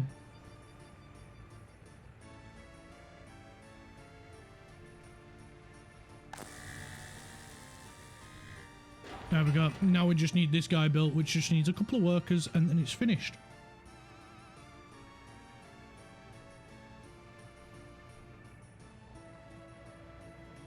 There we go. Right on cue. The workers have arrived. Fantastic. Come on. Build, build, build, build, build. Build, build, build, build, build, build, build, build.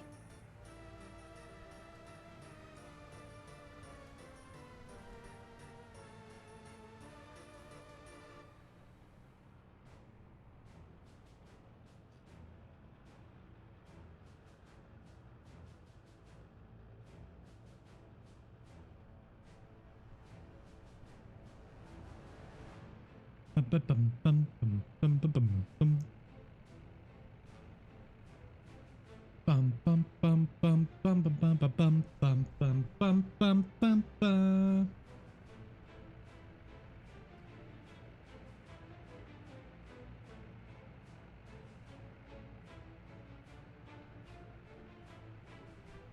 Bum bum bum bum bum bum bum bum bum bum bum bum. Come on, couple of days left. Amazing. Right, it's loading its storage with gravel. Guess who's back? Back again. Craft is back. Tell some friends. Rub my back, rub my back, rub my back, rub my back. Ah.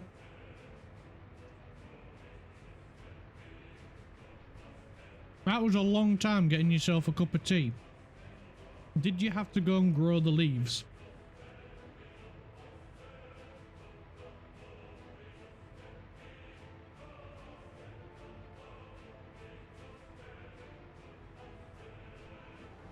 Right, the fuel truck should be on his way out now to deliver some fuel. So we'll help the fuel truck out. You didn't get tea, sadly. 'Twas bedtime plus chatting with your mum. Ah, fair enough, fair enough. I'll let you off.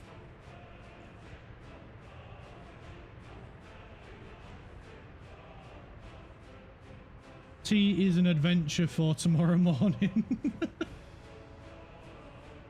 I'm just going to sit here and enjoy mine right now. Ooh, lovely cup of Yorkshire tea. More precisely, Yorkshire tea gold.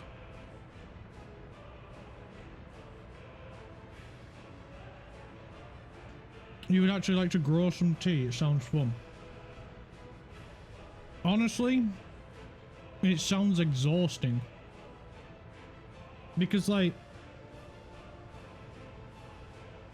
the tea we get in bags is not from one type of tea plant. Crucify you if you must, but I'm a Twinings or Lipton man. Oh no, no, no, no, Craft. Twinings, really? That's just brown water, it's not even tea.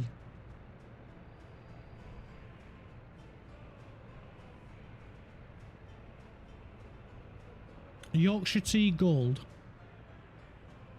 is the peak of tea. Yorkshire tea, just in general, is the bare minimum you need for it to be proper tea. If it's one thing we do right in Yorkshire, it's tea. I remember in my in one of my old jobs when I was an installation engineer, I went to this because we installed internet. Well, there's been a wireless provider. We installed a lot of internet on caravans, and there's this one caravan site I used to go to quite a lot, and it's about hour and a half from where I live. And I'd travel there, and I'd pop into the reception in order to get onto the site, you know, because we've got to make the site aware that we're there on site. Fine, you'll buy some Yorkshire tea gold next time you're in Woolies. Honestly, you'll never drink anything else again. Once you've had a good cup of Yorkshire, you'll never go back. And I checked myself in at this caravan site to let them know that was on site. And as always, because I went there a lot, I used to chat with one of the receptionists, and she'd always offer me a cup of tea. And I was like, "Have you got some Yorkshire tea yet?" And she's like, "No, it's still PG tips." I was like, "No thanks then, that's not tea." And after this went on for about a month, she eventually caved and bought some Yorkshire tea. And she tried it, and you went, "You know what, I'm never buying PG tips again." I converted someone to Yorkshire tea, and honestly, she loved it. She loved it that much. And the next time I got there, when she got some, and she was like, "Hey, do you want a cup of tea now? I've got some Yorkshire tea gold." And I was like, "Yeah, go on then."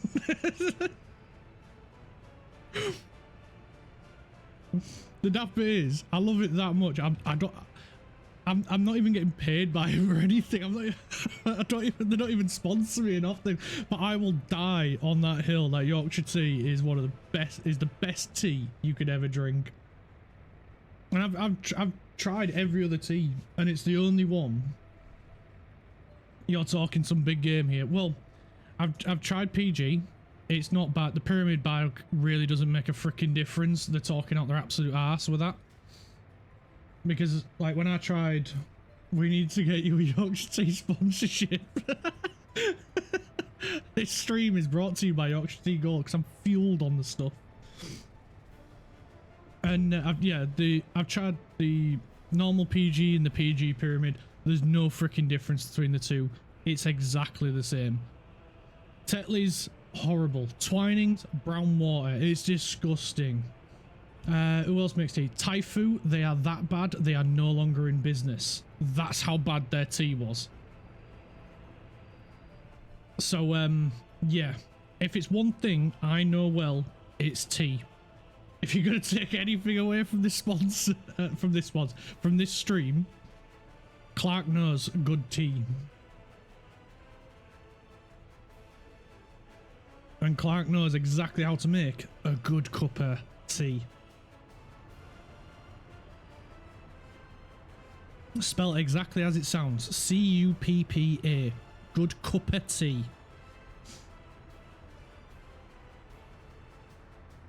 Christ, the Yorkshire came out of me then.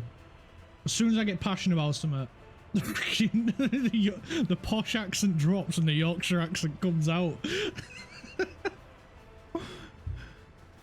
Right, is this functioning yet? Oh, yes it is. Brilliant. So my idea then of a water truck and a poo truck is working. Good. That way we don't have to deal with we don't have to deal with having a building providing water and sewage. All these peasants with gamer subs or G Fuel, we need Yorkshire Tea sponsorship. Honestly, I would love that. Because there was one day, it was a couple of weeks back now. Well, say a couple of weeks back, about a month or two ago. And I was just like, oh, could really do with a cuppa. And I went downstairs, flicked the kettle on, and got my cup out. Went to go grab the box of Yorkshire tea. There was none left. And I looked in the cupboard. All we had was PG tips, and I went, nah. Left them, buggered off to the shops. Even though I had PG tips in the house, because we have to have PG tips in the house, because our lass's mum, she won't drink anything else. No matter how much I tell her she's wrong, and I've even given her a cup of Yorkshire tea, and she was like, oh heck, that's good. And I didn't have the heart to tell her that it wasn't PG. And so, yeah, I rather than drink PG tips, I got in the car, drove to the shops. I went to Aldi because that's just down the road. It's only about 5 minutes away, and they didn't have no Yorkshire tea. So I was like, bollocks to this, I'm going somewhere else. Went to another shop, didn't have Yorkshire tea. Went to a third shop, which was the furthest away. I was just getting further and further away from home at this point. Went to Big Tesco. Yorkshire tea right there. I was like, forget. I was trying to avoid, you know, going out my way to go further to get something where I know they'd have it. I thought, oh yeah, these two shops, they're nearby. They're only about 5-10 minutes away. I'll go there. And ended up wasting more time and had to go to 3 different shops because Aldi doesn't have it. And, what was the other one? A Lidl or something like that? I can't remember. I've slept since then. And they didn't have it either. So I ended up having to go to the furthest one away anyway, that I was trying to avoid doing because it's further away, but I ended up taking longer than if I'd have just gone there in the first place.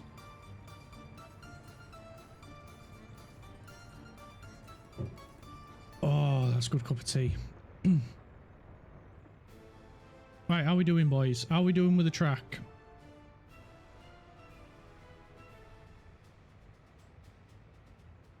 Is the other one not going to come out because this one's on the track? Oh, there he is. Yeah, this is going to take a while, this. Never get in the way of a British man and his tea. Honestly. Yeah, don't. We function on the stuff. We require it to function.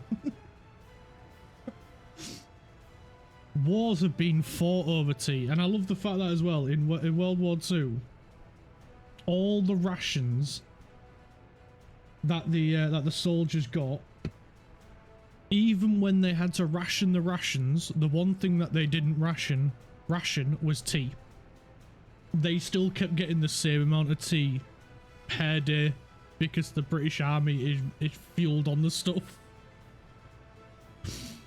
No coffee in the rations, just tea. Although the modern rations, they do have coffee and tea. And at one point they did like a weird mix of the two where it was cough tea, and it was disgusting. Honestly, I'd rather drink anything else than cough tea again because it is horrid.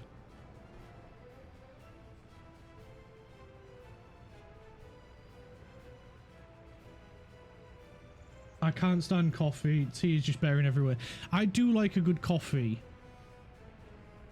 but like I'm not see like how like I'm not like most people. I'm not like how I am with my tea. I have standards with tea. Coffee, I'll just take it or leave it. But tea, if someone goes, do you want a cup of tea? First thing I always ask, what tea? I never do that with coffee. I'm never like, what bean are you using, or what brand are you using, or how have you roasted it? Is it a slow roast, golden roast, whatever? Or you know, I'm not like that. When it comes to tea, it's what tea are you using? PG? No thanks. Just give me a glass of water. Coffee, don't give a monkeys. I'll take it however it comes. But tea, I dare I even say it, I'm a snob when it comes to tea. I'm really picky. I like it. I like the bag left in the water for a certain amount of time, and not a minute, not even a second less. A certain amount of sugar, a certain amount of milk, you know, milk to water ratio. At school, if we were allowed to make tea. At school, if we were allowed to make tea, I was always more efficient. Yes. You will always be better with tea. Because tea is just... It just calms you. I don't know what it is with tea, but you're just different with a cup of tea. Although saying that, I have it in a literal battle-sized mug, a huge behemoth mug. I couldn't deal with a freaking cup and saucer. Bollocks that. Just give me a big ass cup with tea in it. Give me a bucket with tea in it. That's basically it. You're a black tea person? Ooh. I've had black tea and I don't know what it is. I think it's because I like having whole milk in my tea. And because you get that slight creamy flavor texture. I couldn't have it without. Well, I have had it without milk, and I'm not a big fan of it without milk. I've got to have milk in it. But this is a mad thing. Is everyone's got their own way of making a cup of tea, and there is a right way. I cannot stand the people that put milk in first. Like, what the hell's wrong with you? Are you gone in the head? You're putting milk in before the water? You've just made milk tea. Not milky tea, milk tea. You've not even put water in it. Milk first is a crime, I agree. You do need sugar if you have milk. No, you don't need sugar, but I have sugar. See, the way I have my tea is, what in the army you refer to it as NATO when it comes to making your tea, because it's the standard, and that's why it gets called NATO.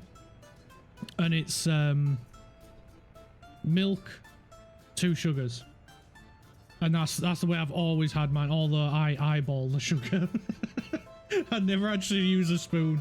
I just guesstimate. No exact measurements. Milk in tea is a crime. No, not unless if you're having green tea. Yes, it is a crime. If you're having British tea, then milk. Although, have it however you want. It's your preference. Milk is for coffee or cocoa. It's for all 3, let's face it. Oh no, milk and tea is fine. I've set off a massive debate about milk and tea.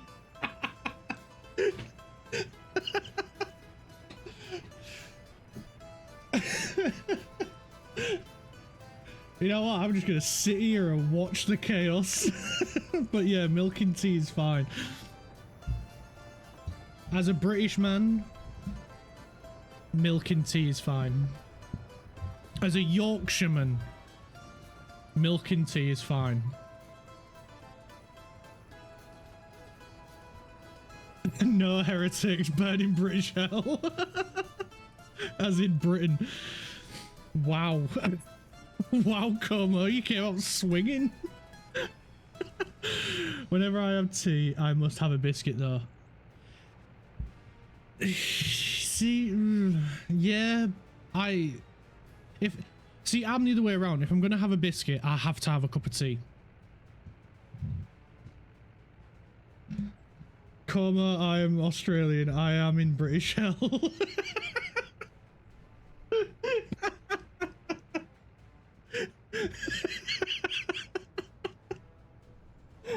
I mean, you're not wrong. You were a prison island at one point for the British.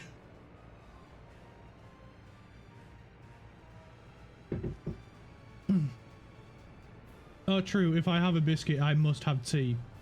But only at home do I have a biscuit when I make tea first. You see, yeah, I'll have tea without a biscuit. I'm not fussed. But if I'm gonna have a biscuit, I need a cup of tea. And when I say biscuit, for any Americans watching, because I do have a few American people that like to come along. A biscuit is like a cookie, not them weird bread things you have with gravy. That's not a biscuit. That's, if anything, that's closer to a scone.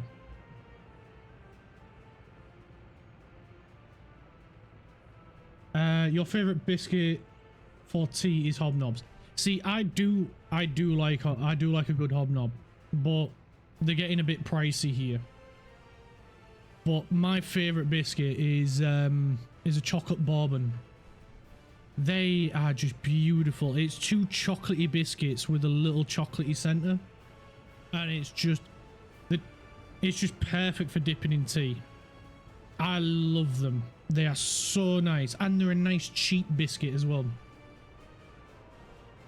Oh, tell me about it. Hobnobs are pricey as hell. Yeah, and like Peter K says, they are the Marines of biscuit, and it's why I don't usually like having too many hobnobs, because they do drink your cup of tea and then it's gone, and then you've got no tea left over to enjoy. You just heard chocolate bourbon. Yes, chocolate bourbon. Lovely biscuit.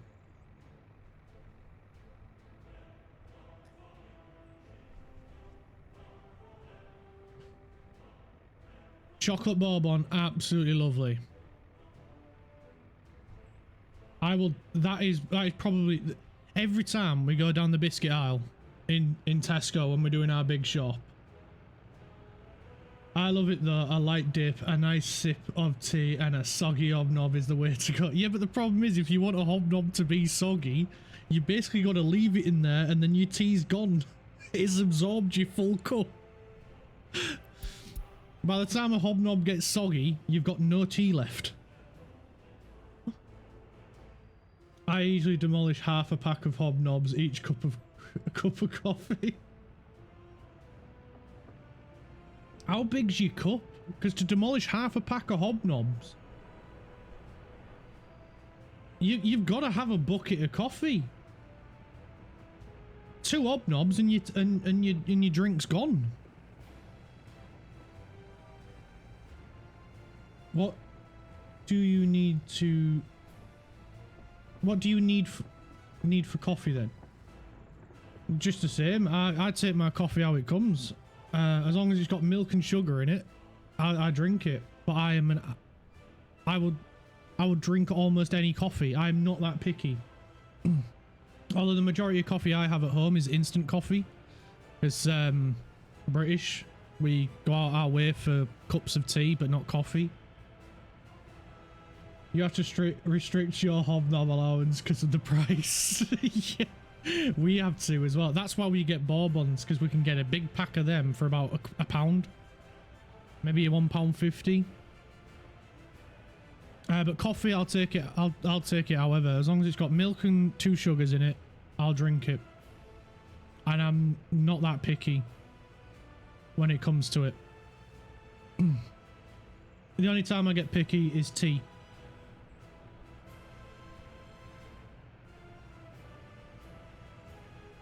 All right, let's check on the bridge. Oh, this is done.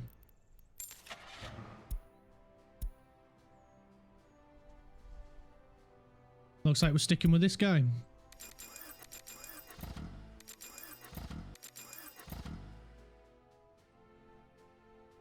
If I'm feeling cheeky, I have a huge Minecraft theme mug that you use. Most of the time, I have about 2-3 hobnobs for a standard cup of tea. Yeah, because if you have any more than that, you'll have no tea left. Is the mug square? That's a good point. Is the mug square? Is it a cube? If it's not a cube, there's something wrong.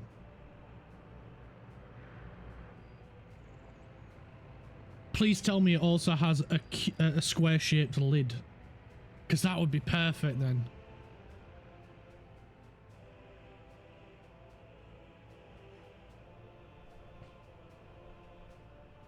Yes, and it's a coal ore block. What, when you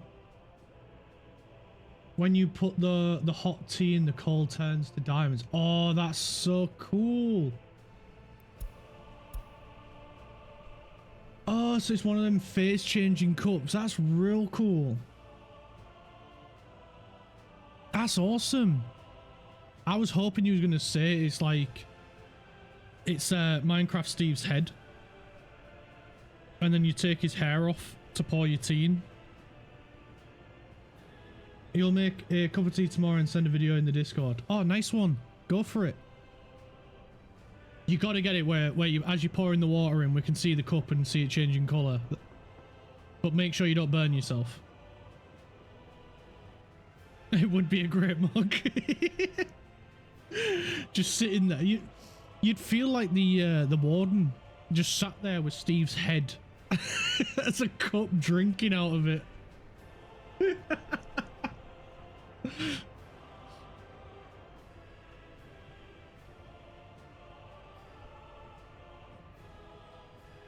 My mum will think I'm losing my marbles. Just recording myself making tea. A streamer I like to watch really wants to watch me make a cup of tea. Don't worry, mum is British.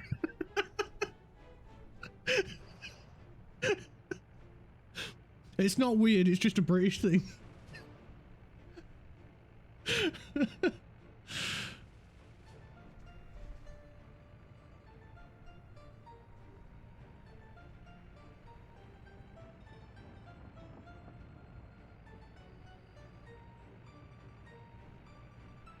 Don't worry, there are enough channels just for tea. Enough tea. I swear it's not a cult. I'm not trying to become a Twinings employee. No, we won't let you in. It's Yorkshire tea only. Twinings. Maddening.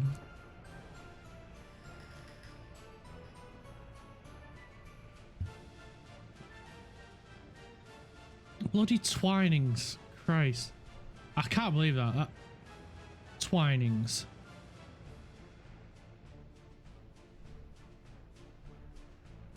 You have to hate yourself to drink Twinings.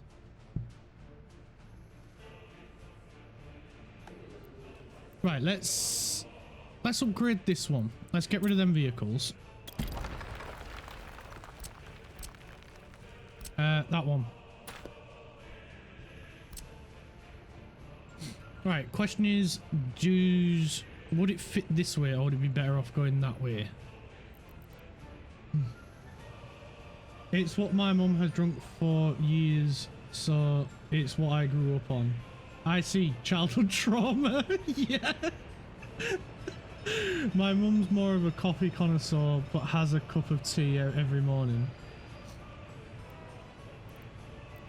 Childhood trauma drinking Twinings. Oh, honestly, that's it. We need to move that power thingy.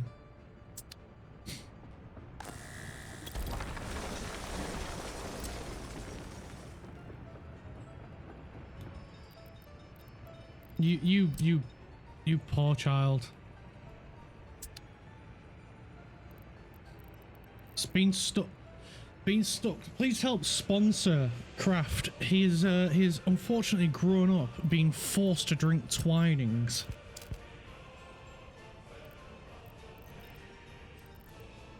Please help today by sponsoring a Craft.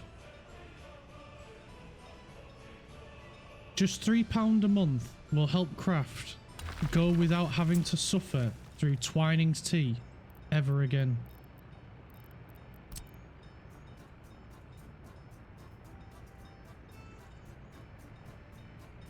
Set up a GoFundMe for better tea. At this point, because it's Twinings, just any tea will be better.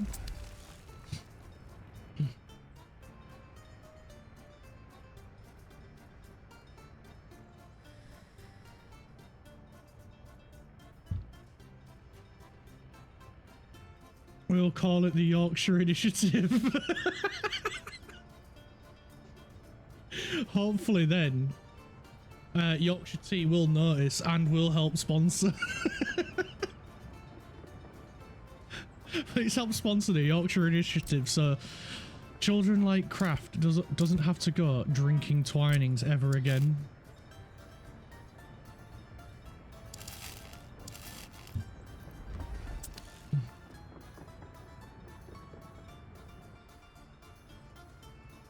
I mean, I've been drinking Lipton of late.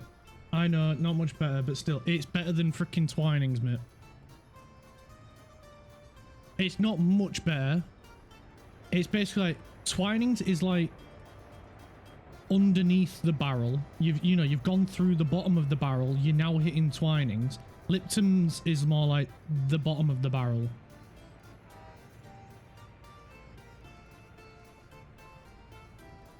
And Twinings is right there underneath. You've kept digging. You've gone through the bottom of the barrel. You've hit Twinings.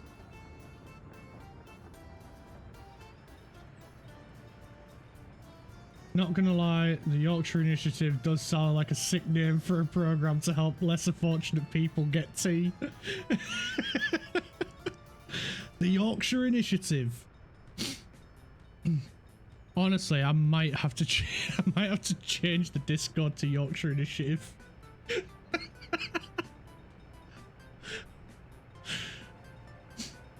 Every donation helps.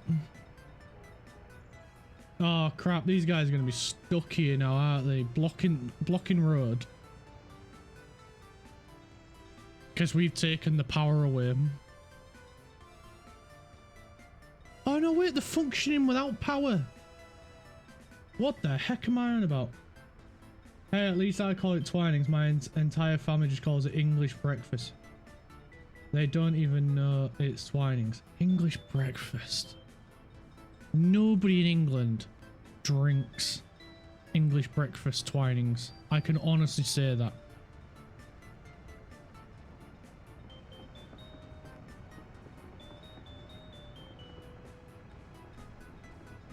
If anyone does, please speak out. We will help you with the Yorkshire Initiative so you don't have to suffer anymore.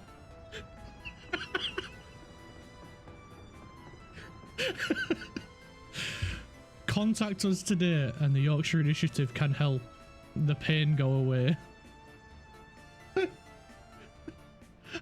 Oh man. This stream's become a PSA.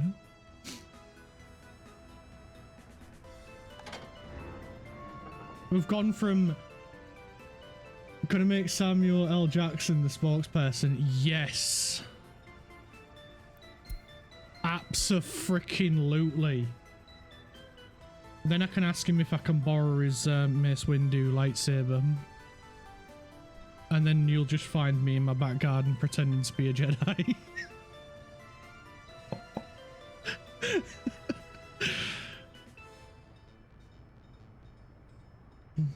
Excellent choice. I'm glad you agree. Please help today so Clark doesn't have to keep pretending to be a Jedi.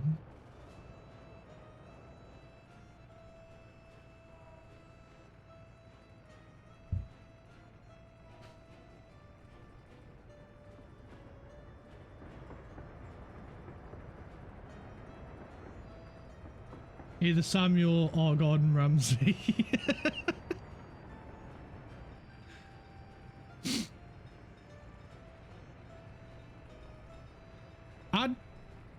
Well, either one of them, I'd be fangirling over. 100%. Although the first thing I'd want to do is get a cooking lesson from Gordon Ramsay. That's why Anakin fell to the Dark Force. Only council members were allowed to drink Yorkshire tea.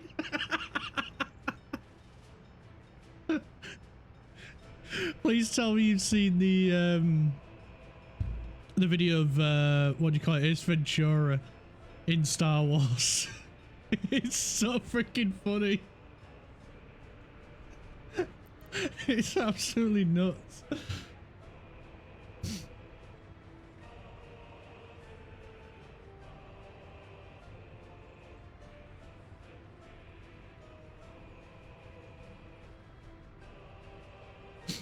It's just every single scene of like on the council, there's just Jim Carrey's Ace Ventura, just like, oh, righty then. Anakin, I have the Yorkshire tea, you can't defeat me.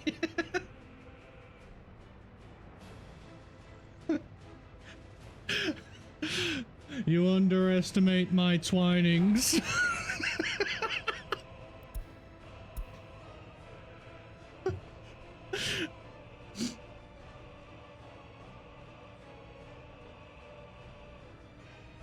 It's over, Anakin. I have the Yorkshire tea. Oh, absolute twining.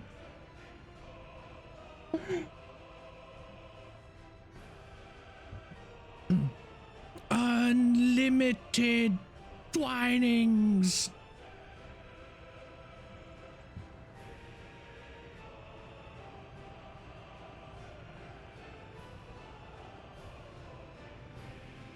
Oh god, my jaw hurts.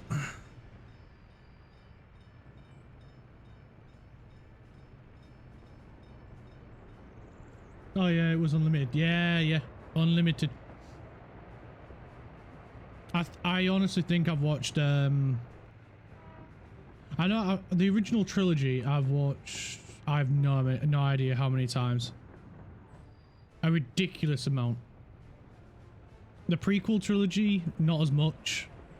Maybe about 6 times each one. And then you get the sequels where it's like twice.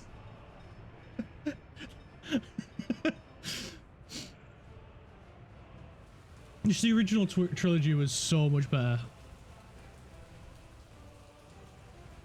And the daft bit is they had less budget and less special effects, and yet it's still an absolute masterpiece.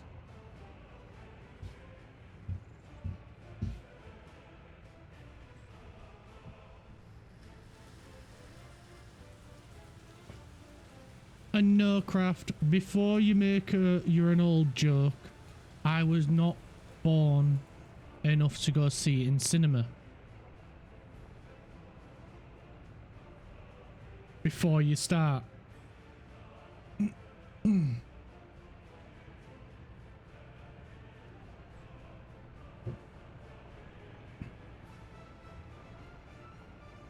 So don't even try it. You're not that much older than me. Yeah. How old do you think I am?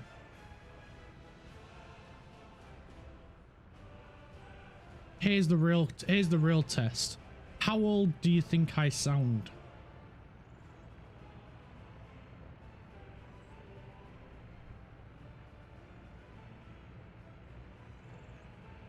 $35.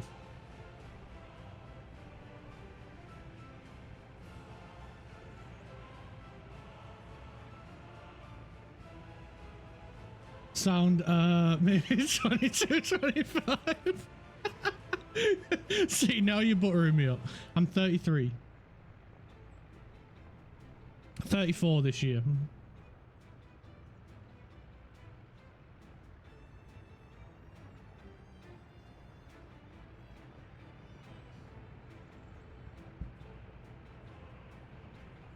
$35. You went straight there. Just straight for the jugular. You know, you could have butted me up first. I wish I was still 22, 25. I had more hair then.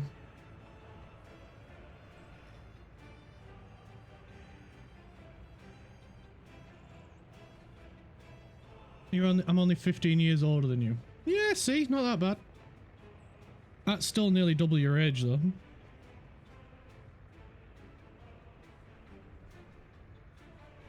Although I think the time I grew up was probably the best time to grow up. Cause like we well, for one, we still played outside a lot. Shh, we don't mention that. And like computers and games consoles and stuff were a thing, but they weren't like as popular as they are now. And it was, and like games consoles and stuff like that were more of a thing you did when it was raining outside and you didn't really want to play outside when it was raining. But yeah, they I think I grew up in the perfect time, because like I say, computers and everything were just starting to kick off and started to become more of a household thing. Like games consoles have already existed, but the first console that I had was a Nintendo 64, and it was an absolute beast of a machine. And I just love the fact, like, I just remember growing up, just like whenever a game wouldn't load, just take the cartridge out, blow into it, put it back in, turn it on, and it worked. I don't know, man. I had the Wii. I was born at the pinnacle of technology. Yeah, but I grew up before then, so I still had the Wii as well. Like, we still had a Wii when I was young. Although there was when we got our Nintendo Wii, it was we didn't get like one of the first lot. We got the, I think it's like the second generation, where they added the wrist strap because people kept throwing the Wii remote through the TV. And they also give you the like the condom thing to put around it, as we called it, because it was like this silicon mess that just went around it, and it just made the remote feel horrible. I get why they did it, and it was to help protect the remote, but it didn't really help protect your TV. And we absolutely loved the Wii. Like, we even got, that was the first console my granddad would actually play on, was a Wii. And it was for like Wii bowling, and my dad loved it for Wii golf until he eventually caved, and and it was the first time I've ever seen my dad go into game and buy a video game for himself, and it's one of the funniest things I've ever seen. He bought the PGA golf game, the Tiger Woods one, because he loved Wii golf, but then he wanted a bit more of a challenge, so he actually went out and bought a game himself, and it's the funniest thing I ever remember. And I remember a couple of years, like, I can't remember how long it was, but it was quite a few years later, after the whole Wii craze died down and everything, and one day my dad was just sat there on the sofa and he was just like, I'm gonna go play on the Wii. And for one, I was like stunned to hear him say that. But then secondly, we no longer had a Wii. My mum got rid of it because nobody played on it. And then he went upstairs to get the Wii and was rummaging around for about 10-15 minutes and he couldn't find it. And all I heard was just, where's the effing Wii? My mum sat there like on in the kitchen table, having a cig, because she the kitchen and the outside was the only place you were allowed to smoke in my parents' house. They didn't want to smoke in the living room. And all of a sudden, I just heard my mum go, "Oh shit!"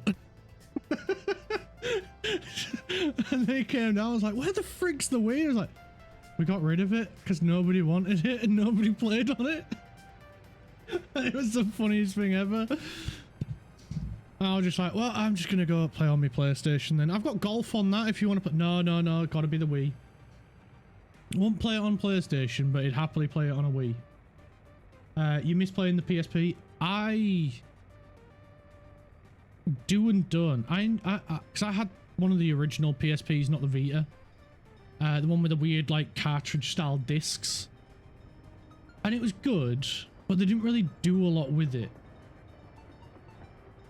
And I honestly was hoping the PSP, because the way the market, this is how I understood the marketing when I was a kid, was that the PSP would basically be your PlayStation when you was away from your PlayStation. And it sounded like you could play all your PlayStation games on the PSP, but little did I know, me being the idiot, it was only certain games and you had to buy them again in the PSP version. And the PSP version was not the same as the console version. So it was I liked the idea, but they just didn't really expand on it, and the technology isn't really there like it is now. You always played football on it, was good. I mean, I enjoyed it because I had the Metal Gear PSP game and it was really good. I really enjoyed it. Can't for the life of me remember anything that happened on it, but it was a really good game. And it reminded me a lot of the original Metal Gear, like Metal Gear 1 and Metal Gear 2. Where it was like the top down, you're looking down sort of thing, and it was a lot of fun. But battery life, and it's like you'd be playing and then like an hour later you'd be like, oh shit, I need to plug it in, I need to charge it, it's gonna die. Which just reminded me of the old Game Boy days of just of the exact same experience of, oh shit, the batteries are gonna die, we need to charge it, need to plug it in.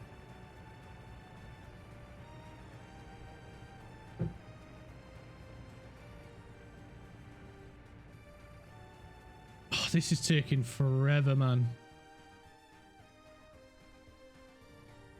I don't want to set them to build anything else until they've got this done. You know something I realized a while back? What did you realize a while back?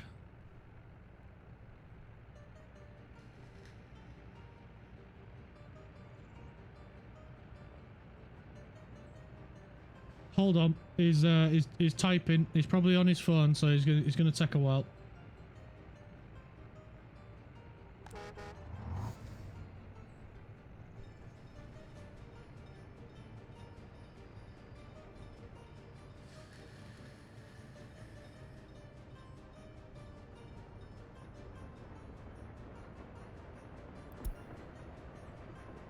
Another new vehicle. Remember when we were kids and you're watching a show on the telly and it goes to an ad, so you run to the toilet or get snacks, then your family yells it's back on and you had to run through the entire house to not miss the show? Yes, I do remember those days. I am so freaking glad and so grateful we have the option to stream stuff now and just pause it and watch it in our own time. I'm so glad there isn't as many ads as there used to be. But then at the same time, there'd be some moments where I wish there was an ad break. Kids nowadays will never experience that. They all watch streaming services, not proper telly. Yeah, because it's just an evolution though, isn't it? Like, if you think about it, like, when our grandparents were kids, they'd all gather around the family radio in the living room, and then that evolved into TV, and now TV evolves into phones and iPads, and in some cases computers, laptops, and or even like you can even watch like Twitch on some TVs. You can do it through Apple TV. I think some TVs have it as an app built into the TV, so you can watch like Twitch and YouTube streaming and all that sort of stuff just baked into your TV. It's just the natural evolution. Someday it will be holograms and who knows what. Well, people did think it was going to be like that Google Glasses thing, but that Google Glasses thing flopped so freaking bad. Like, I could honestly not think of anything worse than someone wearing a pair of glasses and it's got like a display on it and you don't know if they're talking to you. Like, you could even be having an intimate moment and it could be taking pictures without you even knowing. Like, that's the creepiest thing.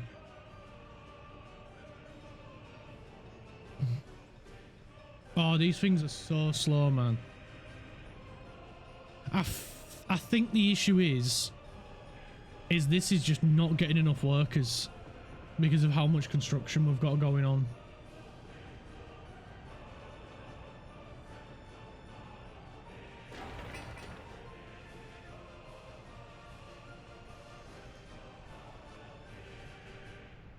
You will never get a brain chip.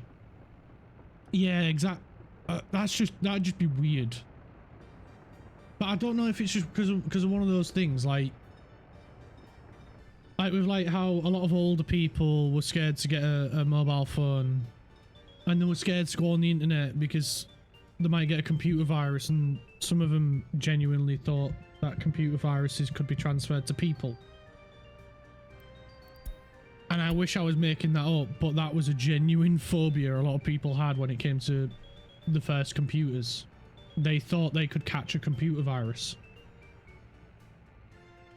And I think it's just one of those things where it's just because you don't know about it, you're scared of it. And which is a natural reaction to be scared of the unknown. So I would be hesitant until I find out more information. I am already the old generation. I don't care how safe the new tech is. Let's say teleportation becomes the safest way to travel. I don't care. People can wait for my plane to arrive. What about like in Family Guy where Stewie goes and visits the multiverse thing, and he goes to that version of Earth where it's like 1,000 years more advanced? What if you could just hop on a train and then 2 seconds later you're in another country? Like, that'd be insane. And as much as I love sci-fi and stuff, interplanetary travel sounds amazing, but in the real world, unless you do have like a faster than light drive, it's not practical in the slightest. Like, we still use standard rockets, let alone SSTOs, which is single stage to orbit, which is basically a space plane. Like, until technology is advanced enough for us to be able to take off using an air-breathing engine, fly up to high altitude, and then transition to a different engine to get through space. Which, if you use it in Star Wars, it's an ion drive, which modern ion drives are only just powerful enough to move small satellites around. Unless Star Trek laws of physics is invented, I don't think space travel will be feasible, to be honest. I mean, it is. It's just like when you look at like the spaceship that went to the moon and stuff like that. Like, the size of them rockets compared to the payload it's carrying is mega. until it gets to the point where, like, when you look at the space station, for example, like, look how many rockets have been sent up to space just to build the International Space Station. Because every single section on that has been sent up separately, one rocket at a time, to connect it all together. There was the first main module, and then there was a power module, a life support module, the science lab module, then there was the module for sleeping quarters, toiletries, storage. Everything was sent up one small section at a time, because it was impossible to launch it any other way, because the rocket engines just aren't that efficient. Which is why so much money is being spent on trying to, you know, build it. Speaking of the ISS, it's been decommissioned in a few years. Yeah, I heard something about it being decommissioned, which I don't get why. Maybe it's because Russia don't want to be a part of it anymore. I don't know. Or, well, the US doesn't want to let Russia up there anymore.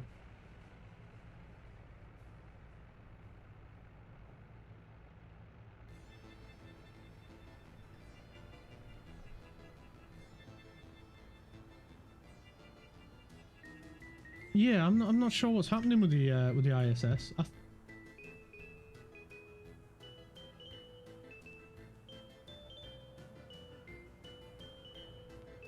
Russia is a prick and it's like 30 years old. I mean, yeah, it's 30 years old, and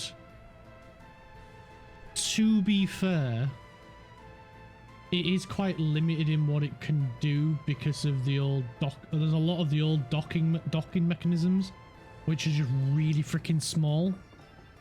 And as well, it probably doesn't help the fact that all of the Russian modules that are up there, they had to create a what's the word, an adapter in order to link any of the Russian modules with any of the US and European modules, because the US and European modules all use the same like locking mechanism, and Russia just didn't want to get on board with that. Hey, welcome back, Opera. We're on about, we've moved over from tea and lots of other stuff to the ISS now.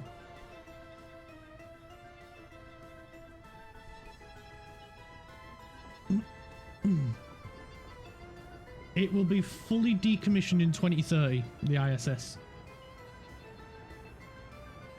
We need a new modernized space station, yeah. Because I think it still uses a lot of the old computers up there as well. Which I don't know how easy it is to remove, and plus as well, when you think it's been up there, like you say, it's been up there over 30 years. I imagine the wear and tear and damage and everything on the oldest parts that have been up there since like the beginning. Yes, this has been built. So we need, it's July, we definitely need some snowplows.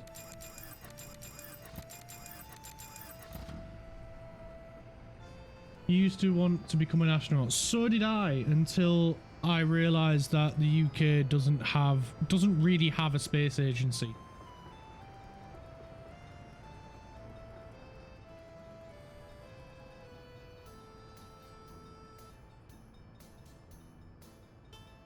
But that was like when I was a really, really small little kid.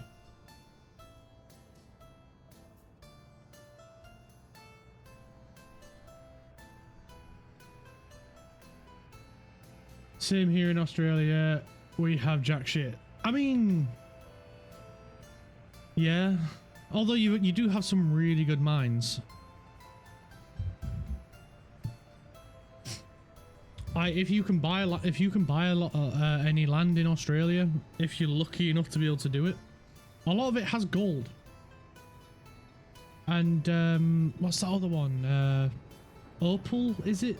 is like massive in Australia. And like I recently saw a video of someone pulling out one that was like absolutely massive. It was like a foot in length. It was crazy. Although I don't think that was opal. It was some sort of weird crystal. Yeah, not that easy.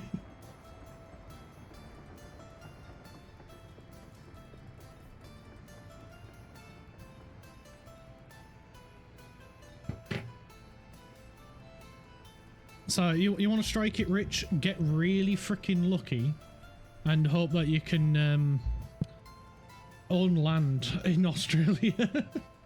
If gold or coal is found on your property, you can get decent money, but you basically lose your ownership and compensation for it. That's ridiculous, man. So even though it's on your land, you don't really own the mineral rights for your land, basically. You just get a small compensation for it being pulled out of your land. See, that's where I like it here in the UK. You own land, you own the land and whatever gets found in it. Because under Australian law, you only own a certain depth below your house.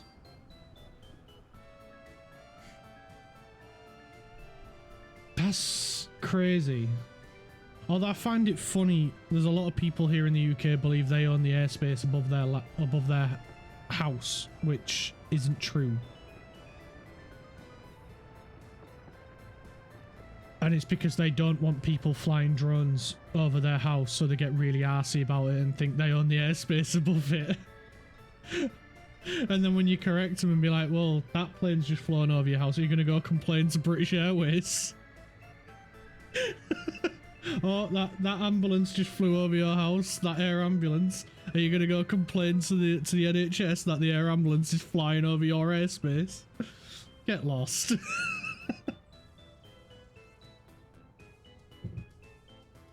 I actually don't know if that's similar in the UK when it comes to a certain depth underneath your house. But I don't think that's the case here, because Colin Furs, the crazy YouTuber who's an absolute idiot inventor, I love him to bits, he's absolutely hilarious. He built a bunker under his house and all he had to do was get planning permission for it. And now he's building a, like, oh yeah, and this is all a secret as well, so, you know, don't go telling everyone about it. He's also building a garage in the front of his, underneath the front drive of his house that opens up and lets his car come out. And I think as well, all he's had to do is just get planning permission. So if there is a certain depth law in the UK that you own, I would love to know how far down it is, because I'm pretty sure he's about 30 feet under his house that he has dug down to. It's quite some depth that he's done, as well as with all the tunnels that he's done as well, from his shed to his bunker and then to his house, which is absolutely insane. I would love to be able to walk out to my garage without even having to go outside. The little kid in me loves watching his videos because I still want a bunker. I would love a bunker. I would absolutely love it. UI has no space agency. UI?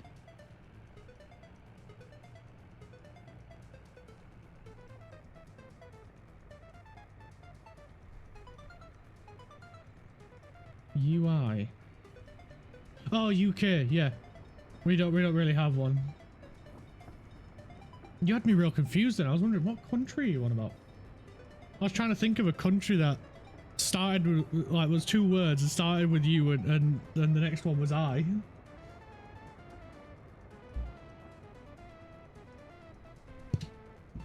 Yeah, we don't really have a space agency in the sense of like a normal space agency. It's more of a department of the Air Force, our space agency. There is kind of one there, but it's not really there. It's more of a space monitoring. If you ever have money to burn, I will buy a remote property and make a bunker. I would absolutely do the same thing. And that is where I'd be streaming from. Streaming from the bunker. And then I'd want to have like random cameras we can access around the bunker.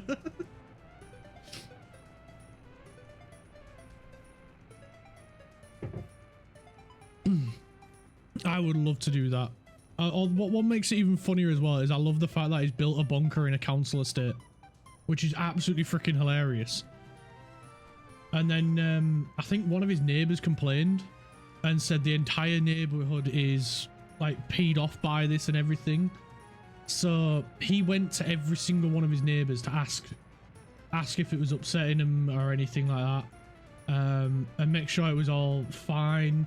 He made sure any of the like diggers and trucks that had to come and either drop stuff off or take stuff away only came when you know, when they didn't come when people were going to work or picking the kids up from school and all that sort of stuff, to try and minimize the effect that it was having on his neighborhood. And not it was only one person that complained, and they didn't live, they lived near him, they lived like on the same street, but not like, they're not one of his immediate neighbors. And it's so petty. Like he's gone out of his way to try and make this as easy as possible. Is only does it when people are at work or, you know, out of the house, and tries to minimize the effect as much as possible. And yeah, you're not going to please everyone, and some people are still going to be upset about it, but then they have the gall to still be pissed off with him, which is bonkers in my mind. People just don't like fun. I don't think it's necessarily they don't like fun. I think it's just more they don't like to see other people having more fun. And they get real envious of other people. Like, I would love to do what he's doing, but I am so freaking glad at the same time he is having loads of fun doing it as well. I would love to be in his position. Unfortunately, I'm not. I'm doing this instead, which you know what? I prefer this. Because one, it's a damn sight cheaper. Although I would love to have my own bunker, because that was, I don't know if you guys did it as well. To be honest, all of the physical labor of digging would kill me. Yeah, no, I don't think you do too well with all the manual labor.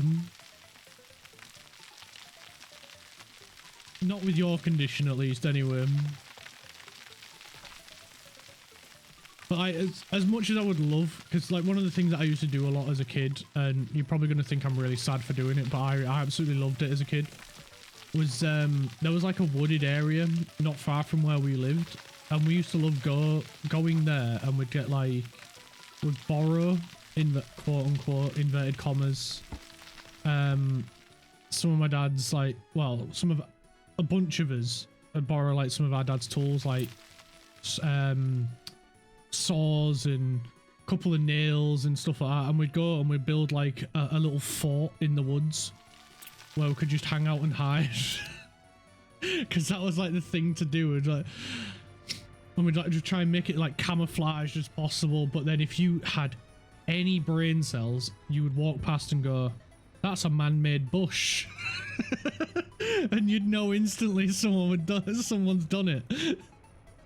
But looking back on it, there'd be like old like tarps and stuff, and what people had just thrown away and just disposed of in this wood, and we would just like take it. There'd be like scrap pallets and things like that as well, and we would just take them and make a little base, a little den, a little hideaway, a little fort in the woods. And then when we got a bit older and was in our teen years, we like 14, 15 sort of thing, we we'd say to each of our parents, all of us, would be like, oh, I'm gonna go stay at so-and-so's, blah de blah, whatever, and I'd have like a sleeping bag and a little 2-person tent in a bag, and we'd camp out in our little base, our little den that we'd built, and it was so dumb but so fun at the same time. Like, it's just one of them dumb things you do as a kid. And if my parents probably found out eventually that we'd done this, and they had a freaking huge go at us because like, what was it, like back then, it was like 20 years ago or something, there was someone committed a bunch of murders on there, and so that's why they didn't want us camping there, but that only intrigued us more to want to go there. It didn't really have the effect that our parents were looking for. But looking back on it, we were freaking idiots for doing that. But at the same time, we felt invincible. We was in our little den, our little hideaway. No one could get us. No one knew we was there. We was hidden because we'd put leaves around it and other branches and stuff. But it's so cringe looking back on it. But you know what? We had fun doing it. Oh, don't. You loved it up until the murder bit. We didn't do it. Someone did. To this day, I still do not know who it is that did them, and if they actually even happened. Because it's one of those things where ignorance is bliss, and I'm glad I don't know if it's true or not.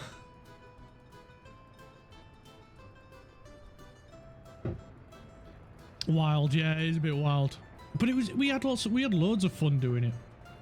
We'd have like marshmallows and, you know, make s'mores and stuff, and me being us being the typical Brit, the typical Yorkshire kids, we had crumpets that we took with us.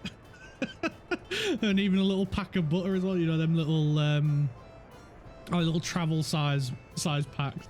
Got some butter, took that with us so we could do that. One of us brought a little tiny frying pan so we could have a bacon sandwich in the morning and a fried egg sandwich, and we like made like a proper little camping thing out of it, until eventually we got to like 16, 17 and we discovered alcohol, and then we'd sit and have a campfire and drink on there. But that's a story for a different time.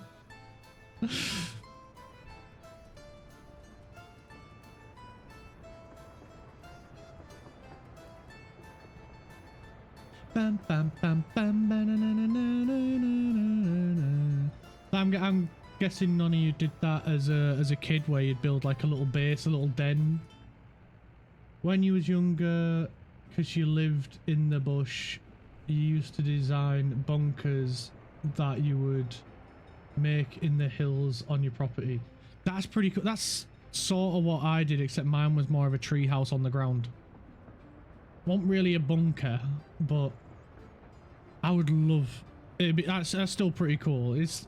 I suppose that's probably the Australian version of being in the woods.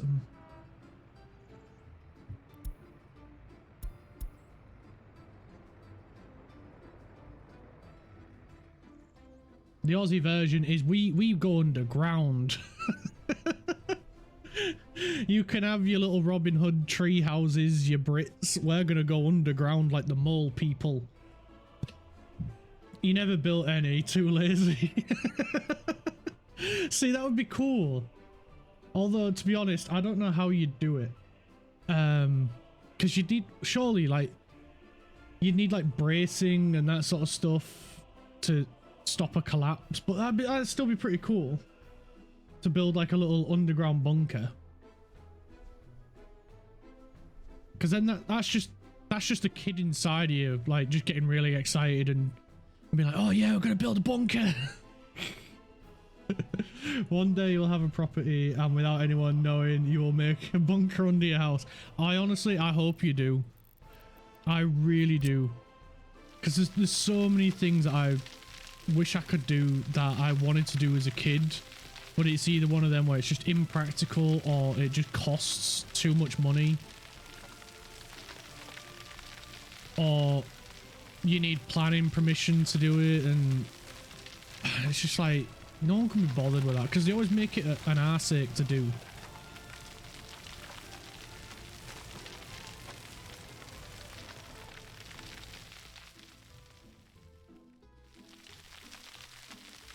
But I would love to build a bunker on my property and no one would know I was there. It'd be my little hideaway where I could just escape the world.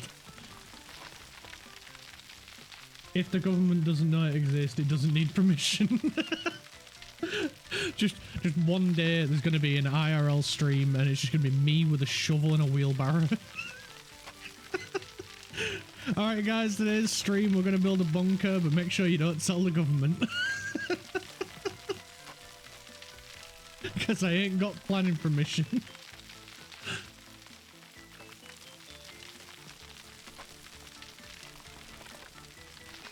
It's one of them, if they don't know, it won't hurt them. If they don't know, they can't get mad.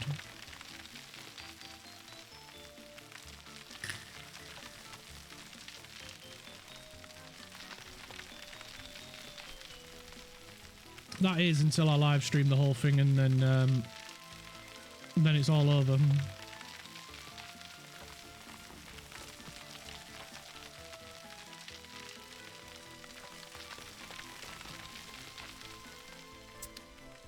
And if the government learns about the bunker, how are they going to prove it is hidden? Prove I've built a bunker. Well, we can see the hatch. Yeah, but prove it. Pointing at the hatch is not proof.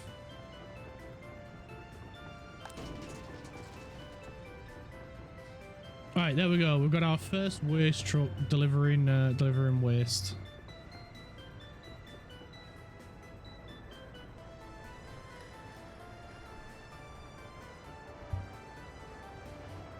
Oh, we are so freaking close. That hatch might be decorative. They don't know it's a bunker. Yeah, I just put a hatch out here for decoration. You know how it is. I don't think that's gonna work.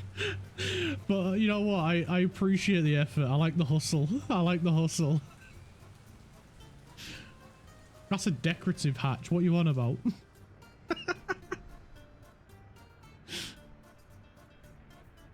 Yeah, you never seen the fake decorative hatches? Yeah, they're real popular these days. It's shocking how much people enjoy the decorative hatches.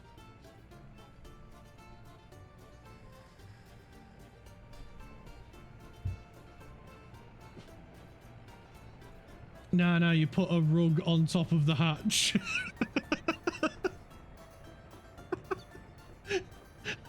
Of course you do. Why didn't I think of that? Yeah. Just get some of that fake grass turf. Put that over it. Then it blends in. And then no one will know.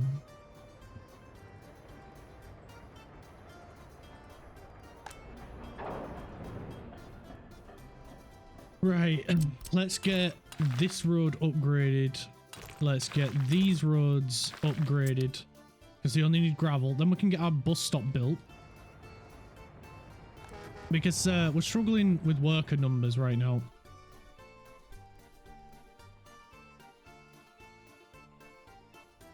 Although the roads, the bridge is halfway on both sides. That is freaking insane. Look at him. It looks so freaking cool, and it's only halfway. Sir, sir, why is there a square outline in your lawn? Doesn't everyone's grass have square outlines? What are you on about, officer? Do you need to sit down? Yeah, don't everyone's grass grow in square patches? We're in the desert. Why do you have a random square bit of grass? There is sand everywhere for miles. Why is there a square patch of grass?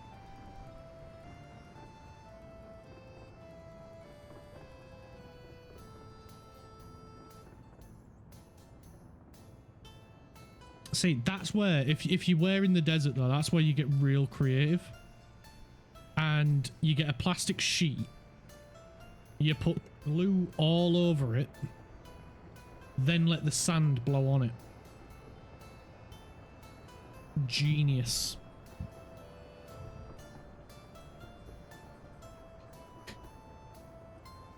Bum bum bum bum bum bum bum bum bum bum bum bum bum dum ba. Oh, another thing you'd love to have is a hidden room behind a bookshelf. Yes, that would be insane. I've seen some people make them, and the worst bit is it's always an American home. And I'm sat here in my British home with brick walls. I couldn't do that.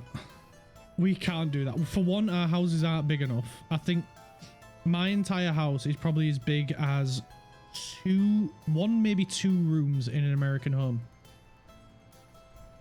Because a lot of American homes are massive. Like insane. Like for an average size house in America is like a really big expensive house here in the UK.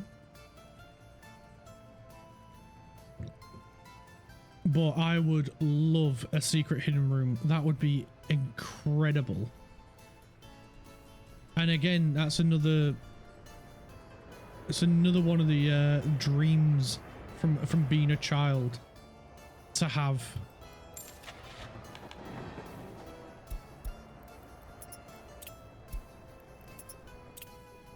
We can finally get rid of the crap track builders.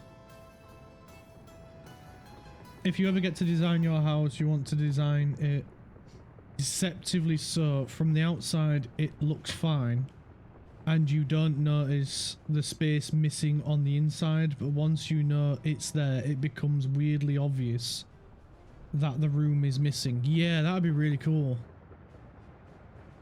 That would be really freaking cool.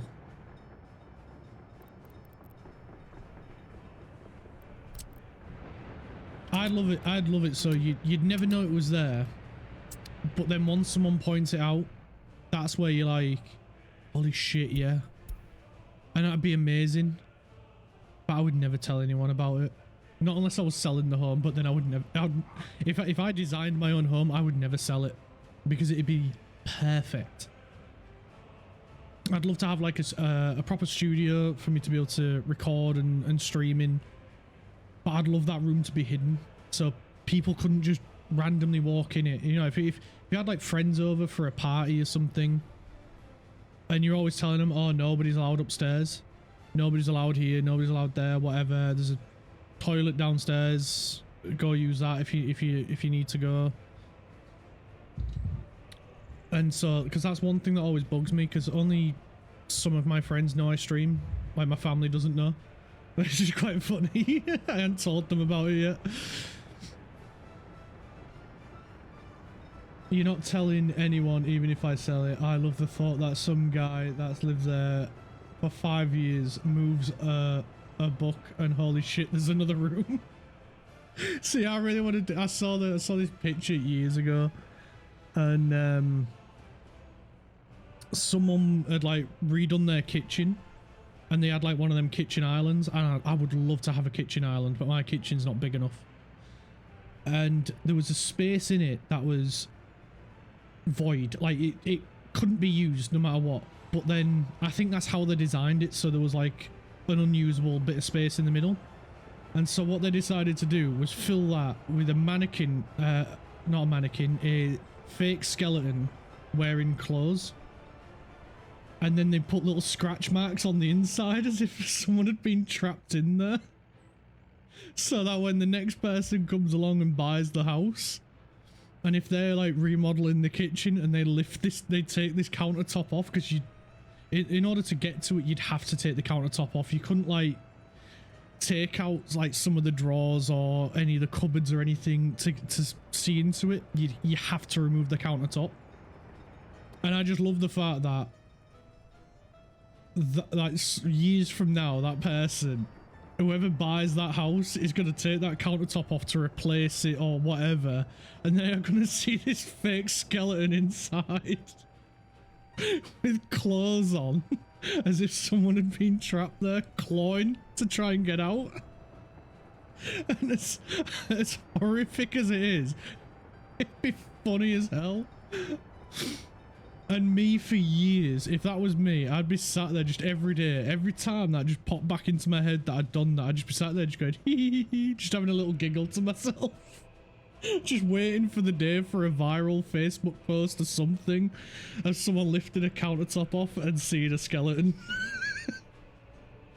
And I'd just be sat there just like, that was me, that was me. That's my old house.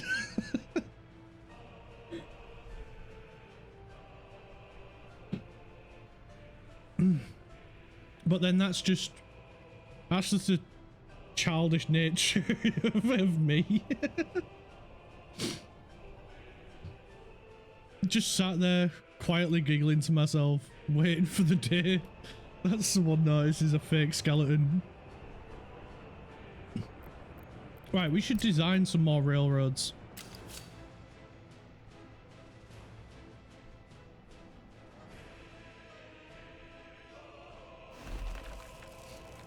So we'll bring this track all the way down here. And of course, we need it to connect up this way as well.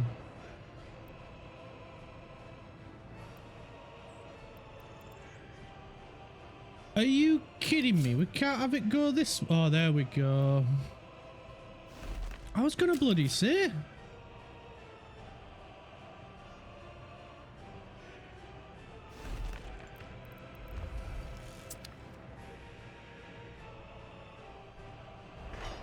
Right, we can... oh, we need to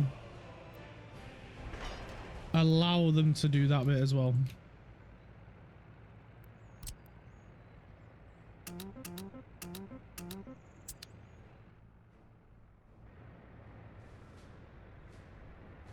Right, and that's the last section there to be finished.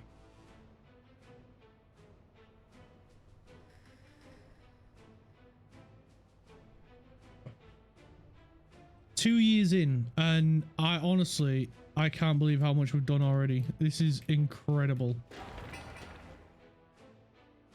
Although this bridge is taking up all of our freaking time. But we're down to less than 5,000 work days to complete it. And again, it's worker numbers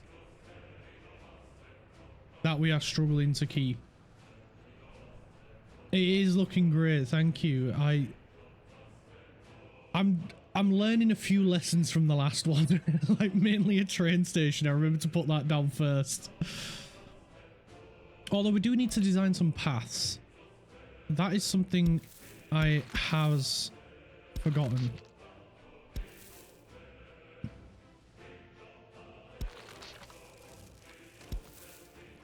And we're going to give ourselves plenty of room. Because I would like to get... I don't want to leave it too much longer before we start looking at getting people.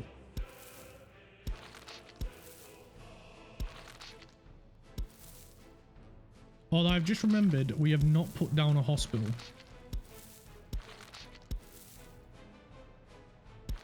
So I think soon, like really soon, we need to look at where we're going to put a hospital. So like once I've done this pathing, we should look at where we're going to put a hospital.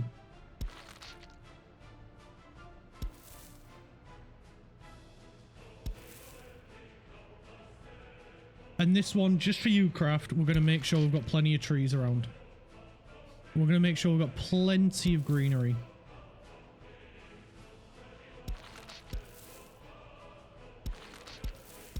And not like we did before, where we just put a little sprinkling of trees. But this time we're going to put a fair few trees around.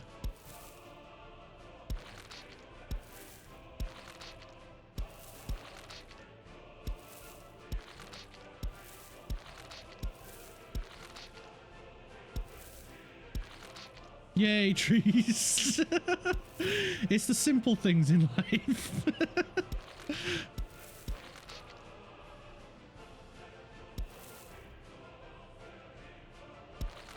Honestly, the simplest things in life are some of the best things. And I just realized how old that must have made me sound. Let's never speak of that again.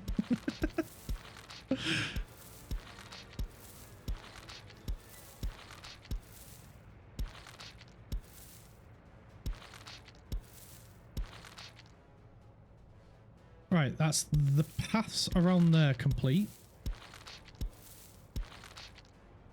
Like tea and biscuits. Yeah. You can't beat a good cup of tea. Honestly, it does make me feel so much better when I've had a cup of tea. I've only just finished the battle mug of mine. Right, where do we want a path? Some crossings would be good.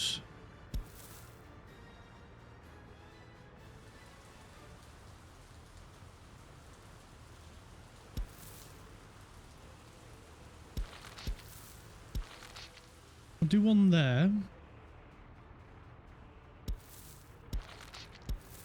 One here. One right there. And I can't get one to line up with that. So we'll go there. And then we want some to connect the train station on this side.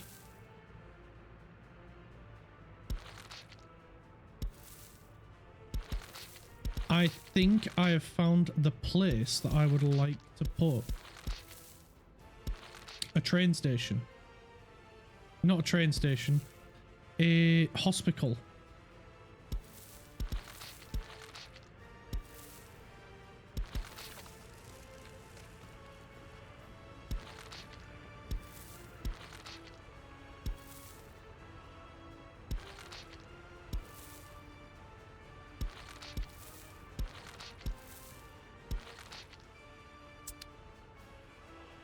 All this tea talk makes me need the loo.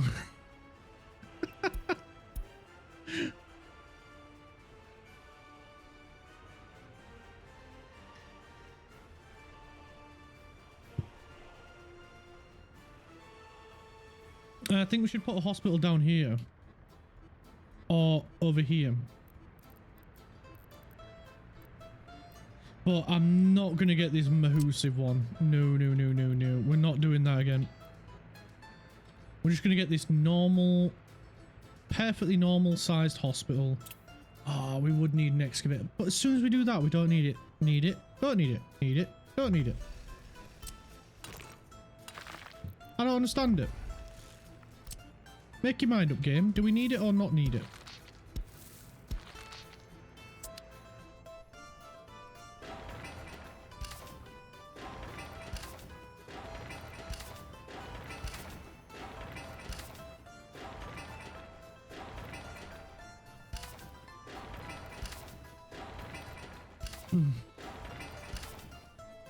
Right, we've suspended everything but the bus station. The bus station is going to be the first thing we need to build.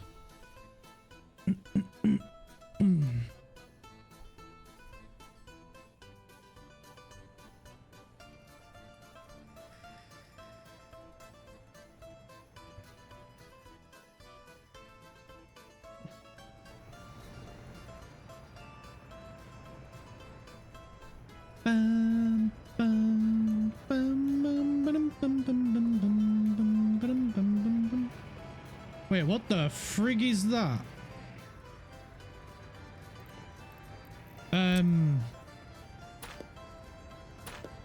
Oh, bog off. Why has it done that? No. See, it's too short of a connection. They're not connected. They are connected.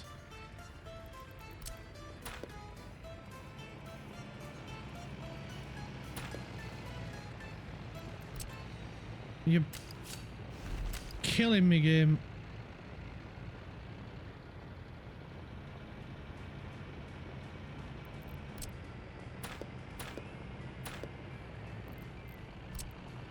Like, what the heck is that? Seriously. That was a right kink.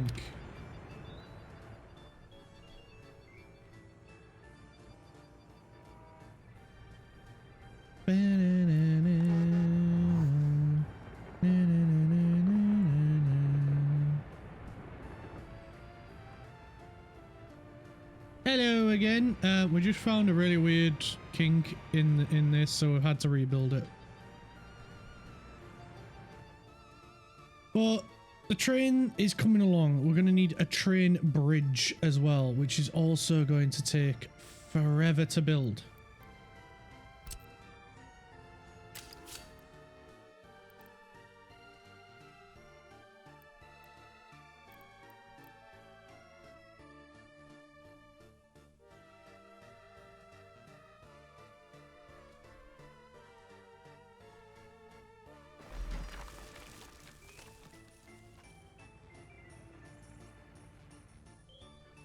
Or do we need to have it closer? I think we should probably have it. Well, how much does it? It slopes a lot more there.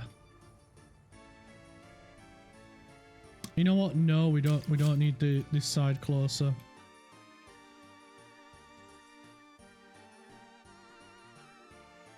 If anything, we could probably get away with... No, we couldn't get away with having it further back. So there it is.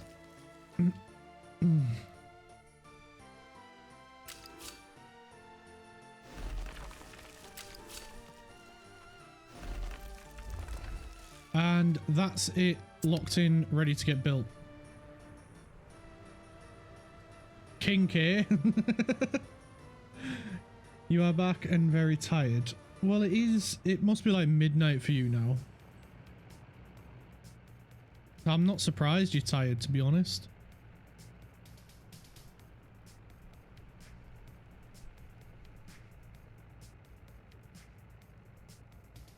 It is midnight. Oh, of course, yeah, you're 9 hours ahead. See, it's 3 o'clock in the afternoon for me.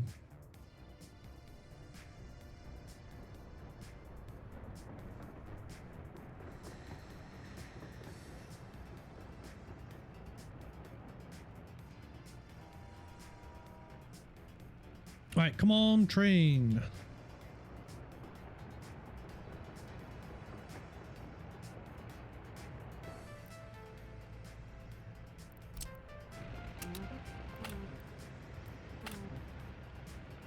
Road can... What the... Oh, this game.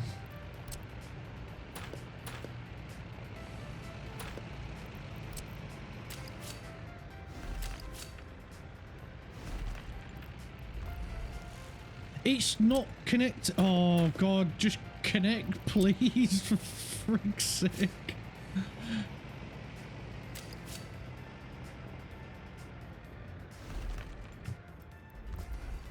This game is winding me up.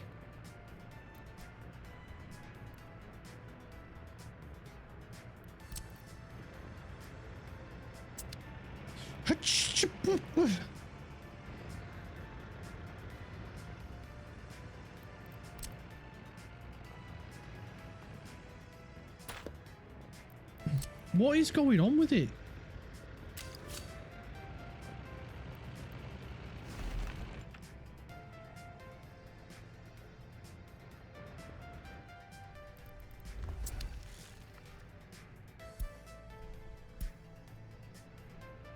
Why have we only got one of these?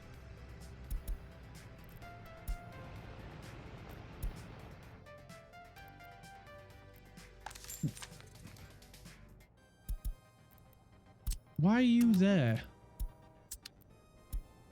Oh wait, I didn't mean to call it. Wait.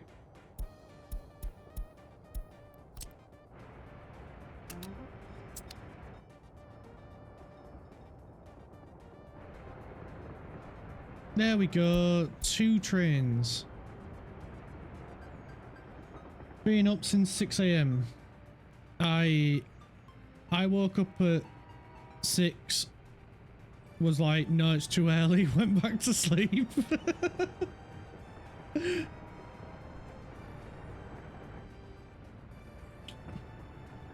Then woke up again at about 7:25. And was like, oh, I don't have to get up yet. 5 minutes later, my alarm went off. I was like, I'll get up in 15 minutes. And then was like, didn't get up until about 5 to 8. I was like, okay, I should definitely get up now because the dog's probably already up. He'll want to go outside for a wee and what have you. So kind of had to get up at that point. If I didn't, I would. To be fair, I did have to get up because I needed to get the dog sorted, get everything ready for the stream at 9. And I actually managed to get everything done and ready, sorted before 9. So I was like, you know what? There's like 15 minutes before I actually need to start. I'll just start. Mainly because I couldn't wait. I was that excited to start streaming again. Oh, which is weird because normally I'm really nervous and anxious before I start streaming. But today I was really excited. But then as the countdown got to like 2-3 minutes left, and I started getting really nervous at that point. As much as you love being here, I am gonna sleep before I pass out. Have a great day, lad. You too, mate. Thank you so much for coming. And I'll see you again tomorrow, where we'll be doing more workers and resources tomorrow. So we'll be getting further and further to getting this great republic of ours up and running again.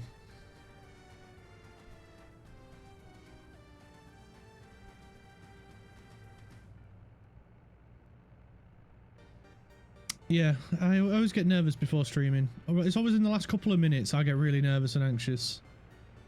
But then like as soon as it starts and like half an hour has passed, I'm always like, I feel a lot better. I don't feel as nervous. But it's always that sort of fear of the unknown. You don't know how it's gonna go. So I always get really nervous and I just can't help it. But then as soon as I see all your lovely messages and everybody's support and really excited and ready to get going, I'm always like, yeah, let's freaking do this. So we're going to get another high voltage switch down here as well. And we can get you know what, we'll go off the middle one.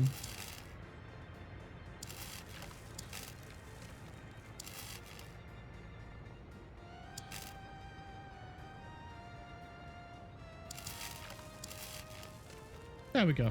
And we'll get that connected there. And that's just so we can start getting ready to bring power down here. And I do want to smoothen this out a little bit as well, so we can get a little bit more usable room around here.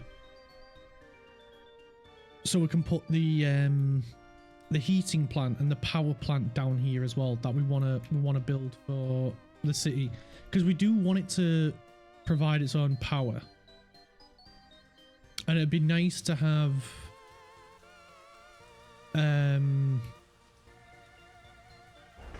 oh, what do you call it? It'd be nice to have, oh, why am I stuck for words? What's going on with me? Oh, a water maker. Not water maker. What's the bloody word? Water purification. And the sewer we can do down here. I would like to get a little cutout in here for, as maybe put a harbour in here. To be fair, we'd probably have to get rid of this island. As much as I like the jugular looking island. Not the jugular. What's that little thing that dangles in the back of your throat? Uvula, is it? Or something like that? It looks a bit like that.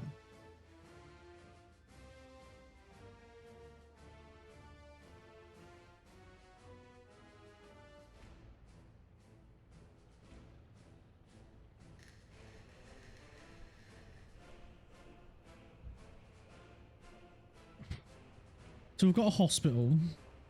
Is there anything else we want to get for this city? This little village, this little town. We've got a shopping centre.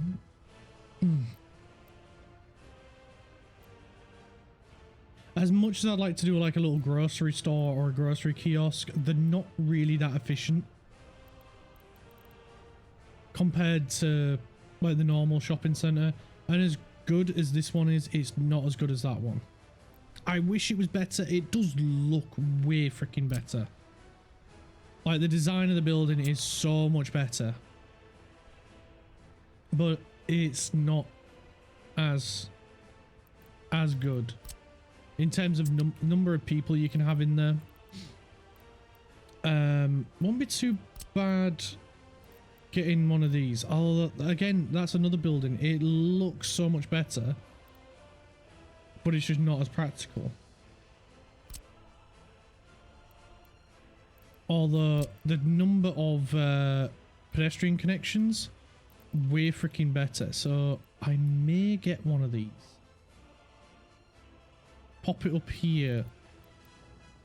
Or I could do it over here. Although, actually no, we could do it right here. This would be a perfect spot for a little bistro.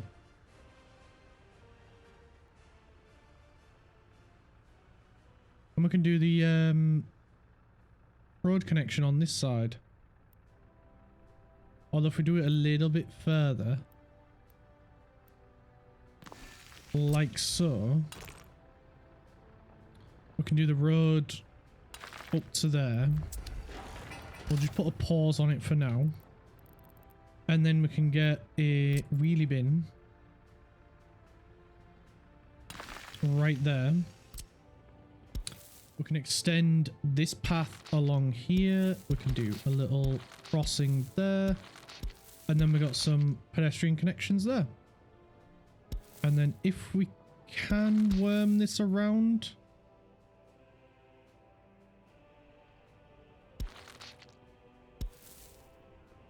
Like, so you know what, we'll come this way a little bit. So we've got a little bit more room. Can we... Oh, come on, please let us connect this path. Give us it. Come on. We'll try again. We'll remove the path. We'll give it another go.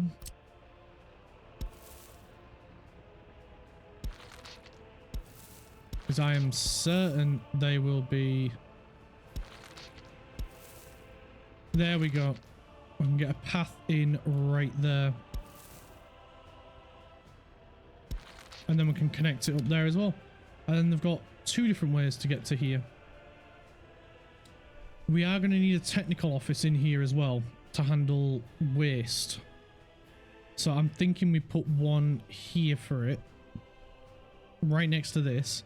We could even have it come off this potentially, but I think no, because we're going to have trucks visiting here for food, clothing, and all the other good stuff that we need there. Very much like how we've got this one.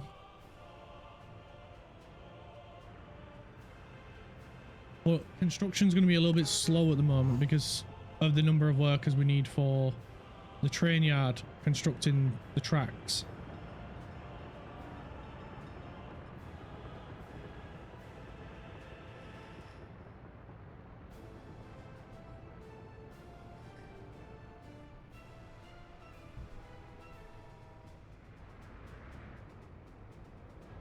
But this is really freaking good. So now they can focus this way. They are going to be a bit slow. We're not getting the huge number of workers that we need. But we only have one bus and they carry, what, 52 passengers? Which is not too bad. I am starting to think of maybe we get a connection over to this one. To try and bring some more foreign workers in. But I think the other thing that we need to do first is replace that with a proper one. But that one we're going to replace. We're going to be placing the other one somewhere in here to help clear this out. Because I think we should probably put a road going down here. Split this up into 2 sections instead of one big one. Because then it'd be a little bit easier for the ambulances to get around. It'd be a little bit easier for buses, construction offices, and all the other good stuff. And I think we should do, instead of wrong one, instead of like bus platforms, we'll just do bus stops and have them all come here. Go from there to here. You want to go to the shops? Come here. You want to go entertainment? Come here. Because previously I would try to do it where there's multiple like city centres. But I think if everyone just gets on a bus and comes here, done. It'll be a lot better.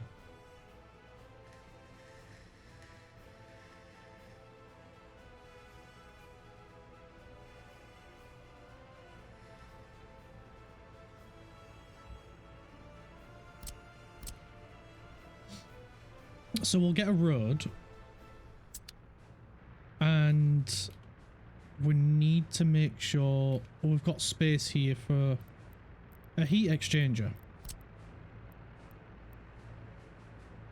And we'll do it that way around. We will pause the construction for now. We've got spaces for sewage, which we're going to do over here. A sewage outlet. And I think the water, we can have a water generator here. Not water generator, what's the word I'm looking for? Water treatment we'll have up here. That way it's close to the city but not too far from the town. And I know I keep using those words interchangeably. But yeah, they are interchangeable for me. Yeah, we keep not getting the workers we need. The battery is not batterying enough. I think we're just struggling to get the number of workers here that we need.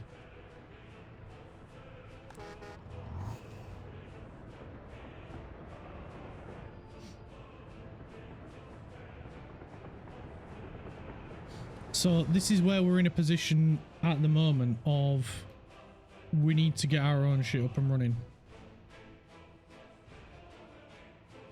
So I'm thinking maybe then we put the heat exchanger up here, the heating plant, rather than down here.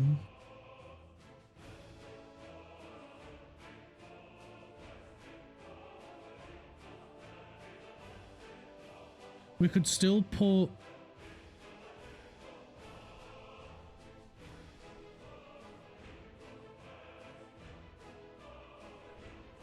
I'm just thinking, sorry. I'm just thinking maybe do we still want to put the coal processing down here? Or do we want to have coal processing over here? Like up here.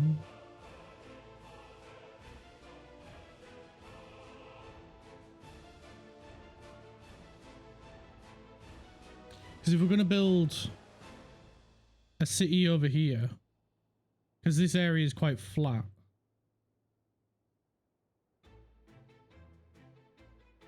There was another area as well, wasn't there? Over this way. But we don't know if there's any oil.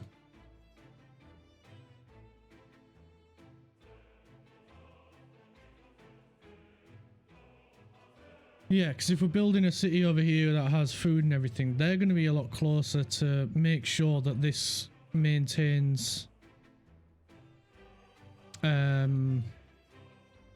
workers when we come to build a small town over here, and that can then provide food over here. And then if we decide we don't want this town anymore, we can always remove it.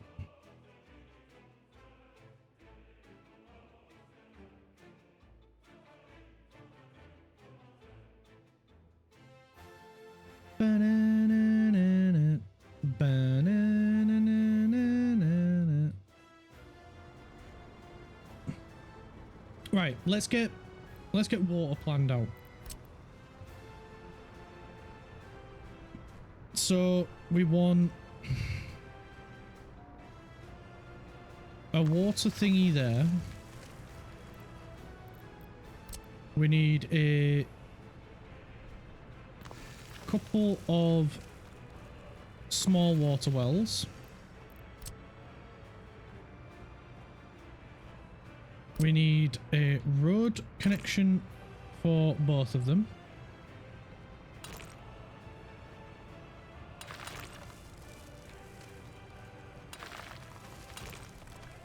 So they can get built. We need a road connection down here for this guy. We need 2 large pumps.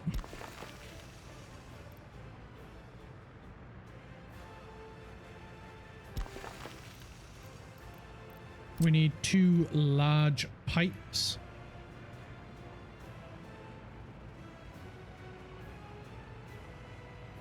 Like so, and then they will feed into here.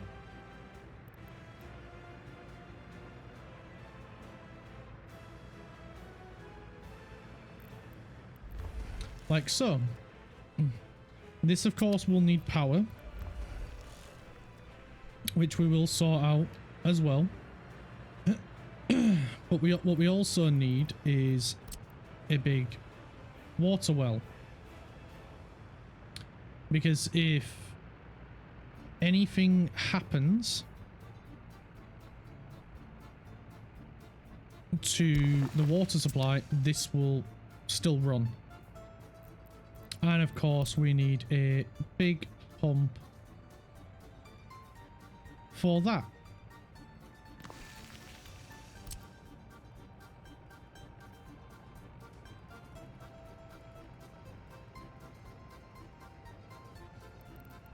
Like so. And of course we'll make sure we've got the obligatory path connection, which of course we're going to do in gravel. Just because it fits, it looks better. So that is excuse me, the basic water layout. Next we want to sort out heating, because that's another big issue that we will need to sort out. We need to make sure we've got a good, comfortable heating plant. Now, we could go with a small one.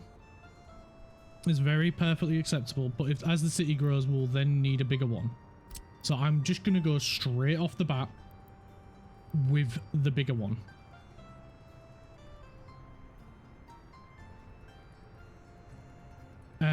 So the connection input is at the back for coal. So if we flip and spin... No, this isn't going to lay out quite as I like it. So we will go flip, spin. Yeah, we'll do it this way. This way.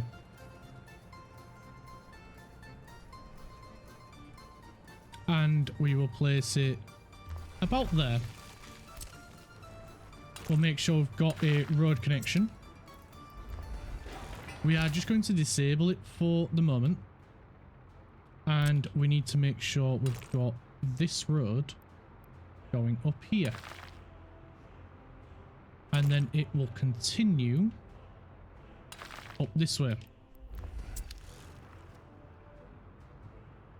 These I don't mind if they build this now, because we do need the water putting in place. The only thing that I don't want them to do is the heating plant and the power plant, because we're going to get the power plant power plant in place. So we're going to go with coal. And the input's on the front because it likes to be awkward. And that will be placed... Oh, we need an excavator. You know what? We'll bring this road down a little bit.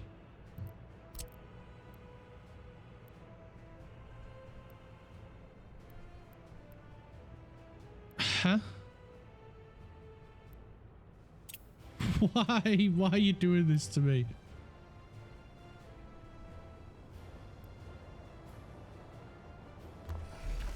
There we go. We'll place it there because we need to put a coal storage in for these two. We're going to make sure it's disabled for the time being. And we need to go to aggregate, and this one's going to be quite big because the last thing we want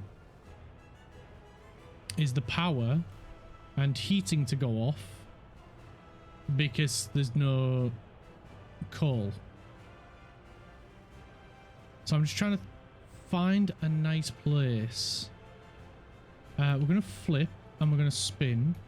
We're going to turn off any connections because we don't want it to make any yet. And we're going to bring the road around. Because at the moment, we are going to need to deliver coal from here to here. To here, rather. And we need one of these.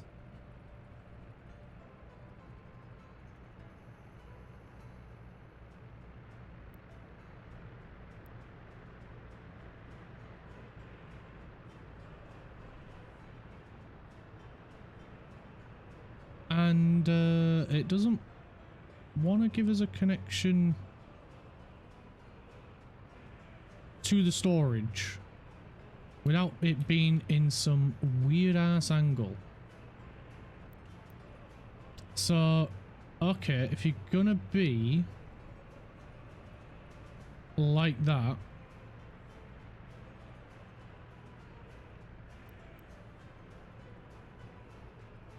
we'll do this. Demolish that one. Disable, disable, disable. They can do the roads, that's fine. We're not too fussed about the roads. It's just at the moment. Again, no, it doesn't want to. At the moment, I don't want it to do any of the connections yet. So maybe if we put that in there, and what if we do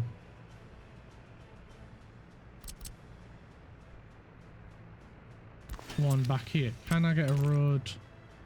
No. Right, so I'm gonna have to have it go around this way then.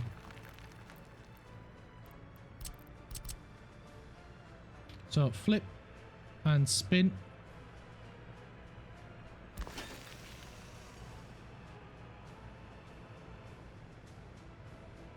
There we go. That's what I wanted.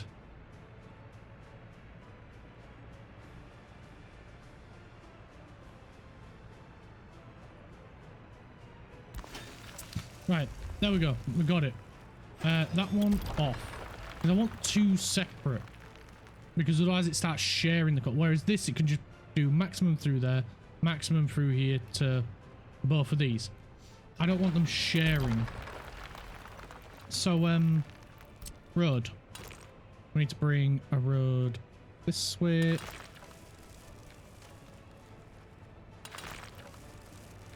And then down here. There we go. And then we can get this one in. And we'll give it a slight curve. Lovely. Lovely, lovely, lovely. We're getting there. We're getting there. Right. So this one, remove. No longer required to face that way. Can nib that connection right there. We need this to face the other way. Seeing as the heating plant is over this side, we will disable it for now because they're a little bit preoccupied at the moment.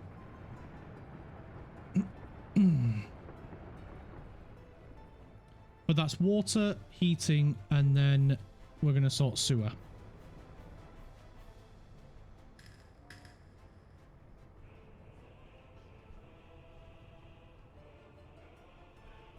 So the first thing we're going to need to get workers to is we're going to need to get workers over to this water building, which I probably should have put a bus stop down for, thinking about it. So we'll just remove a small section of the road. We'll get a bus stop in. This is the paved one, I believe, correct? Yes.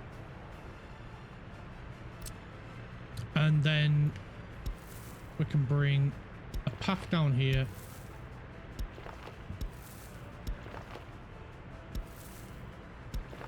And a path down to there. And that way they've got somewhere to walk. And of course we need the bin. We will need a bin for this guy as well. And we will need a bus stop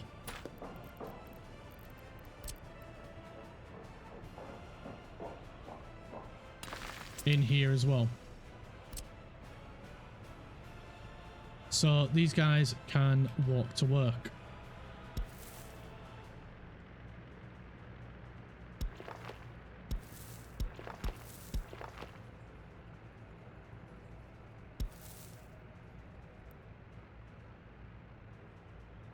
I'm hoping this will work. Yes, it will. Lovely.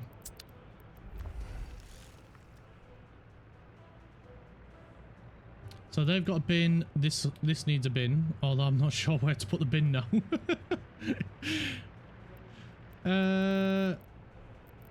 Bin. Crap. That don't fit. Wait, what if...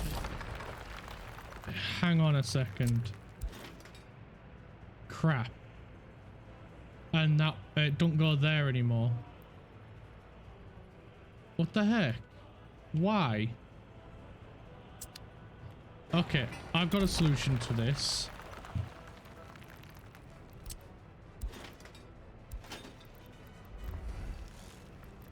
And it involves going taller.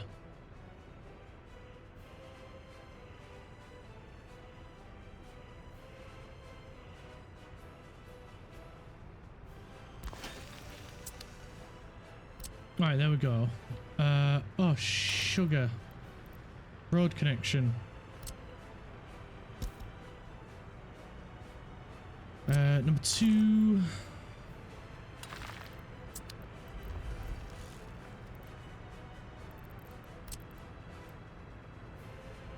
Yay, there we go. Bin. And then we can get the path back in just like that. Lovely. And of course we'll need to connect this up to the grid, which will connect up here. It's got 2 high voltage lines, so the second one will go to a transformer over in the city. Not a transformer, a high voltage switch somewhere in the city, because it's basically going to be here and here on each side of the train tracks, with a couple of road bridges to minimize disruption to the main train.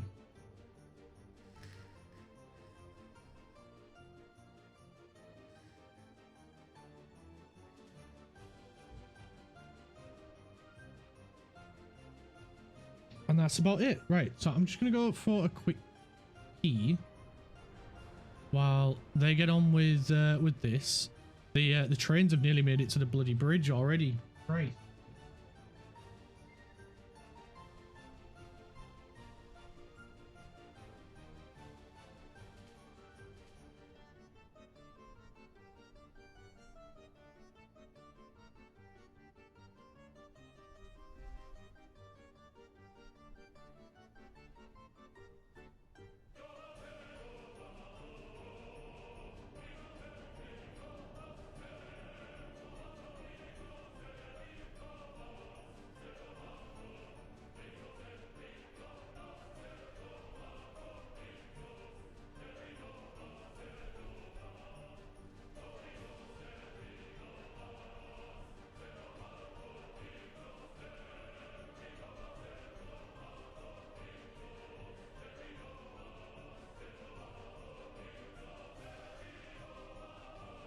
And he's back.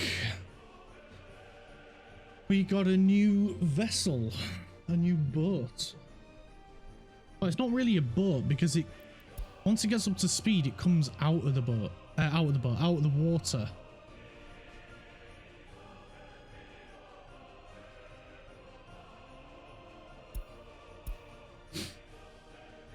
Right, how are we doing with the road? 3,676 days left on that one. 3,698. There is literally a matter of days between the two. It is immense how well they are doing.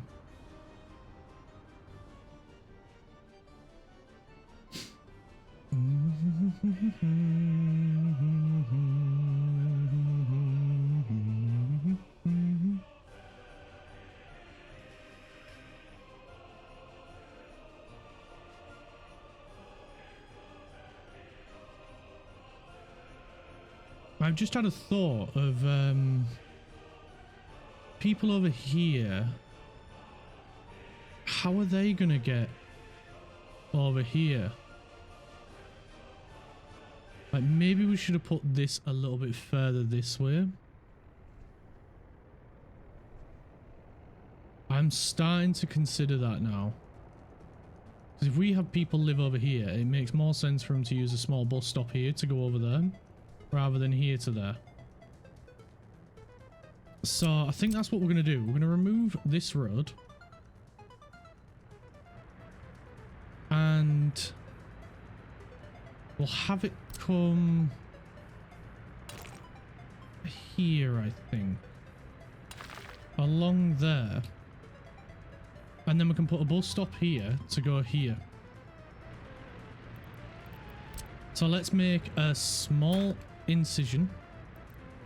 We'll get a bus stop. We'll flip it. We'll pop it in right there. We'll say A-OK to that road. And we can just build this bit out as a part. And then they can go from here to there.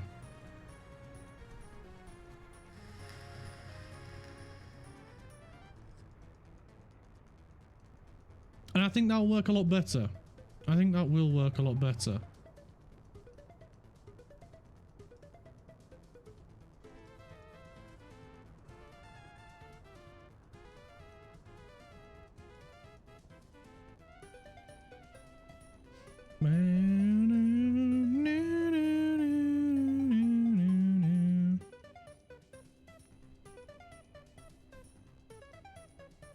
And of course we will move this at some point. But at the moment it's been very useful. What are you guys doing?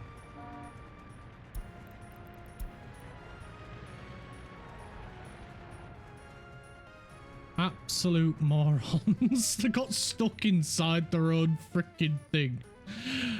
Idiots, man, I tell you.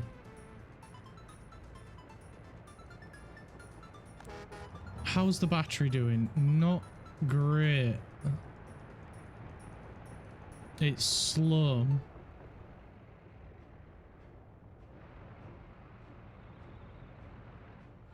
To be fair, we have got a lot of things that need building. And yeah, we ain't slowing down. We are trying to speed up. in terms of the things we need building.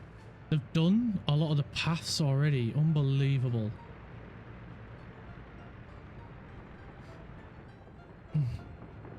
Like, the construction office is trying its damnedest. It really is.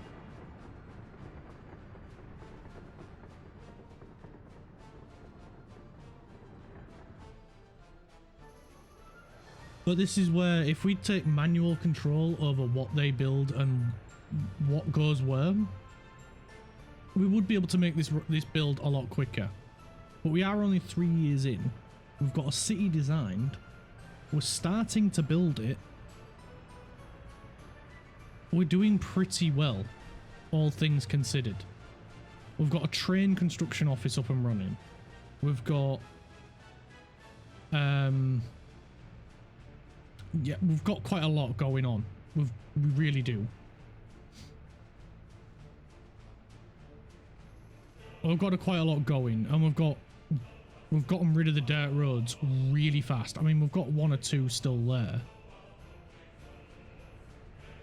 but we're primarily gravel, and we're still using the basic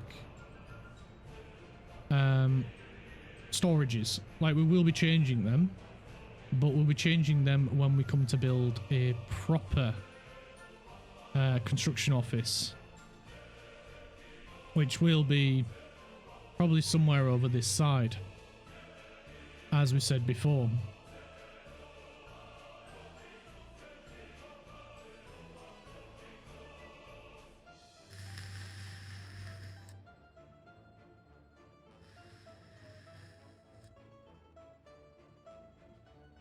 I may even have it over here somewhere, just so it can still function for this town and near the entrance. Probably pop it somewhere over this way, because it won't need to be as spread out as this is. Like, if you think about it, it's only this bit that's the actual construction office zone.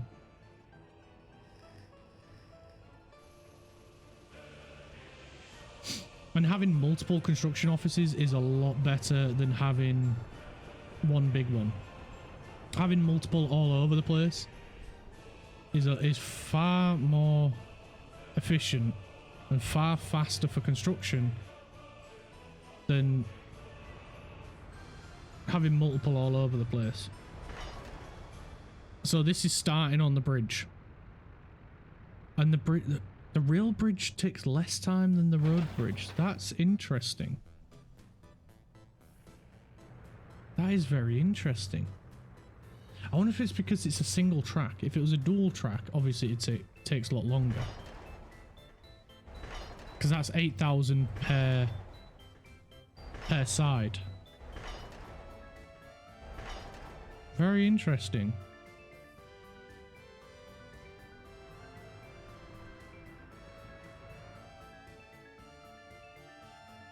And this has nearly reached the other side. This one's nearly reached the other side as well. This is immense. Honestly, I cannot wait. And it's actually got the cutout on the shadow as well. That's so cool. I just wish it wasn't winter right now. We've got a couple more days until winter's over. And we'll look at replacing this one. We just need to wait for him to get a couple of the constructions out of the way, and then we can look at, you know, moving on.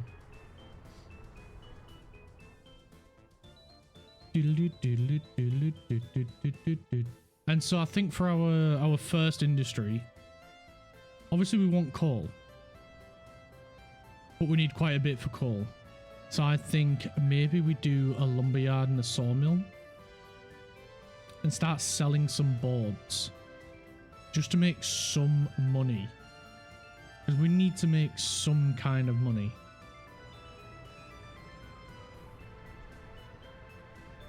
We do. We absolutely do. And unfortunately, it's going to be a while before we get to use any of our modded stuff, which I'm a bit gutted about, to be honest, but it is what it is.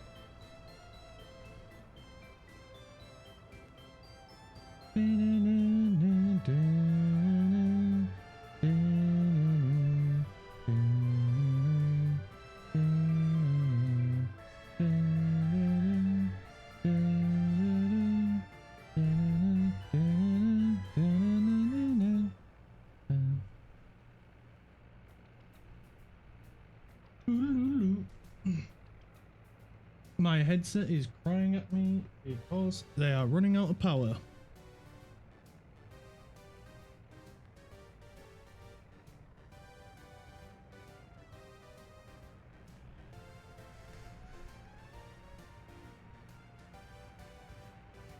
There we go, let's get it. Got it plugged in.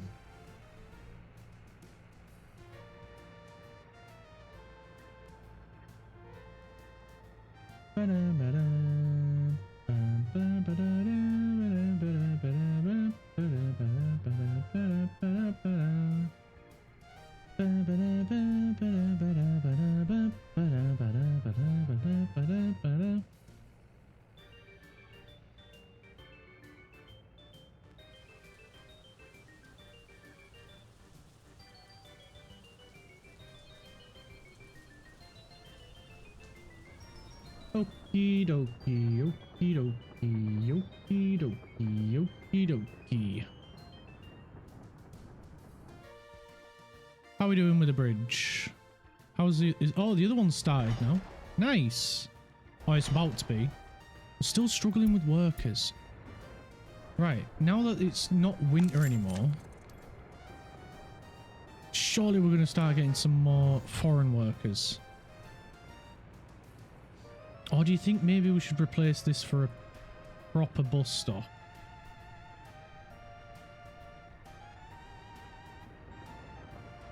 We should probably wait until we've got the other stuff out of the way first before doing that. If I'm honest. Because let's have a look. What are the building? Yeah, they've got a fair bit on just in the cities. Paths, roads, pipes. They still need to do the water wells. They haven't even looked at doing this yet. There's still the road leading up to here. And the bus stop here. So they've still got a fair bit to do. So we should probably wait. Let's get this on screen. Yeah, look at that. When you look at it as a list, like that is an insane amount of work for him to be getting on with. So we need to we should wait. Let's just wait. We'll hang fire for a little bit. And then it'll be a little bit better, won't it?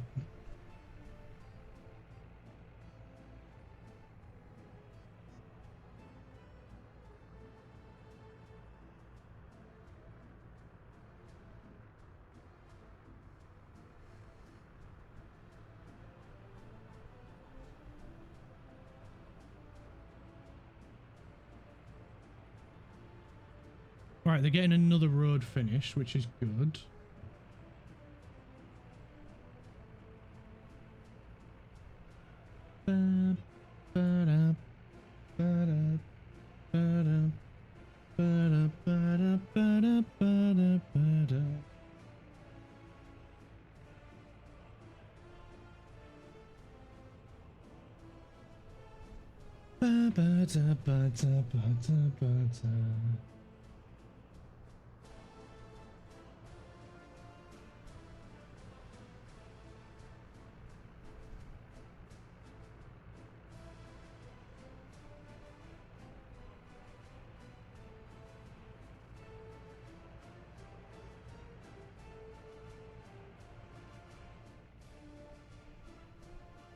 Right, the list is getting lower and lower. That's better.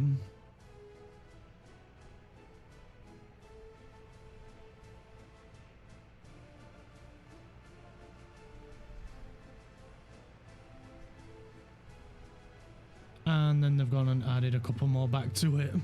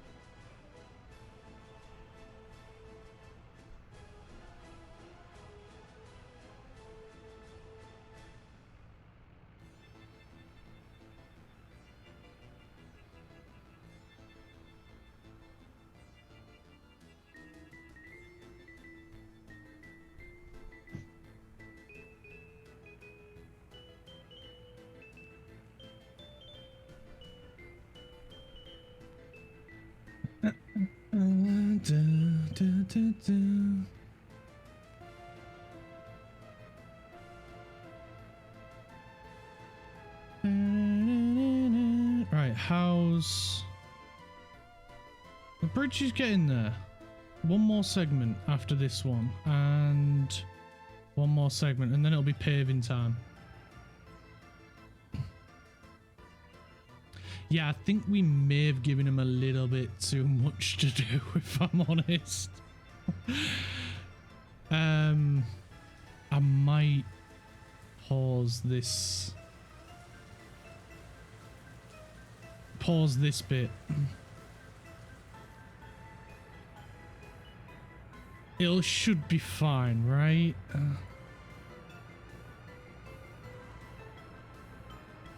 Maybe. I don't know. We're giving them a lot to do, and they're only the free offices, so they're not amazing. They're not super quick, and there's not a lot of vehicles. It's not like the usual ones that I do, where I do 2 24s and a 8, I think it is. It's not like those. And that's probably why we're struggling with these. So I'm wondering if maybe I was tempted to say maybe I turn off auto search on that and I do the manual assigning. Leave these to auto and just have this one as manual. It's not a terrible idea. It does make it a bit speedier.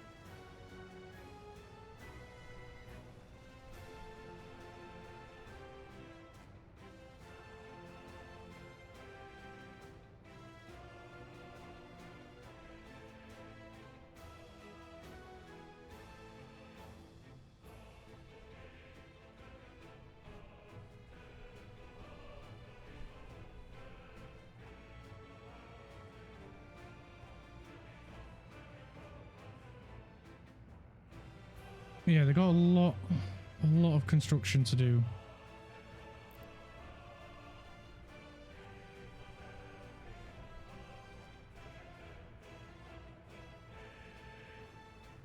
Just need to wait a little bit.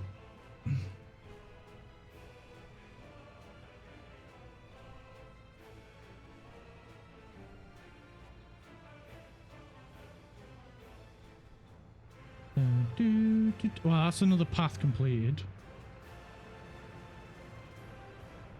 They are steadily getting there. They are getting there. This one requires workers. And the train bridge is coming along beautifully.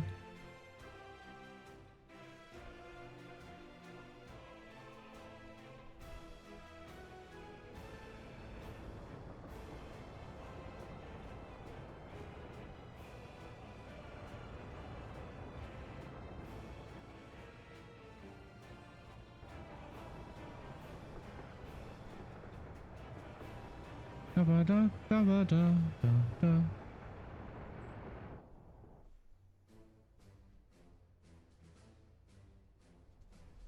Bum bum ba bum bum bum bum bum bum bum bum bum. Just trying to think of where this is gonna go. If we can get this down to like 10 tasks, that would be a lot better. But it's just a waiting game. They'll get there on their own. We'll nib that together and that'll become one construction.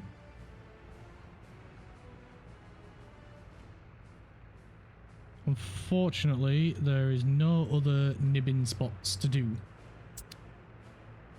Have they already got... Oh, they've already got that section of pipe done. These water wells are not far from finishing.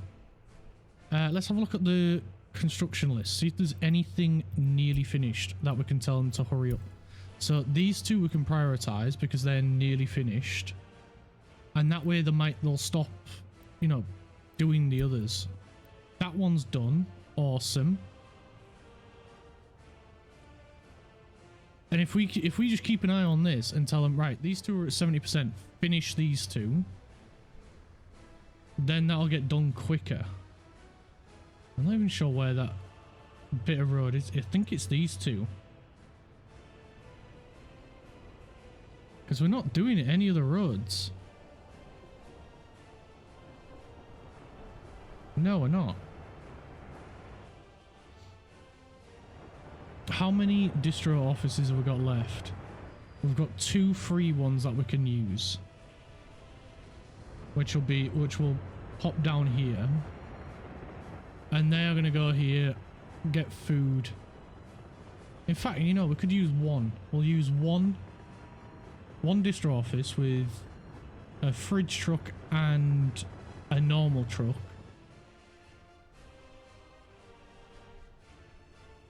No, we'll need 2 of each. No, sorry, we'll need 1 fridge truck and 2 covered hulls.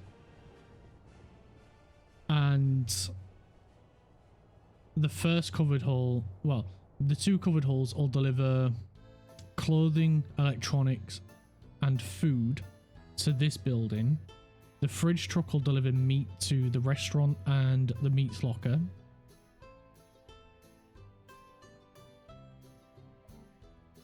And that should be fine. As long as we don't give them too many tasks, because they're doing 2 separate types of deliveries, they should be fine.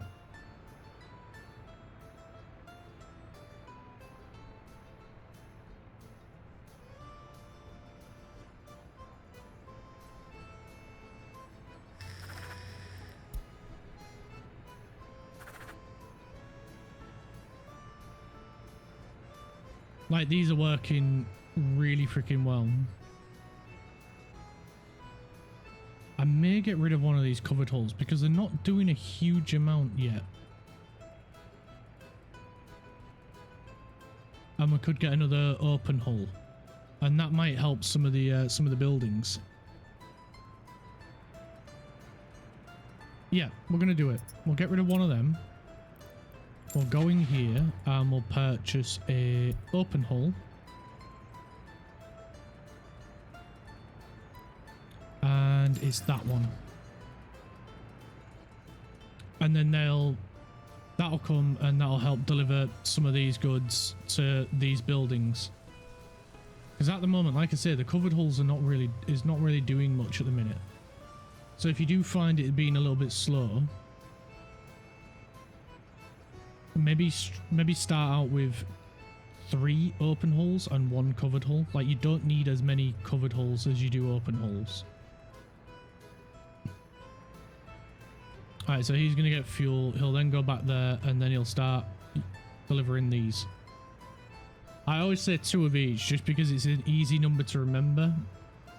But if you do find both your covered hulls are just sat here not doing anything, get rid of one and get another open hull.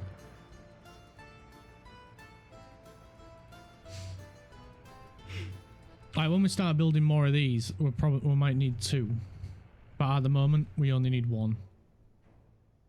And that's why I say to get 4 cement mixers as well, because if you're building bridges, you need cement mixers.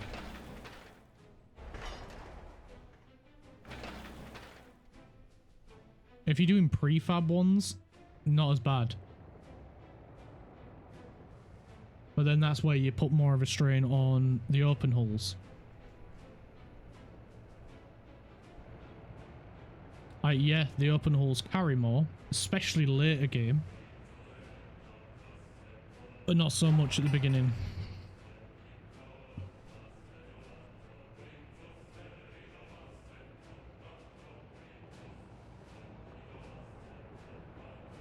Right, they're getting a bit closer now, although I'm still annoyed because they need workers for it.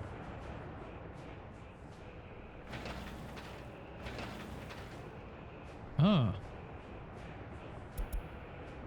Where is this road? Oh, it's these two. Oh, right. Yeah, not too fussed about that then. Get these done. This is nearly done.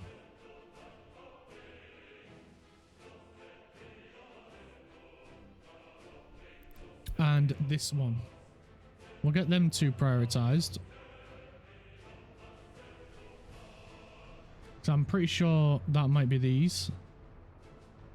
Or one might be this and the other one might be this.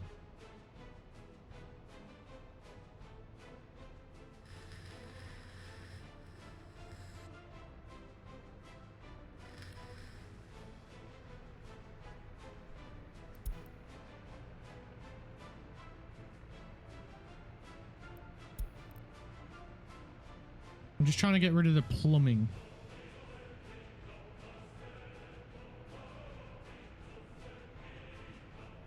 There should be some bus stops in here as well. Yeah, there's one. 3 of them. See, the open all the trucks are just sat there now. It's workers that we need. That's what we're struggling with.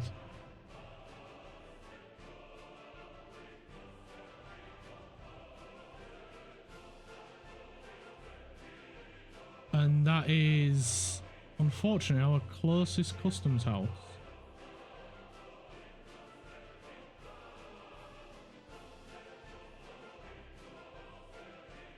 Christ, there's barely any customs houses on this. And then that's the western ones.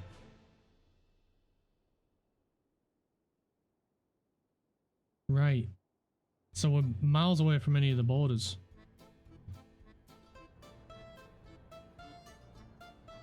Yeah, we can't really get to any of the borders, can we? It's a bit of a shit out of luck situation. Alright, this list is coming down massively. And it's only because we are prioritising the bus stops. We're prioritising everything else other than the bus stops, so that way it'll be a little bit quicker. Bum bum ba-dum bum bum bum bum bum bum bum bum bum bum bum bum ba-dum bum bum bum bum bum bum bum bum ba-dum bum bum bum bum bum bum bum bum bum.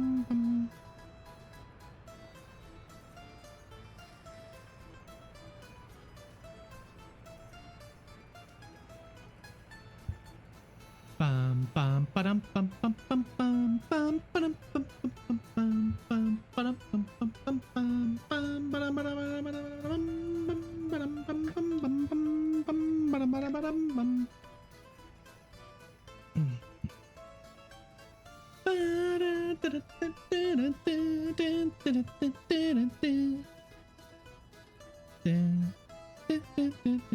Where's this unfinished? Oh, these two. Right then, let's prioritize the 2 footpaths. I'm going to lower the priority on these. On the bridge, just for the time being. I know we're like 80% there, but it's still like 2,000 days in order for it to be finished.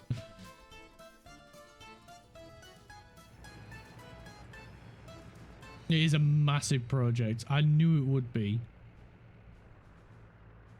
Which is why I wanted to start doing it as soon as possible. But we need, if we want to get people in this city, we need, yeah, we need this doing. We need the power coming in. There's a lot of other stuff. We can keep going with the train, but realistically, we need to bring workers in. We need to get our own workers. That is key at the minute.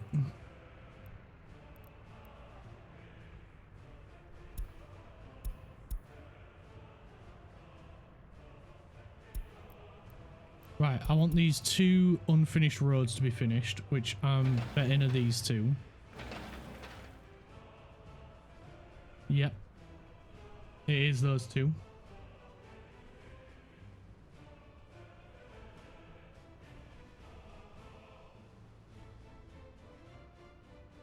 Bum bum bum bum bum bum bum.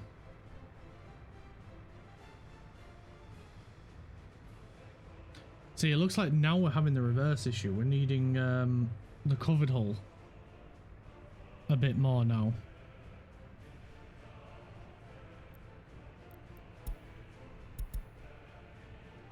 And of course, the one that I would replace is the one out delivering. Of course it is.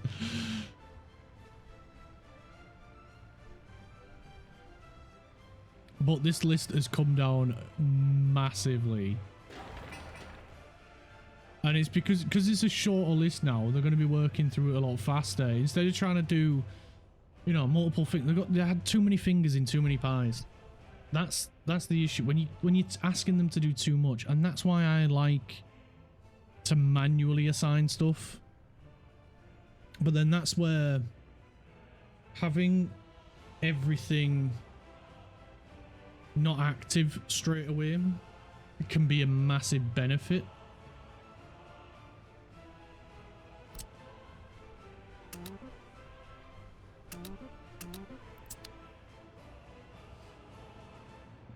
But you just got to be careful, because you may forget to act, you know, tell them to go do something. And I've been there myself, where you sat there for ages wondering why the heck are they not building this. And yeah, it bites you in the ass pretty bad. But I want them to get these roads done and these pumps done before they get these bus stops done. So we're just going to check which bus stops which. This one they can do. This one and this one we're not that bothered about.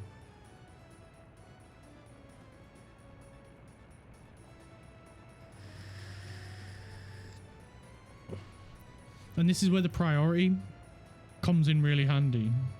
Right, there we go. That's another one done. We can tell them to prioritize the bin station. Get that done out the way, because as soon as this gets done, it's going to be even more stuff for them to do, and that's why I want them to finish the stuff that has come to an end before they start doing stuff where they've got more stuff behind it to do, like this one where they've got all this to get through.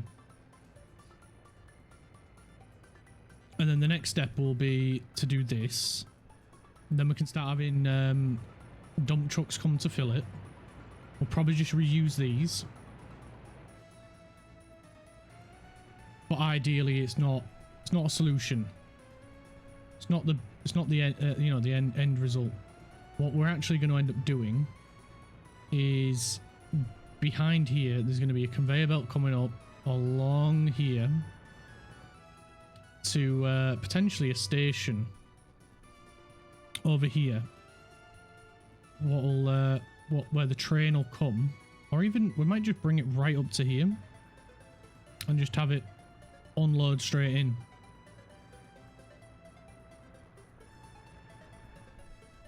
It'd be better for a train to do it rather than anything else.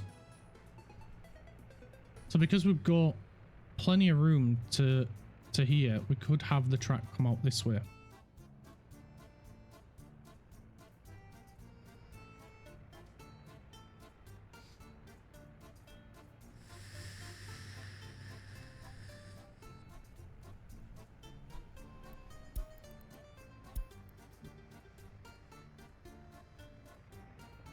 There we go. There's not much stuff left on this list now. So once they've cleared these 3, or these 4 rather, then they're going to do the 2 bus stops.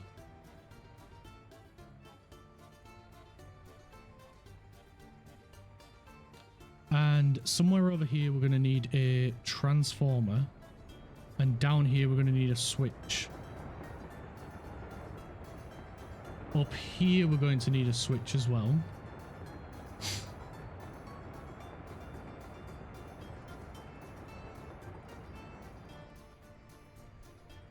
Now we've got 3 left to do.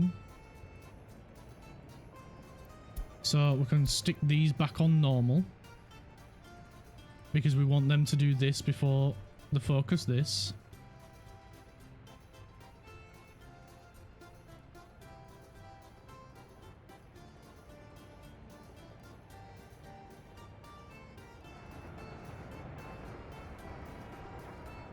And there we go again, the covered hull's not got much to do. So I think when we get the 24, what we'll do, when we do have 2 24s, in each one we'll have 2 covered hulls and 4 open hulls in each of them.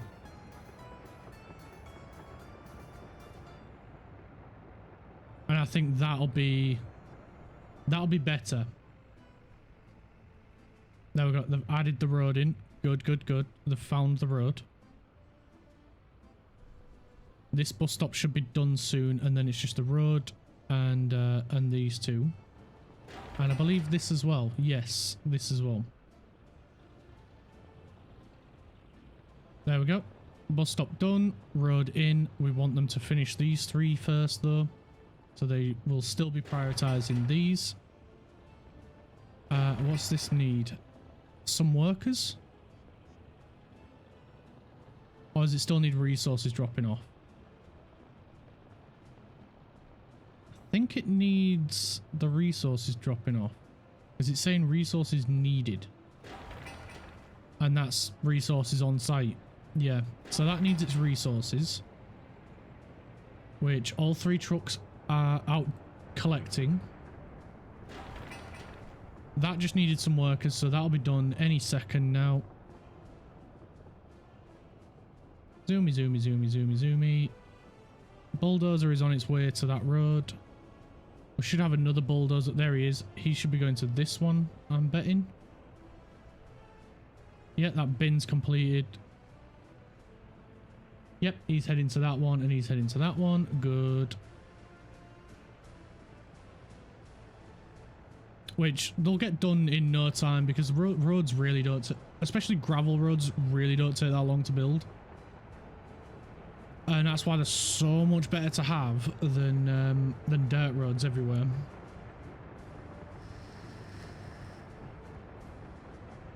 If you're playing on one of like desert maps, you've got a whole different set of challenges there. There's not a lot of greenery around, so I don't know how easy it will be for you to grow food. But I can only imagine that one's got, instead of having like the problem of snow, you got the problem of having good ground to grow food and veg for your people. So it comes with its own set of challenges. So yes, you get rid of the snow. You can go to the ends of the earth with dirt roads with that one. It's not as big of a deal because it doesn't rain that much on the desert maps. Wait, seriously? Oh, you're going to that. That's why. I did not see the pump still hiding there. So there we go. It just needs workers now.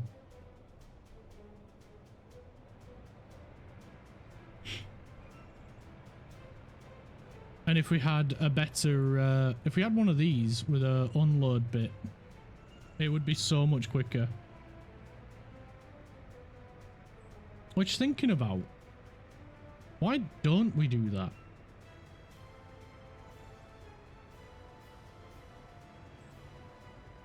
We could just put a vehicle unload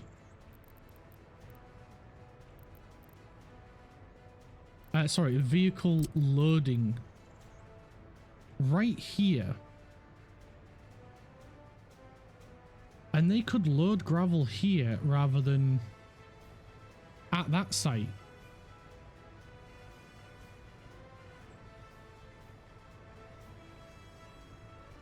I'm thinking of a reason not to do this. And I can't think of one. Like, we could even do it here.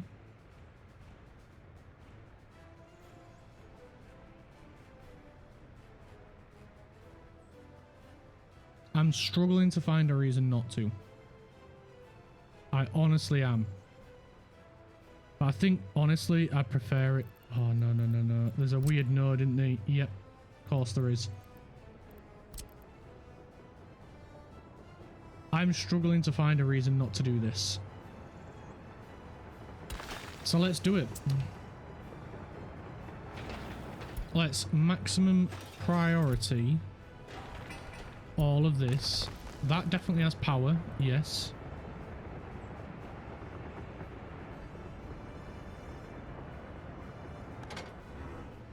Because that only has 180 tons. This has 870. Like, this is not going to run out anytime soon. Oh, new train.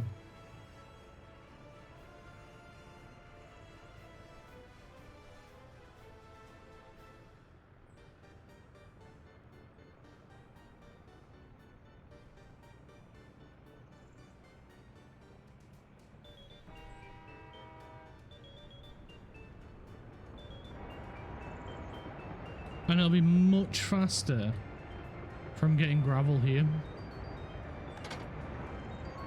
So we're gonna disable that. We're gonna cancel that. So once that's empty, it's gone.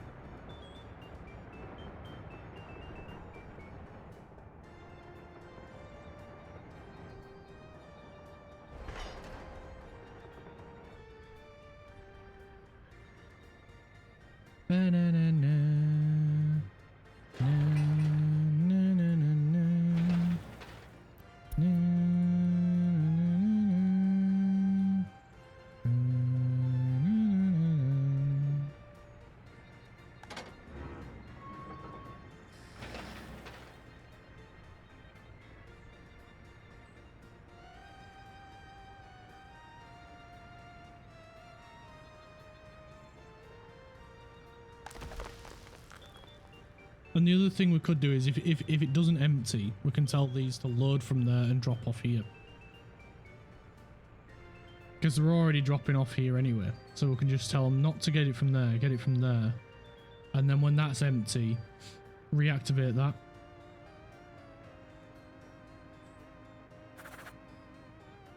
So we just untick them.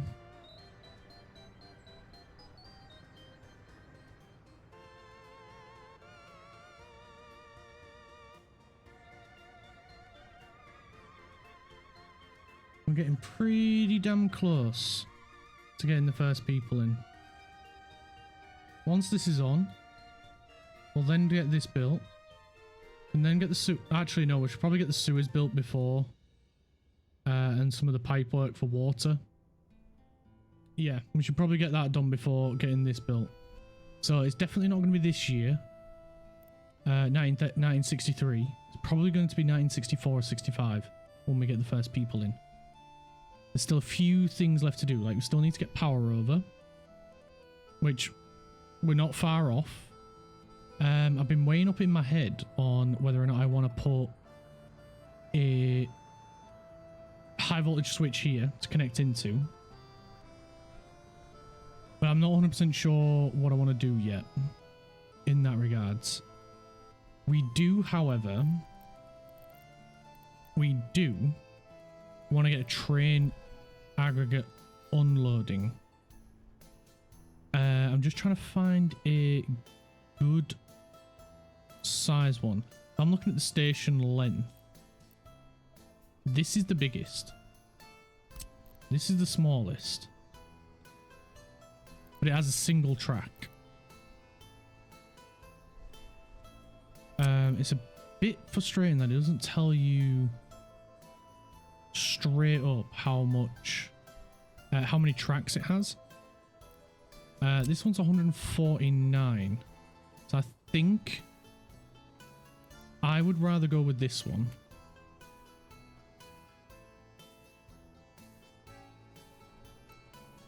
And we can put it right here.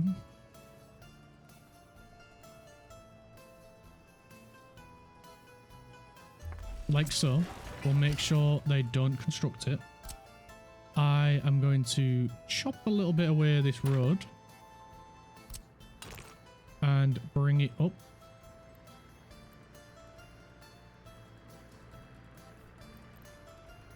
Now, I've just noticed this road is not at the right angle. Not even slightly.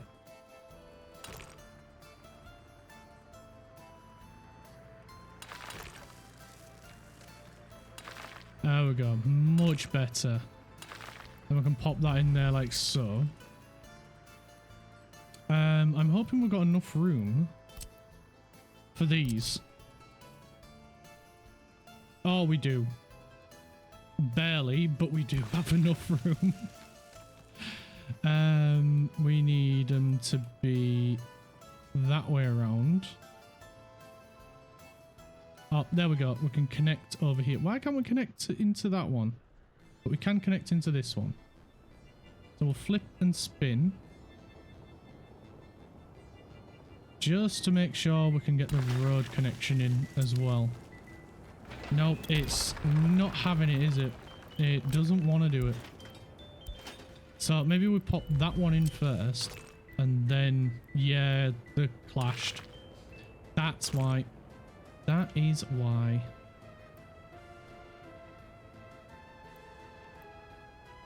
Okay, we'll do it like that then. We'll have it your way. So we'll disable the conveyors. We'll allow the roads though. Because we want them to build them a step at a time. So this train, however, probably going to be a little bit difficult. So for this train, Christ.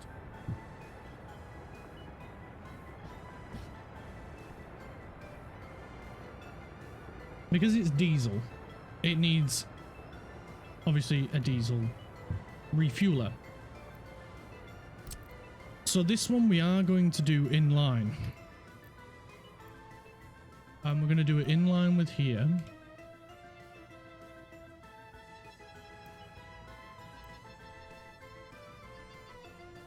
As best we can. Before it goes in. Now, do I want it a little bit more this way? I think I do. I think I do. So let us build the track. It's not gonna let us have... Oh, of course. This is the issue we had before, isn't it? So...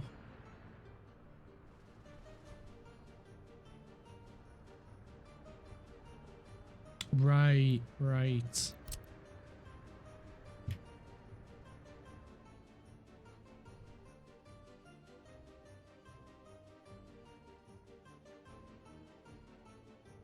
Okay.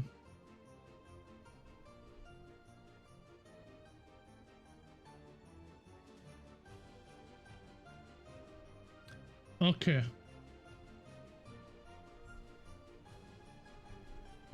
I need to think. I need to think.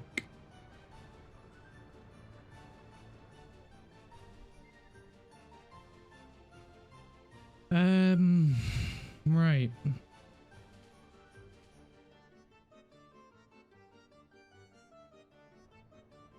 The only other option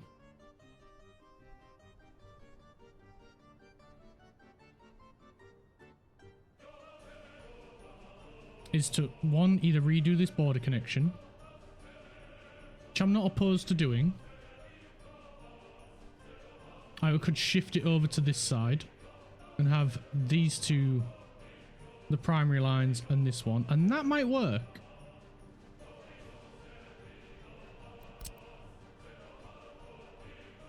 And it might just be enough to pull it away from this road.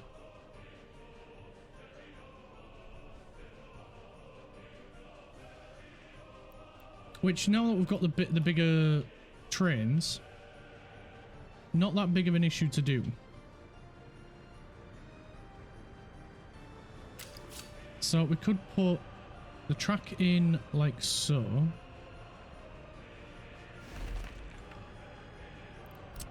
We'll remove... We won't do it that way.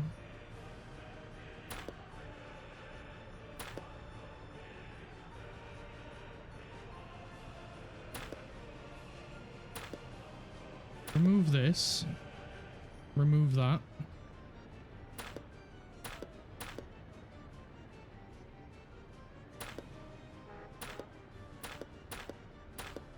Remove that. And remove that. So we can connect that up to there. Bring this down to there. Bring this to here. Curve it in. Bring this down to there. And then if we make the curve as small as possible, then it'll work. Cool. Cool, cool, cool, cool. So, let's bring this along here. This along here.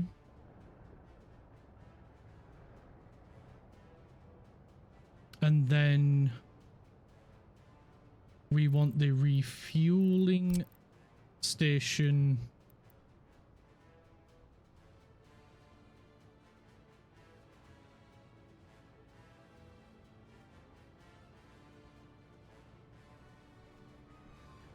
about there.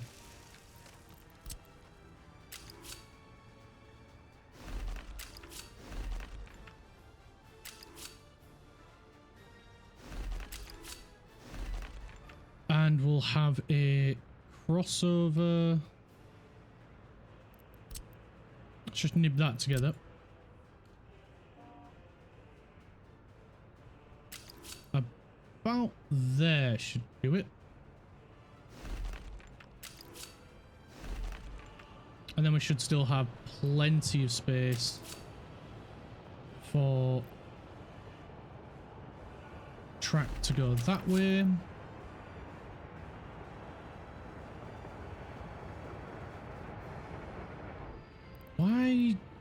Why are you going so weird? What are you doing? What are you trying to prove?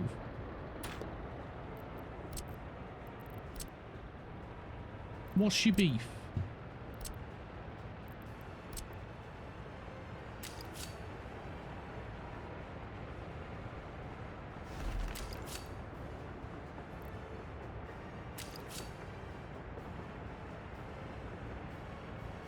There we go. Now you're being normal. Like that. So there should be plenty of a gap for if they need to go to the border and if they need to go this way. We are going to pause the bridge so they focus coming this way. And we'll need a road connection.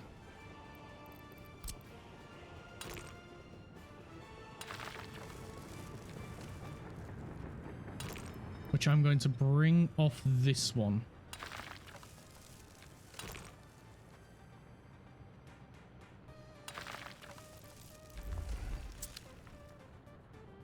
Because we will need a fuel tank, fuel pump. Well, liquids tank.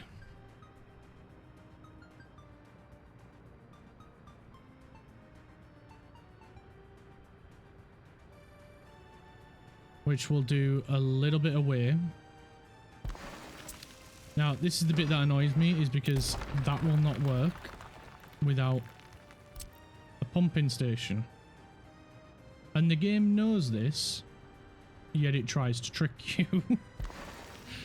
Like so. And then we can just road and road. And we'll do that one curved, because that's the one that they'll be bringing the fuel in for. Now, these will need power, because they won't have it straight away from here. So we will do a high voltage switch right here. I wasn't sure if I was going to, but now that we've got that there, kind of have to.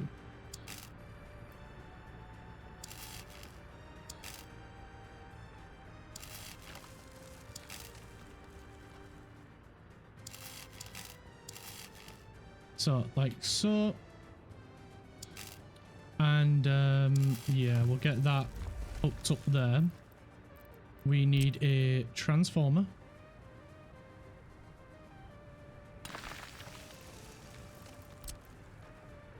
And then we can bring in the high voltage line.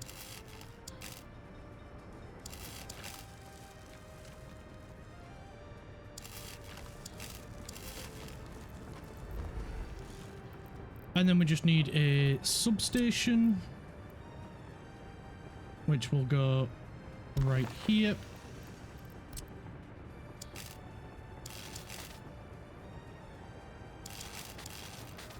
And that'll provide power for all this.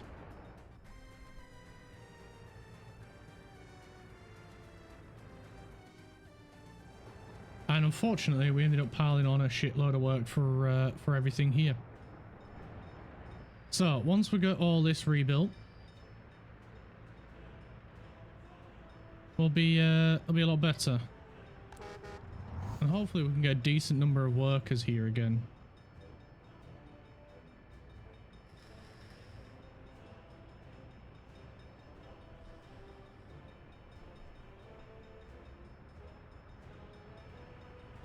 I know it's a bit annoying having to rebuild this, but you know what? Don't be afraid to make mistakes, learn from them, learn better ways to do, you know, figure out better ways to do things. Make as many mistakes as you can, because I've sure as hell made a heck of a lot in this game. And you just learn from them. And you get better and better each time.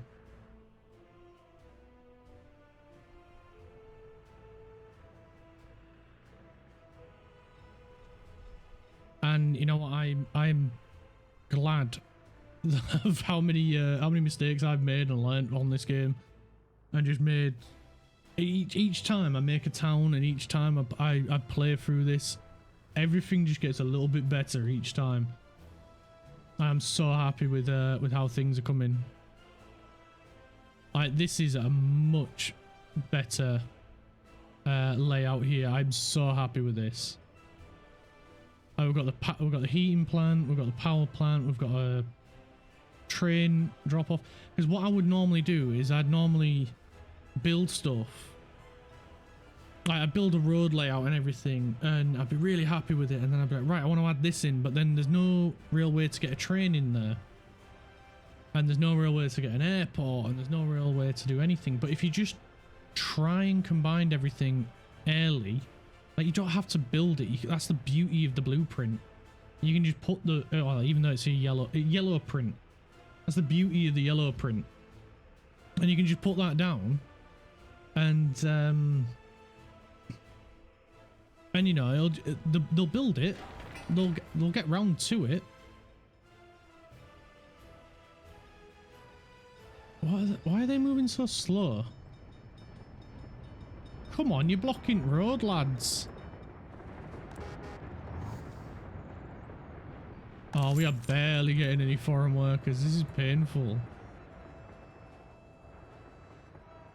So then he's come, picked up that last 7. Yeah, it's Like, I wouldn't plan stuff with trains this early. I would leave trains for ages, and I wouldn't even put tracks down or anything. But then the problem with doing that is it hinders you later on when you do want to add them in. So now I'm incorporating them, not necessarily building the stations and stuff for where they want to go, but I'm incorporating it now because, like, with a passenger train, it's going to be a while before we do passenger trains because where are they going to go? But if I add them in now, then I don't have to worry about them. We've got, this is roughly where I want them to go. So as long as we don't block anything, then they will be able to get to it. And I haven't decided where I want this to go. I don't know if I want this to go straight on and then follow along on the bridge with this one. I don't know yet, but what I do know is I don't want them to be on the same lines. It is a lot more complicated to do it that way. Like, it really is. But honestly, if we have to, which I think we might have to with this, like, what I definitely don't want to happen is I do not want, under any circumstances, a cargo train to drive through a passenger station and vice versa, which is why I try to build them on separate tracks if possible. Now, I know sometimes that isn't, and I get the feeling with this map that we're on, it might not be possible. Like, it's going to be hard to avoid it. But we will do our damnedest to try. But what I am going to do is I am going to have to leave it here for today. So thank you all ever so much for coming along. I absolutely love how much you guys are getting involved with the game. How much ideas you're suggesting, spreading, and just general chit chat. It's absolutely amazing to have you all here. Thank you all ever so much for the support and everything. Thank you for everyone that's followed today. Absolutely amazing. It really does help. Be sure to join the Discord, and yeah, you can join in there. Absolutely free. Anyone can join it, and you can come along. We'll just share different gaming stories, IRL stuff, pictures of your dogs as well. Be sure to join in. And tomorrow we will be playing some more Workers and Resources, 9 AM UK time. So please come along then, and hopefully we'll be able to get our first citizens in here. So thank you all again ever so much for coming along, and please stick around for the raid, and I'll see you all tomorrow. Take care, everyone. Bye now.